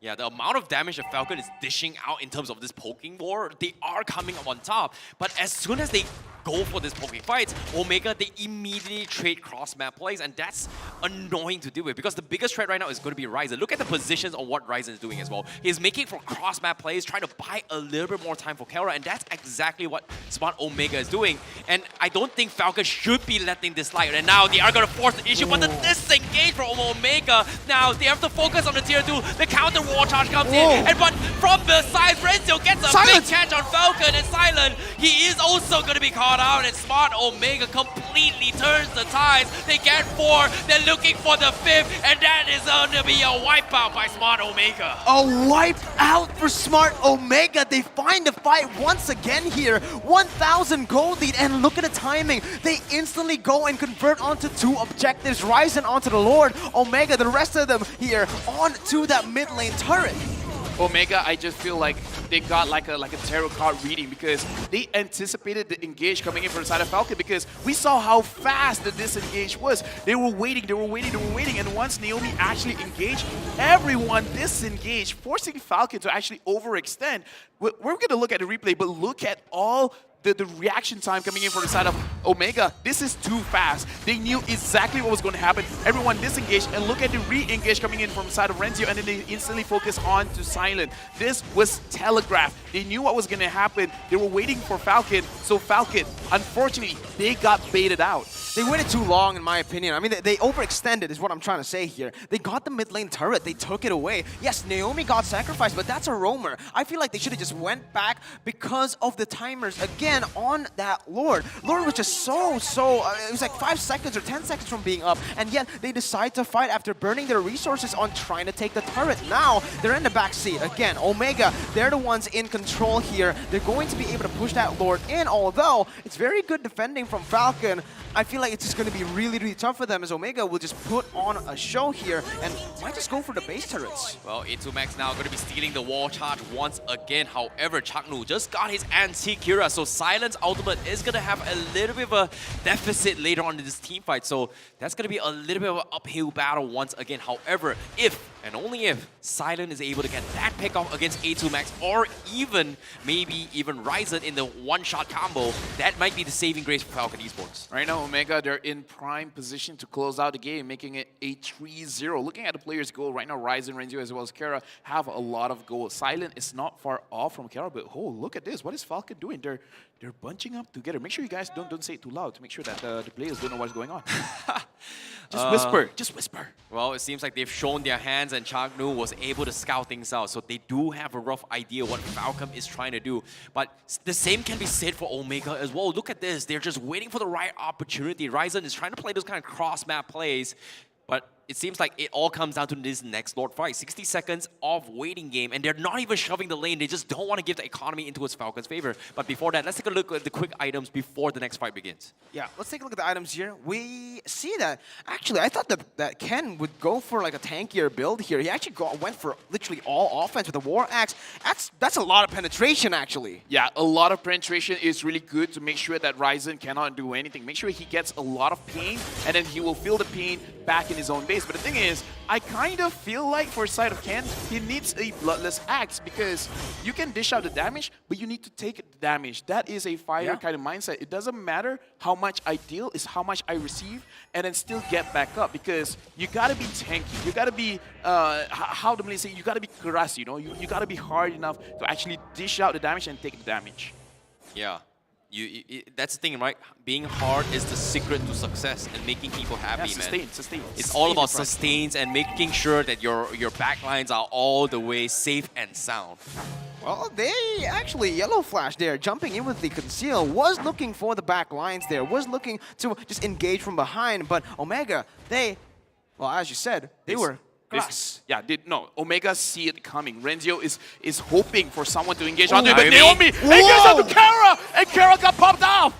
There you go. That's going to be actually Ryzen picking it up with the Tempest of Blades. He gets the Retribution. That's going to be Yay over to not connecting onto anyone. Justin, uncharacteristic as Silent goes in on the chocolate in the back lines. 1 for 1. And the Lord goes over again towards the side of Omega. They lose out on another Lord fight. They get the pick, but I don't think it's going to be enough here. Oh, that was huge coming from Falcon Esports. They needed that kill on those Kara. It was good, but unfortunately, they also needed not just Kara, they needed the Lord on top of it also. This is going to put them back once again. But Smart Omega, they're not, I would say it's not over yet for them. It's not a big deal. They've lost Kara one time, but with this Lord pressure, they can look to jeopardize inhibitors for this next fight. Renzio is trying his best to close out the game, but Falcon, they need to make another play like that. They need to catch Kara or Ryzen in this process. How do they do that? That's the big question here. How do they find that opening? Because Omega, sure, yeah, Kara was up there, was open for an engage for the side of Falcon, but they had to burn these resources. The battle spells coming in. Now that the battle spell is on cooldown for Naomi, Omega knows this, and they can actually go for the punish here. Chaknu, very, very aggressive into the enemy base. Falcon trying to defend, goes on to that top side as Yellow Flash and Justin tries to micromanage the minion waves in the mid lane. Ryzen just dealing the damage. Finch poisons away. They're slowly but surely poking these turrets down, sieging it down, and it's working. Because when they get this down, it's going to be the perfect timing for that Omega timer to pop. Beautiful, beautiful defense as well. Even though it's 1 HP on the inhibitor, even though it's pretty much done and dusted, they tried their best to defend against this to make sure that they do not give enhanced minion onto a Smart Omega. Even though Smart Omega can look to try and backdoor this, it's just not worth taking the risk considering how quick of a reaction that Falcon Esports can look to punish. Arguably, having Beatrix on Omega would have helped them in this situation, but in this case, it's not. You know, Falcon, they are going to be able to punish it, especially with a wall charge coming with the Grok. Stay on the items right now because we see Ken finally having the Bloodless Axe. And the thing is, for the side of Omega, it's only Esmeralda having the Dominance Eye. So as long as he can avoid the Esmeralda, he can actually do a lot of damage. Yeah, and here you can already see, right? Chaknu is just opening up the map really, really well. He gets walled off, but he is a Cho. He has a lot of these dashes. The mobilities provide. Oh, the mobility is just so good. Even then, when they were able to wall Chaknu down, it's them who were zoned away from their own purple buff. And Omega, they just pick it up for free. That's a purple buff uncontested by Falcon. Ooh, difficult times, but Falcon Esports, it's not over yet. They need the Houseclaw up on Silent later on, especially due with this Blade Armor defense. But the question remains, they have a solution for Keora. Oh, Keora, he got the Houseclaw, but who is going to be in charge on making sure that Ryzen that doesn't get out of control. Because eventually, it's either Ryzen or Kara that needs to be taken out. And so far, it's been very, very difficult. Look at the cross-map plays coming in. But on the bottom side, Falcon Esports, they are going to make a attempt and they are going to get a kill on Renzio. This is huge. However, on the top side, Ryzen is going to go for the backdoor and take the top inhibitor. Yeah, and because of that now, Falcon, they're scrambled positioning-wise, and Justin, he's all alone. Ryzen reads it perfectly, and Justin will fall. Chaknu with the Jikundo finding it, and into Max. What was that? He dashes through the wall, and that was just such a clean steal and read from Omega. Oh, from behind, Ken looking for the combo. He almost missed it. Kara does have the cast claw. Is going to try and go for the Jeopardy. He does have the ultimate available, so that's a big ultimate taken out of his equation. However, the Lord is going to be the bigger picture as of yet. Justin is 20 seconds on the sideline. Silent, however, looking for the prime position, but it's just so very risky considering that Chaknu still has the way of the dragon. Dude, this dance around the Lord is super stressful, man. Justin is up, Ryzen, as well as Renzio is up. It looked like Omega, they have prime position. Are they actually going for a fight? Look for Chaknu. Chaknu is invisible. He's looking for a target, but he has not found anyone just yet. Oh, it's going to be Yellow Fast dashing in. Chaknu finds Silent. He kicks them back, and the engage just pops there. It's been Ryzen jumping again. Justin trying to find the picks, but will not be able to. Kelra picks up a double. Ryzen wants his own. He jumps into Justin. He goes for it, and Renzio is the one who takes the double. One shot Omega. They're looking for the end now. 20 seconds on the death timers. Naomi will not be here to defend. Omega with a 10,000 goal lead. 17 minutes in. Just perfectly timed for that Omega timer to take 3-0. A clean sweep for Smart Omega. GG, well played to Smart Omega. Their tournament lives progress here at the MSC, and they will be facing off against RSG-PH later on. What a performance, what a dominant one indeed. 3-0 against Falcon Esports. I didn't expect it. I'm going to be honest now. Falcon, they were so good. They played extremely well in MSC 2022. Unfortunately, Omega, they played it better here today. You can see the respect coming in from Falcon and Omega as they shake their hands. This is beautiful to watch. Sportsmanship. Good sportsmanship. And the thing is, I feel like the trend for the entire series is team fight. Omega keeps winning those team fights. And the team fights is always around the Lord. And for side of Falcon, they just couldn't find the angles. And look at how Omega plays. It looks like the map does not have any bushes. They know exactly where everyone was. Ladies and gentlemen, for the dark horse of the tournament, let's give it up once again for Falcon and Omega. Honestly, gotta give a big round of applause because Falcon, you just gotta love him, man. Like, we meet them time and time again in the backstage. They're like, again, heartwarming. They're glad to be here. They're happy, they're ecstatic, and they're so driven. Yeah, I agree. Falcon Esports, they had an amazing run. However, that is it here for their journey here in MSC. And I'm looking forward to see what Smart Omega has to say because Mara is going to have a session with Smart Omega as of now.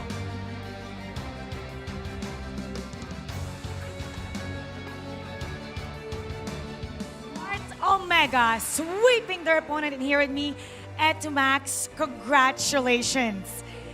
Let's talk about the shot caller here. Usually you're the shot caller, but I heard earlier all of you are shot calling. Let's talk about that.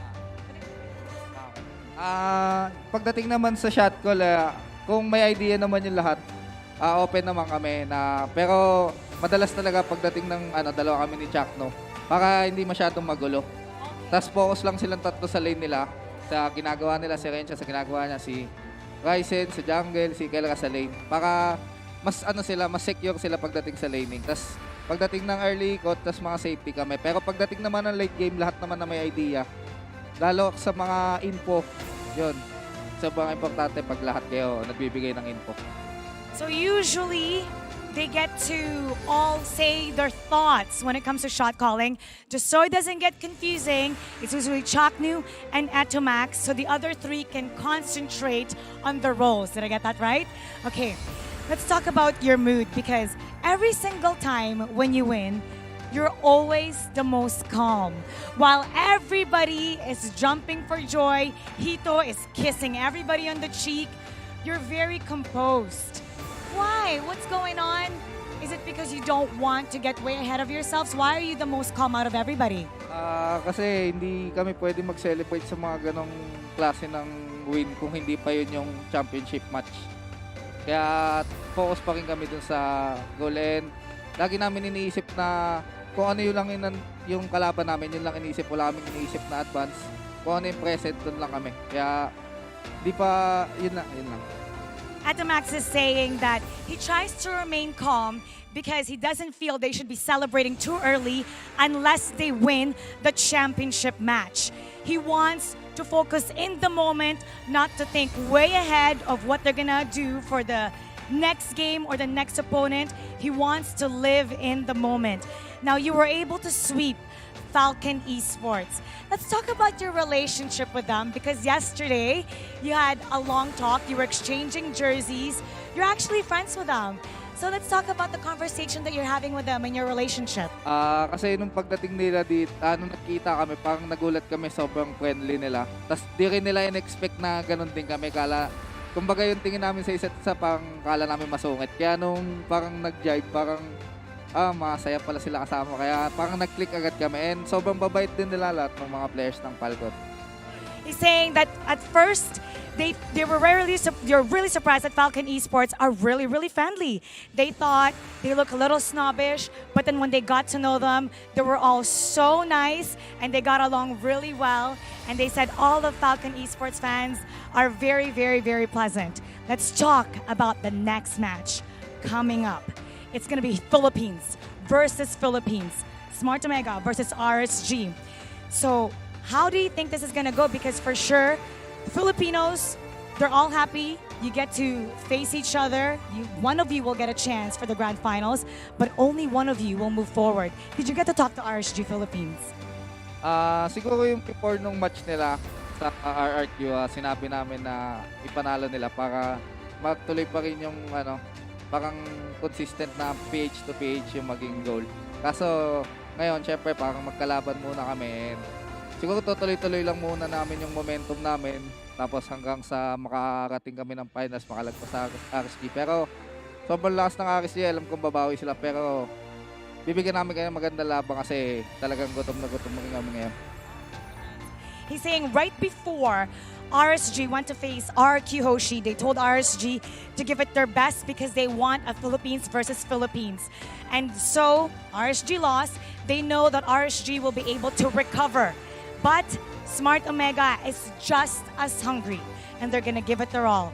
Now, the Filipino fans, they're cheering for you. What is your message to everybody watching? Sa lahat ng Pinoy na sumusuporta and also sa mga ibang lahi, maraming salamat sa pagsuporta and sa patuloy na naniniwala sa amin. Maraming salamat. Sana umabot tayo ng finals at makuha natin yung kampeonato ngayon.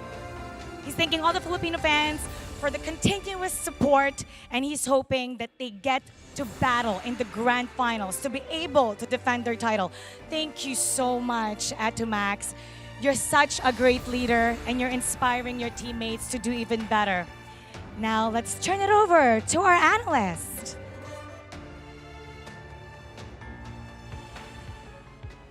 An epic match, an epic show, finally coming to an end of this best of 5, the second that we have today. My name is Gideon Q. This is Leo here for the post-game match analysis. And my goodness, the mechanics coming out of both of these teams is ridiculous. And not 1 second was this not an action-packed game. Gideon, my only regret is that this series could not have lasted any longer. I honestly was hoping for a best of 5 that goes all the way. I don't care if we start the last best of 5 here by midnight, but these two teams, Falcon and Omega, both deserve to move on. But the Kings of Sea are hell-bent on defending this title here at MSC 2022. Looking at the draft, I do believe there are some things to note here. Number one, Omega finally able to give Valentina a positive win rate, or at least win it this time around.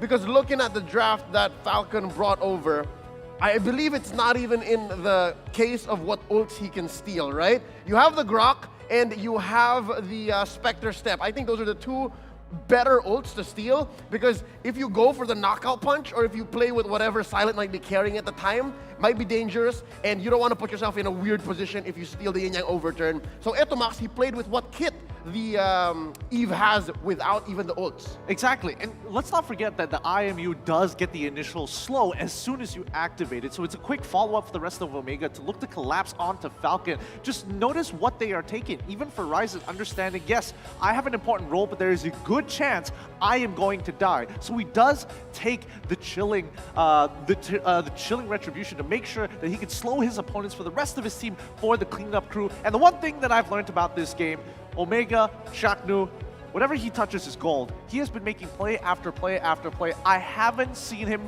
fail making something happen for Omega. Yeah, back-to-back, he played here signature picks, the Cho, the Kufra, I was about to say the Chaknu, because that's how iconic these heroes are. And mind you, real quick before that screen went over, I just noticed Ryzen, not a single defense item. He did not think twice. He just went all in, all the swords, all the damage you can do, and I'm surprised he only died once. Yeah, I'm surprised too, but let's crunch the numbers here a little bit more, because if we're already looking at Ryzen, right, you can tell he is doing so much this game, right? He is making sure he is following up upon the kills. He is making sure that he can actually initiate and distract them using his iframes to allow people like Kelra, for an example, to walk on in with the sprint. Now, keep in mind, a lot of these plays made by Falcon are ridiculous because, again, it is such a tight win condition to get off a game, and especially a team fight against Omega. Yep, there were a couple of forward flickers by Silent, and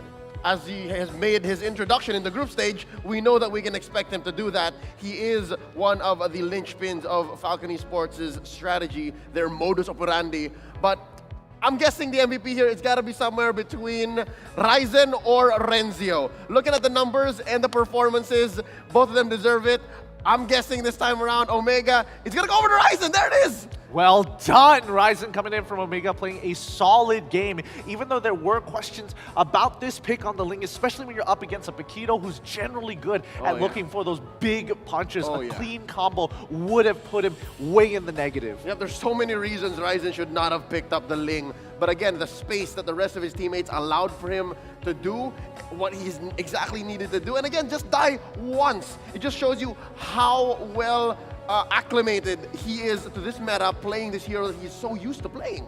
Absolutely. No doubt about it that Omega is looking mighty fine here. And once again, we have to say, towards Falcon especially, well done. You put up a great fight against Omega as they will be bowing out of the tournament, and our hearts go out to all the fans who have been supporting them, as Omega will now have to compete against RSG Philippines because there's only one opportunity to make that happen. With that being said, let's have a look at the highlights to recap this game one more time because I have to see those Falcon plays. Yep, so here we see that Falcon drew first blood, and you can expect that, you know, despite these catches by Omega on key members, like here, Silent is down, Ken was doing the job. Ken knew his role, but I think it's fair to say Omega overloaded him. It's so easy to go back to the past and say, you know what, as soon as Ryzen lands on that Ling, Paquito's gonna knock him out. But Ryzen knew what he was getting into. Absolutely, but let's not forget about the way Kelra was playing, right? A lot of that kiting, and a lot, especially with the Electro Flash as well, getting those bits of movement speed, really set him apart because, again, Silent's looking for him. Yellow Flash especially slivers away from taking Kelra out, and Kelra still clutches the situation. Yep, and there are moments like this. Silent and Chaknu over at the top of your screen there earlier. That kind of isolation is a big deal. Just Silent doesn't even have to die. Just take him away from the fight, and then Falcon kind of falls apart. That's the story of this game. Absolutely, and I mean, just time and time after time, Justin just trying to look for that big yin-yang overturn that Omega continues to deny them each and every time. They purposefully do not group, they do not cluster, they learned their lesson after they got caught the first time, and it never happened a second. So with that being said, now that Omega seems to be in their prime form, I bet Coach G and the rest of RSG-PH are watching closely. This is going to be an MPL Philippines Season 9 rematch. It's a grudge match, and Captain Etomax said it well, man. Tonight here, they are opponents. Oh, brothers in arms, but again, there's only one grand finalists that can make it through here to face off against RRQ. I'm not entirely sure who's actually going to go for it, because again, these are two similar stories, and we are seeing that finals happening in the MLBB, repeating itself all over again to determine who will make it to the end. Now you mentioned it, Gideon. It's the first time I've ever seen RSG-PH with their backs against the wall. RSG-PH, they played Season 9, that playoffs, all in the upper bracket, barely dropping a game. Here, the Kings of Kings put them in their place. We're seeing a little bit of the cracks, and it's just a matter of time. We'll see if the Kings of C can take advantage of that, because between those two teams, man, I gotta tell you the truth, I gotta be honest, Smart Omega, the more veteran team. I do agree with you. I do agree with you completely, because RSG, they are young, but they are hungry, and they have learned quite a lot off of that RRQ game and can actually take a couple of notes with the ways that they are playing, because again, they're very, very similar in a lot of aspects. And I hope that it's going to be a good match, because by the end of today, only one will move on to the grand finalists. Let's have a look, just in case you don't know. It is going to be a repeat of the MPL Philippines Grand Finals, RSG-PH versus Omega, coming right after this.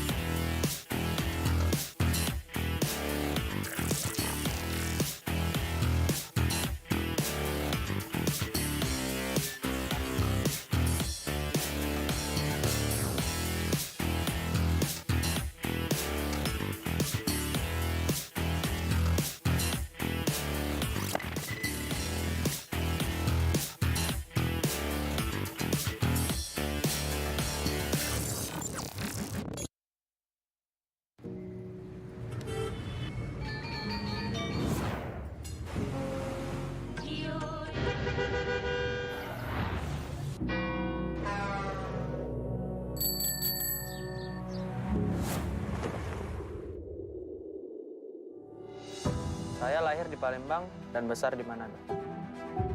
Tidak seramai seperti Jakarta, tetapi saya cinta kota Manado. Serasa di rumah itu yang membuatnya istimewa.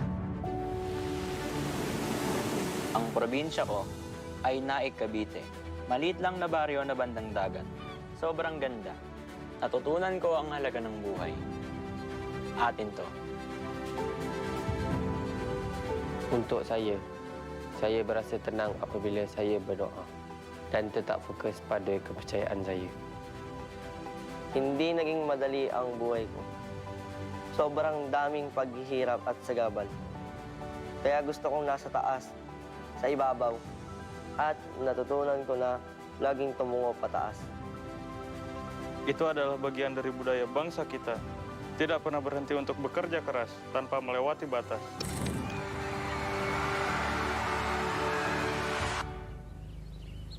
Tetap selalu berpijak dan melangkah. Kahit maging sino ako. Tak kira bila. Akan selalu kuingat. At tatandaan ko ang pinanggalingan ko. Budaya bangsa kita. Our value. Kepercayaan kita. Our hope. Gagawin ko ang lahat para ipagtanggol.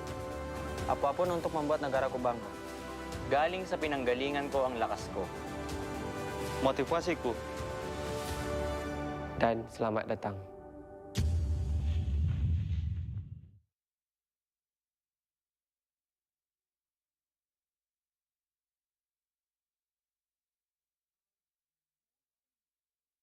It is time for us to talk about the MSC, the origin, and what it has become. Let's roll back to the very beginning. The Mobile Legends Bang Bang Southeast Asia Cup, or MSC, was established in 2017, regarded as one of the first official MLBB major tournaments hosted by Moontone. The first MSC was held in Jakarta, Indonesia, featuring a total of 8 teams. IDNS of Thailand took home the first ever MSC trophy. The MSC 2018 was refreshed with a brand new format and the participation of 2 more countries, Myanmar and Vietnam. Now featuring 10 teams, the crown was once again snatched away from the home country, Indonesia. Aether Main ended up sweeping the countrymen Digital Devils Pro 3-0. In the following year, MSC 2019 has shifted its host country to the Philippines. There are a total of 12 teams from 9 countries in Southeast Asia. And it was Onyx Esports that defeated fellow Indonesian representatives Lure Esports to claim the championship. Nonetheless, MSC continued on in the following year. Though it was fully online, the tournament achieved a record-high concurrent viewer count for MSC. MSC 2021 saw another all-Filipino grand final between Blacklist International and Execration. And it was Execration that ascended to be the new king of the sea, with MSC 2022 returning to a live tournament setting in Kuala Lumpur, Malaysia. There are a lot of wonderful stories waiting to be written. For instance, can Smart Omega, who inherited the MSC 2021 champion roster, defend their title this year? While Onyx Esports and IDNS could increase their MSC trophy tally to 2. Will the home country curse continue in MSC 2022? Can the Philippines representatives claim the MSC title for the 3rd time? Or will there be a new victor, the next king of the sea? Let the new legends unfold. See you at MSC 2022 for the supremacy!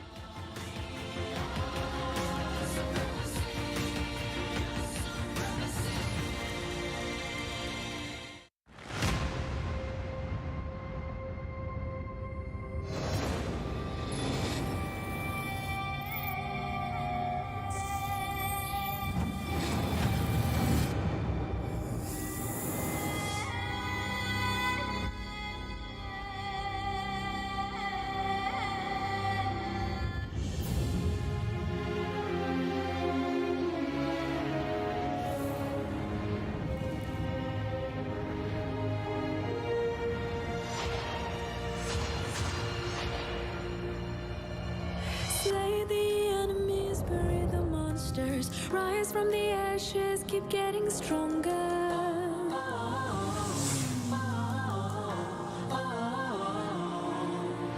Raise it strong, hit it hard, giving the best shot. Going in for the kill, let them bite the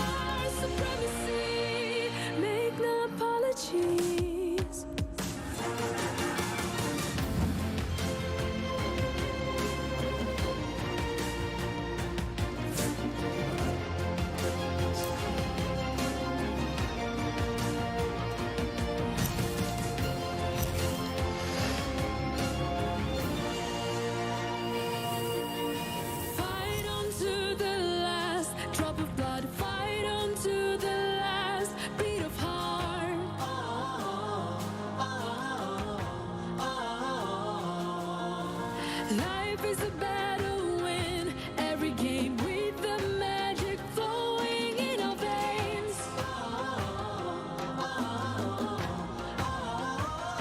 Let it all out, our superpower head with a crown.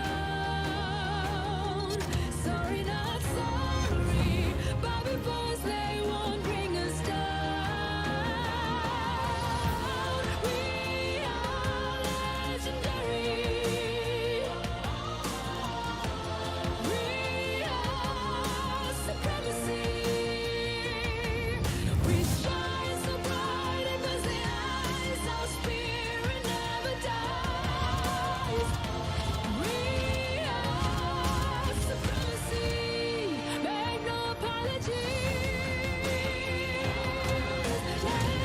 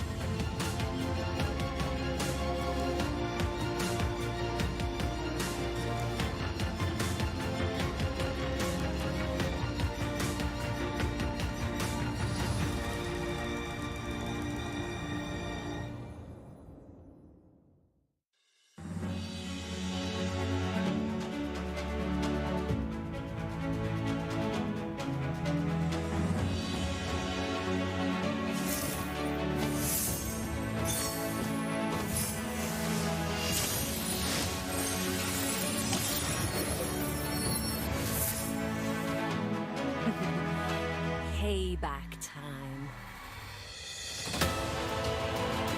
Feel my pain. I am driven by revenge.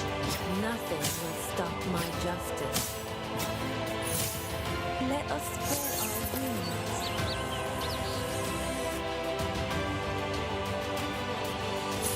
Nothing will stop my world.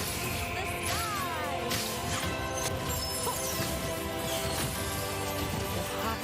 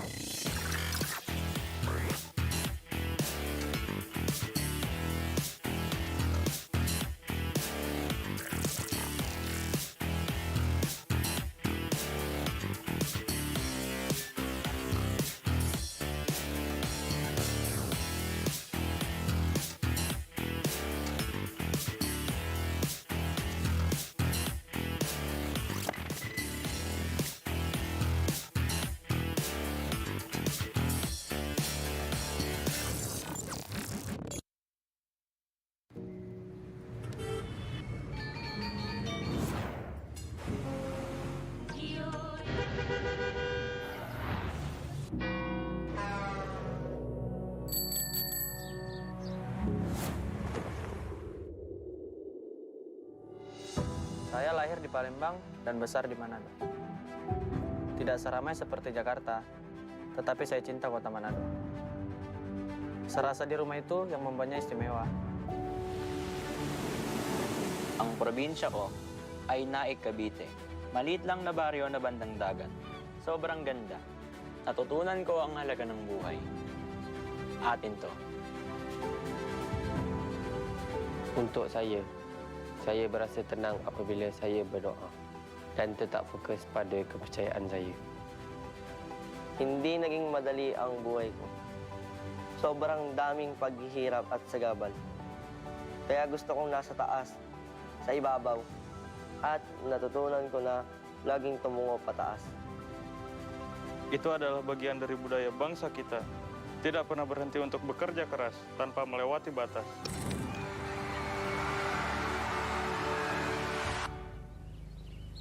Tetap selalu berpijak dan melangkah. Kahit maging sino ako. Tak kira bila. Akan selalu kuingat. At tatandaan ko ang pinanggalingan ko. Budaya bangsa kita. Our values. Kepercayaan kita. Our hope.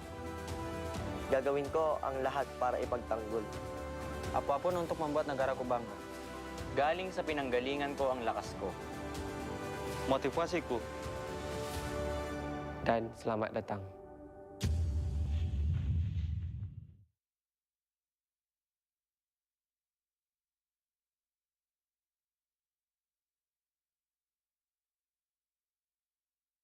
It is time for us to talk about the MSC, the origin, and what it has become. Let's roll back to the very beginning. The Mobile Legends Bang Bang Southeast Asia Cup, or MSC, was established in 2017, regarded as one of the first official MLBB major tournaments hosted by Moontone. The first MSC was held in Jakarta, Indonesia, featuring a total of 8 teams.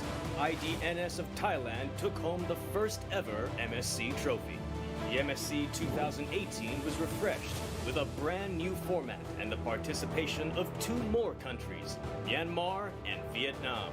Now featuring 10 teams, the crown was once again snatched away from the home country, Indonesia. Aether Main ended up sweeping the countrymen Digital Devils Pro 3-0. In the following year, MSC 2019 has shifted its host country to the Philippines. There are a total of 12 teams from 9 countries in Southeast Asia. And it was Onyx Esports that defeated fellow Indonesian representatives Lure Esports to claim the championship. Nonetheless, MSC continued on in the following year. Though it was fully online, the tournament achieved a record-high concurrent viewer count for MSC. MSC 2021 saw another all-Filipino grand final between Blacklist International and Execration. And it was Execration that ascended to be the new king of the sea, with MSC 2022 returning to a live tournament setting in Kuala Lumpur, Malaysia. There are a lot of wonderful stories waiting to be written. For instance, can Smart Omega, who inherited the MSC 2021 champion roster, defend their title this year? While Onyx Esports and IDNS could increase their MSC trophy tally to 2. Will the home country curse continue in MSC 2022? Can the Philippines representatives claim the MSC title for the 3rd time? Or will there be a new victor? The next king of the sea? Let the new legends unfold.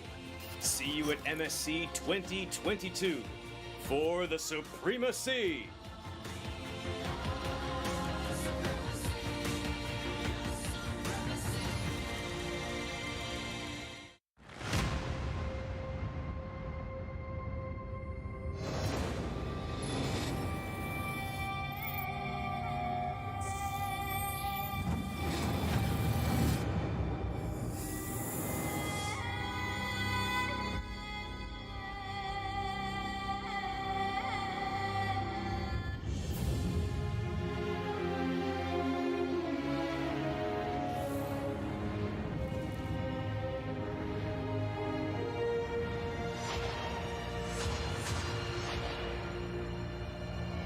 Slay the enemies, bury the monsters. monsters rise from the ashes, keep getting stronger.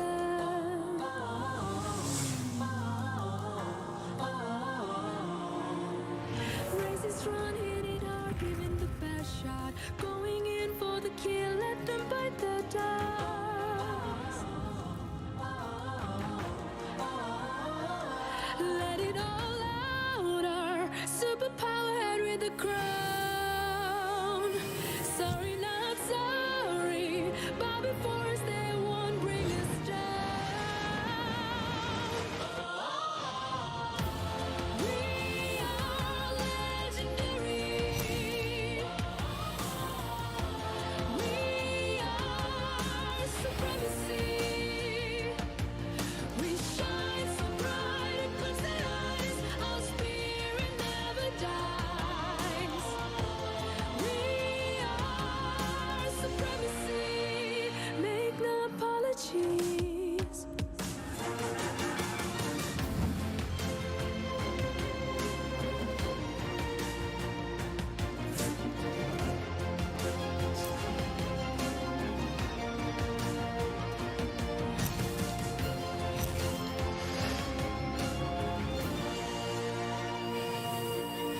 Fight on to the last drop of blood. Fight on to the last beat of heart.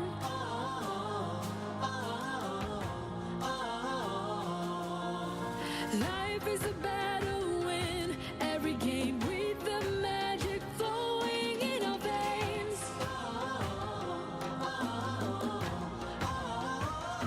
Let it all out, our superpower head with a crown. Sorry, not sorry, bow before us, they won't bring us down. We are legendary. We are supremacy. We shine so bright it goes the eyes. Our spirit never dies.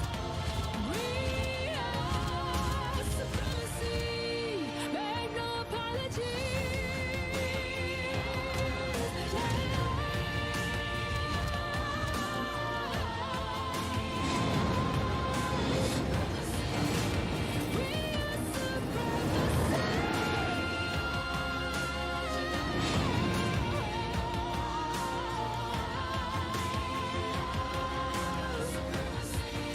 We are supremacy.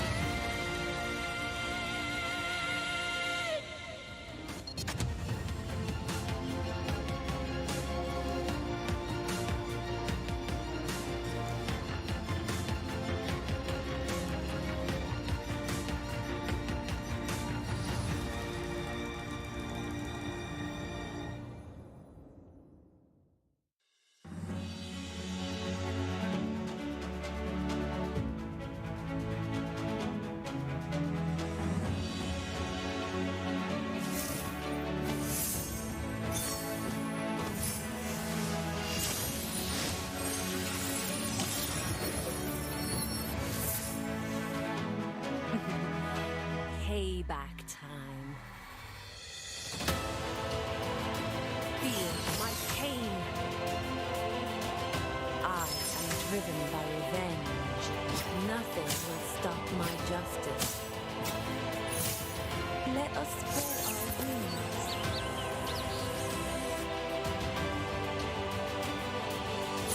Nothing will stop my world is the sky. The hot world monster kill.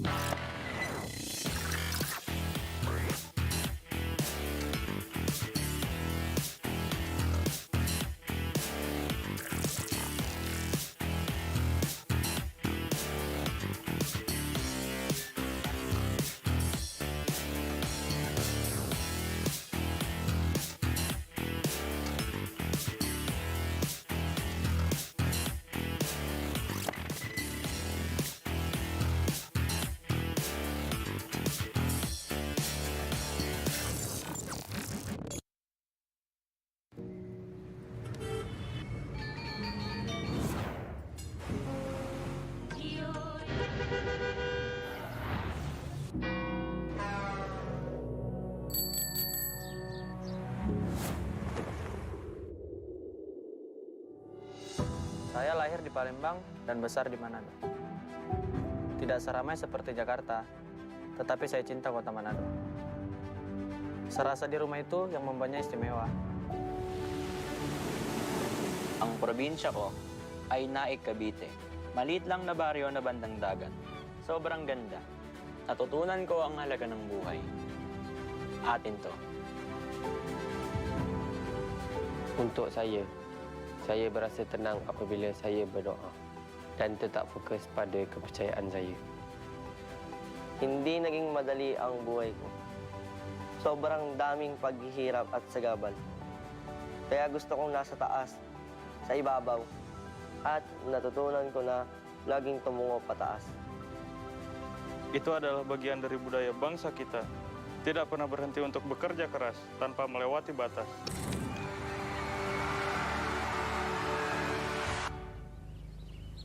Tetap selalu berpijak dan melangkah. Kahit maging sino ako. Tak kira bila. Akan selalu kuingat. At tatandaan ko ang pinanggalingan ko. Budaya bangsa kita. Our values. Kepercayaan kita. Our hope. Gagawin ko ang lahat para ipagtanggol. Apapun untuk membuat negaraku bangga. Galing sa pinanggalingan ko ang lakas ko. Motivasiku. Dan selamat datang.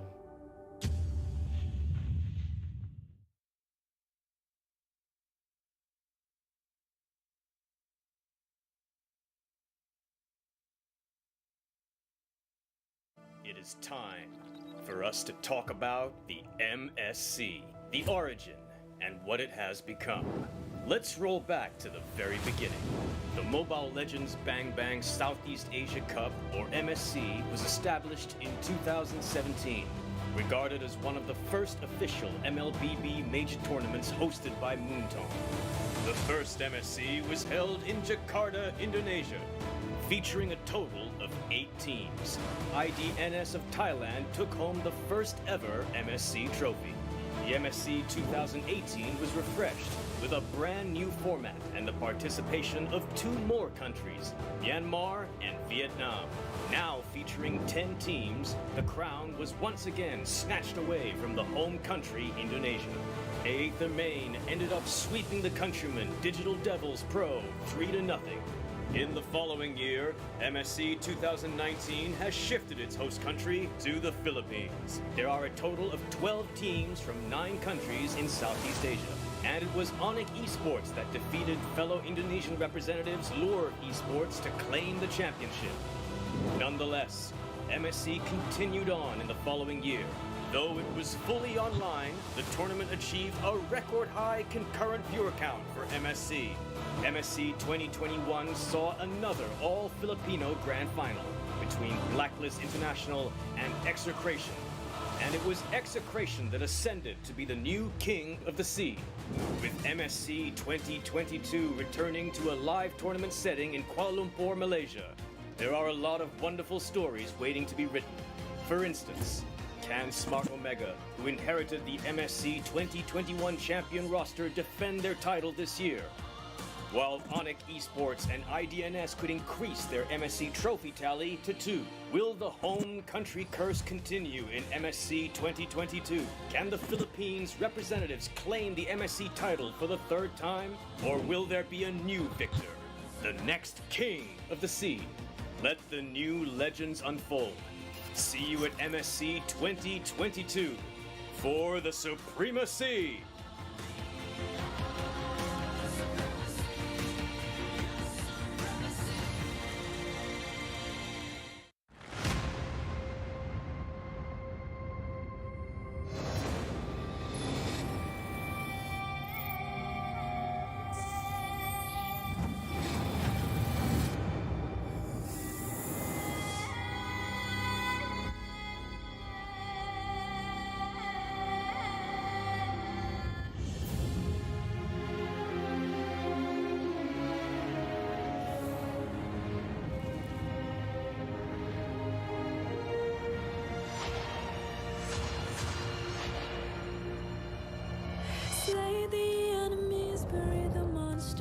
Rise from the ashes, keep getting stronger.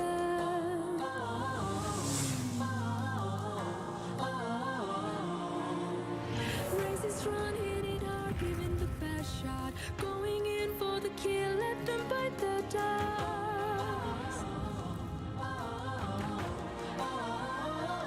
Let it all out, our superpower head with the crown. Sorry, not sorry, bow before us, they won't bring us down. We are legendary. We are supremacy. We shine so bright in constant eyes, our spirit never dies. We are supremacy, make no apologies.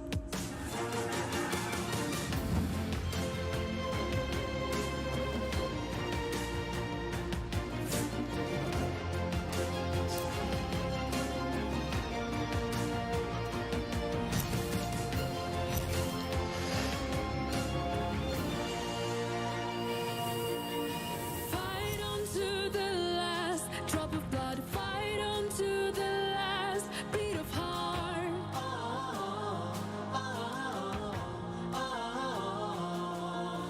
Life is a battle, win every game with the magic flowing in our veins.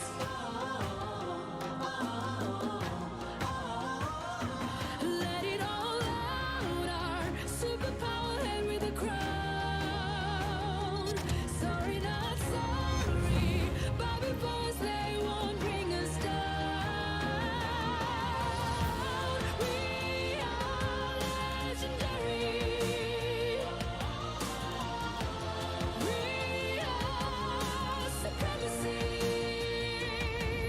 We shine so bright in the eyes, our spirit never dies. We are supremacy, make no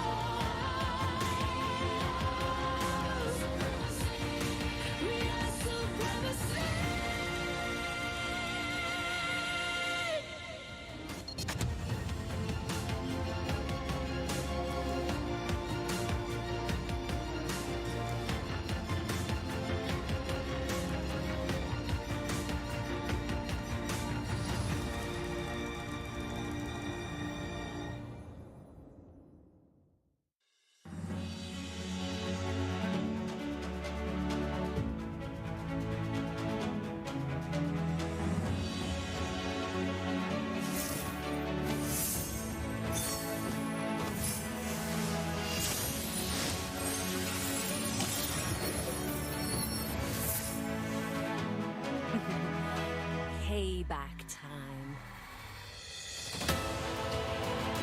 Feel my pain. I am driven by revenge. Nothing will stop my justice. Let us spread our wings.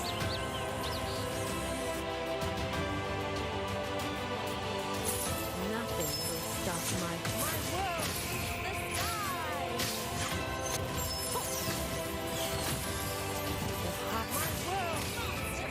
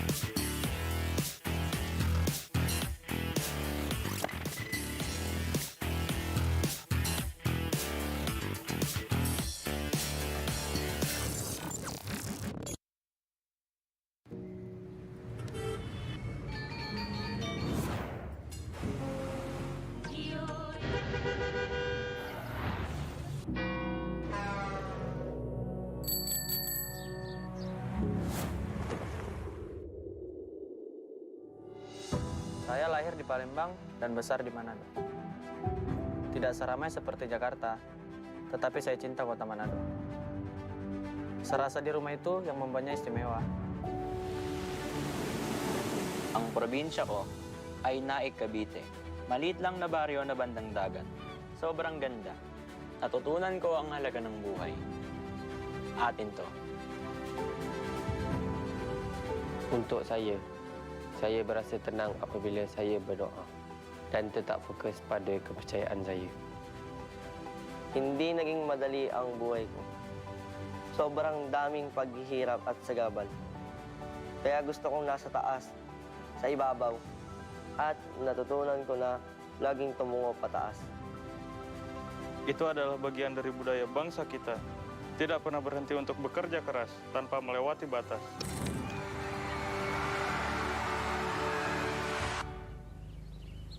Tetap selalu berpijak dan melangkah. Kahit maging sino ako. Tak kira bila. Akan selalu kuingat. At tatandaan ko ang pinanggalingan ko. Budaya bangsa kita. Our values. Kepercayaan kita. Our hope. Gagawin ko ang lahat para ipagtanggol. Apapun untuk membuat negaraku bangga. Galing sa pinanggalingan ko ang lakas ko. Motivasiku. Dan selamat datang.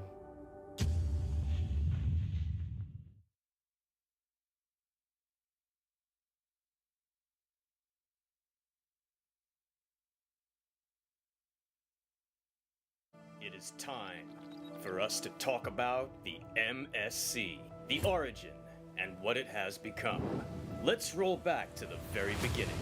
The Mobile Legends Bang Bang Southeast Asia Cup, or MSC, was established in 2017, regarded as one of the first official MLBB major tournaments hosted by Moontone.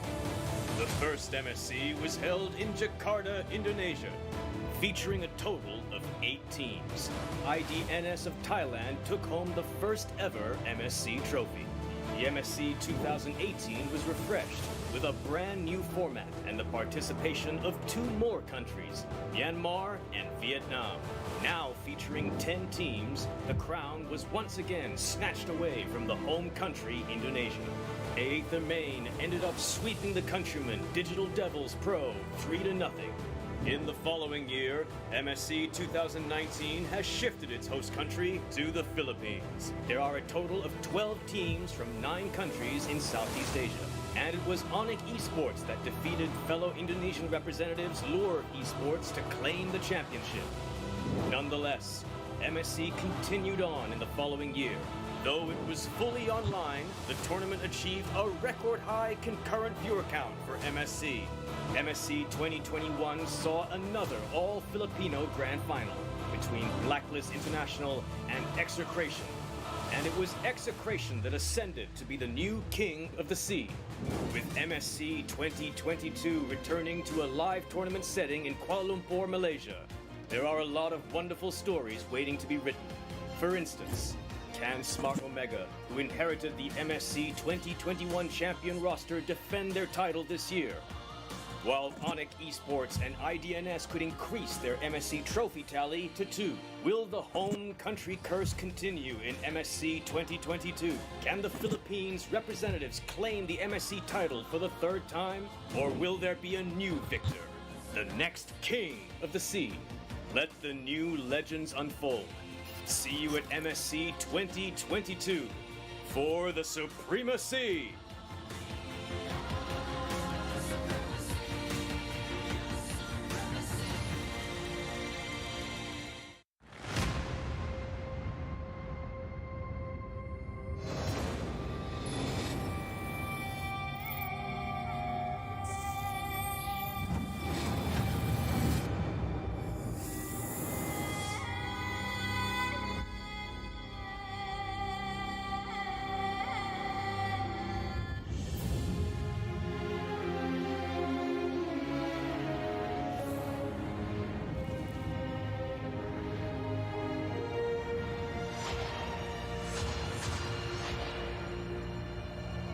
Slay the enemies, bury the monsters. Rise from the ashes, keep getting stronger.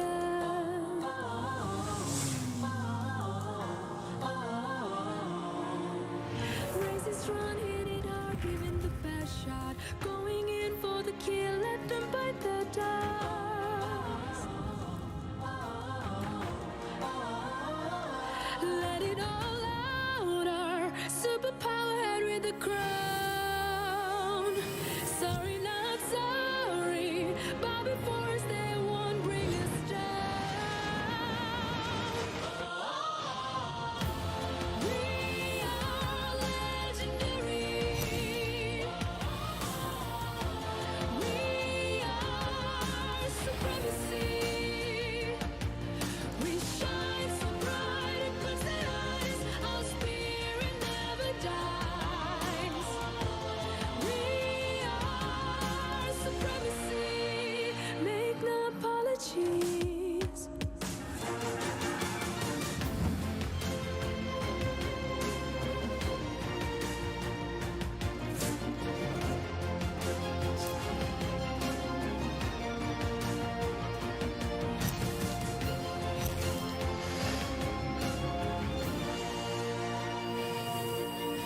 Fight on to the last drop of blood. Fight on to the last beat of heart.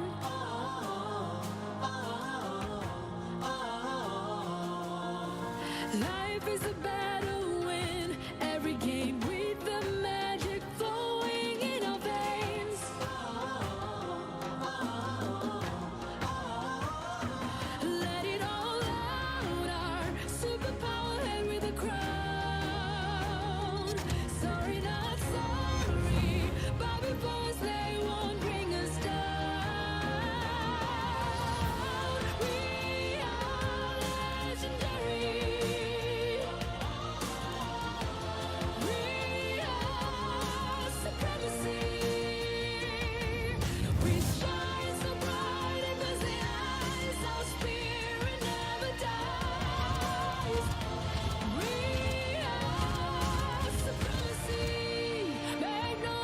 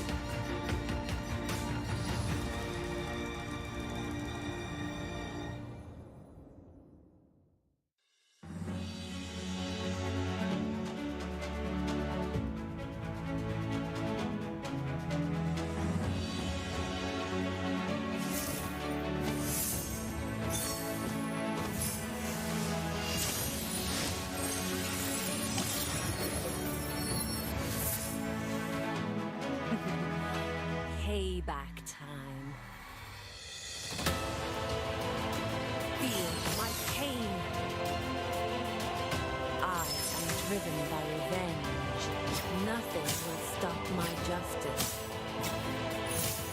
Let us spread our wings.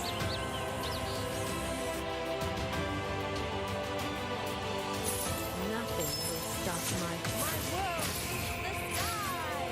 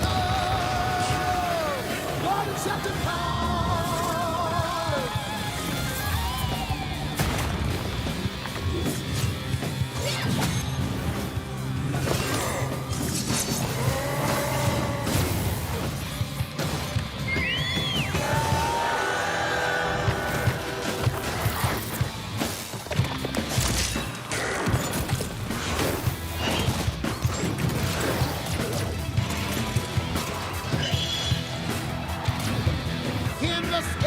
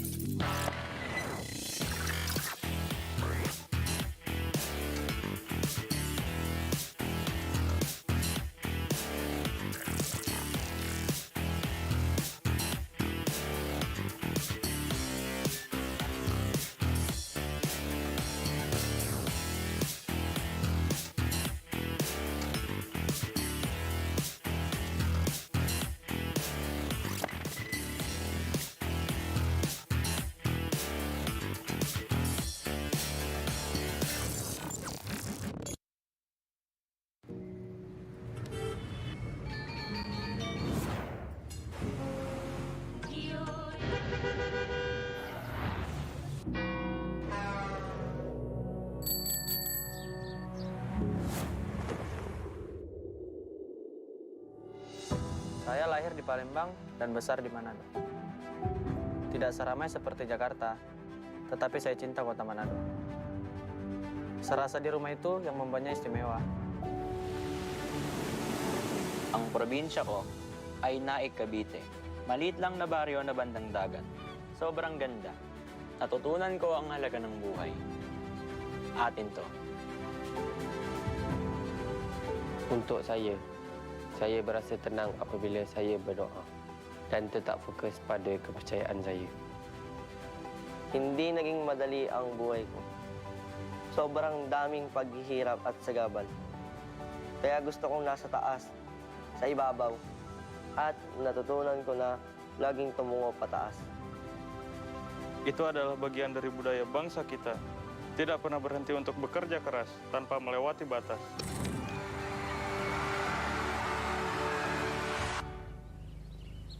Tetap selalu berpijak dan melangkah. Kahit maging sino ako. Tak kira bila. Akan selalu kuingat.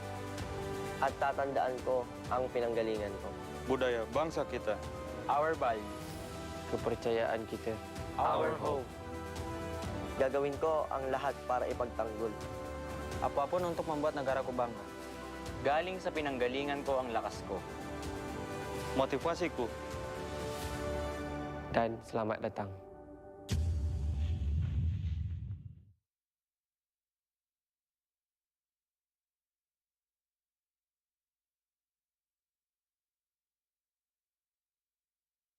It is time for us to talk about the MSC, the origin, and what it has become. Let's roll back to the very beginning. The Mobile Legends Bang Bang Southeast Asia Cup, or MSC, was established in 2017, regarded as one of the first official MLBB major tournaments hosted by Moontone. The first MSC was held in Jakarta, Indonesia, featuring a total of 8 teams. IDNS of Thailand took home the first ever MSC trophy. The MSC 2018 was refreshed with a brand new format and the participation of 2 more countries, Myanmar and Vietnam. Now featuring 10 teams, the crown was once again snatched away from the home country, Indonesia. Aether Main ended up sweeping the countrymen Digital Devils Pro 3-0. In the following year, MSC 2019 has shifted its host country to the Philippines. There are a total of 12 teams from 9 countries in Southeast Asia. And it was Onyx Esports that defeated fellow Indonesian representatives Lure Esports to claim the championship. Nonetheless, MSC continued on in the following year. Though it was fully online, the tournament achieved a record high concurrent viewer count for MSC. MSC 2021 saw another all-Filipino grand final between Blacklist International and Execration. And it was Execration that ascended to be the new king of the sea. With MSC 2022 returning to a live tournament setting in Kuala Lumpur, Malaysia, there are a lot of wonderful stories waiting to be written.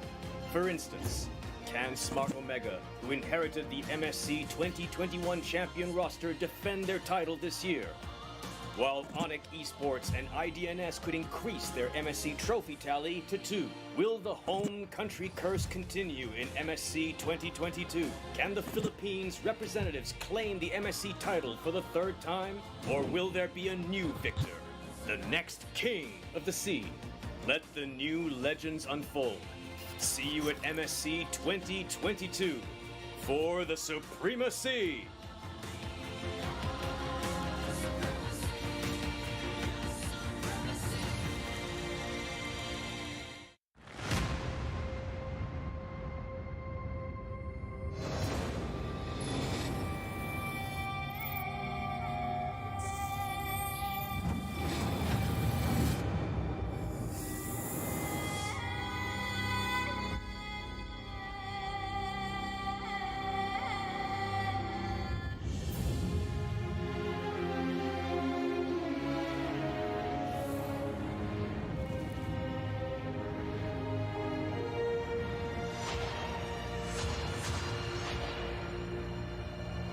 Slay the enemies, bury the monsters. Rise from the ashes, keep getting stronger.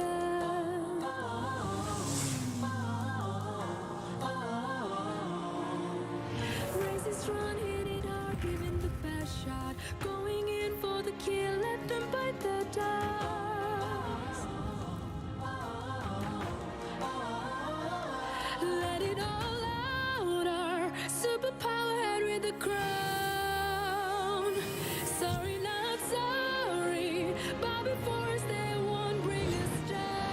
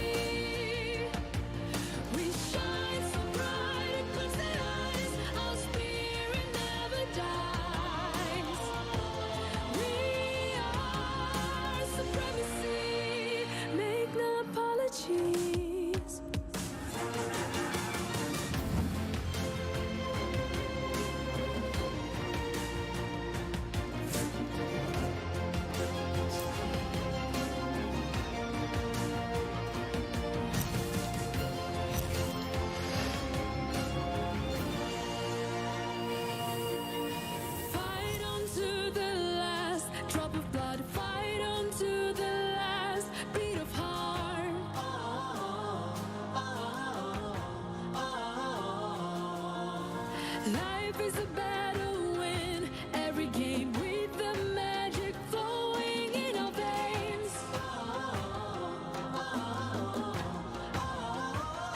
Let it all out, our superpower head with a crown. Sorry, not sorry, but before us they won't bring us down. We are legendary. We are supremacy. We shine so bright in the eyes, our spirit never dies. We are supremacy, make no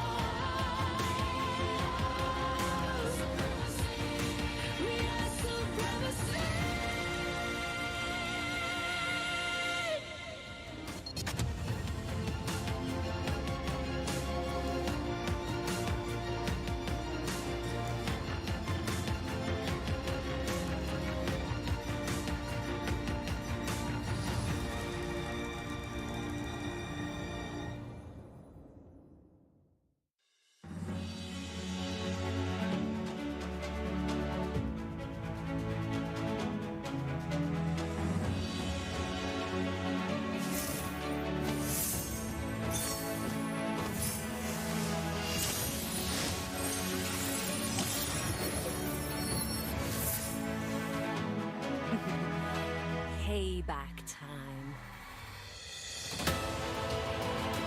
Feel my pain. I am driven by revenge. Nothing will stop my justice. Let us spread our wings.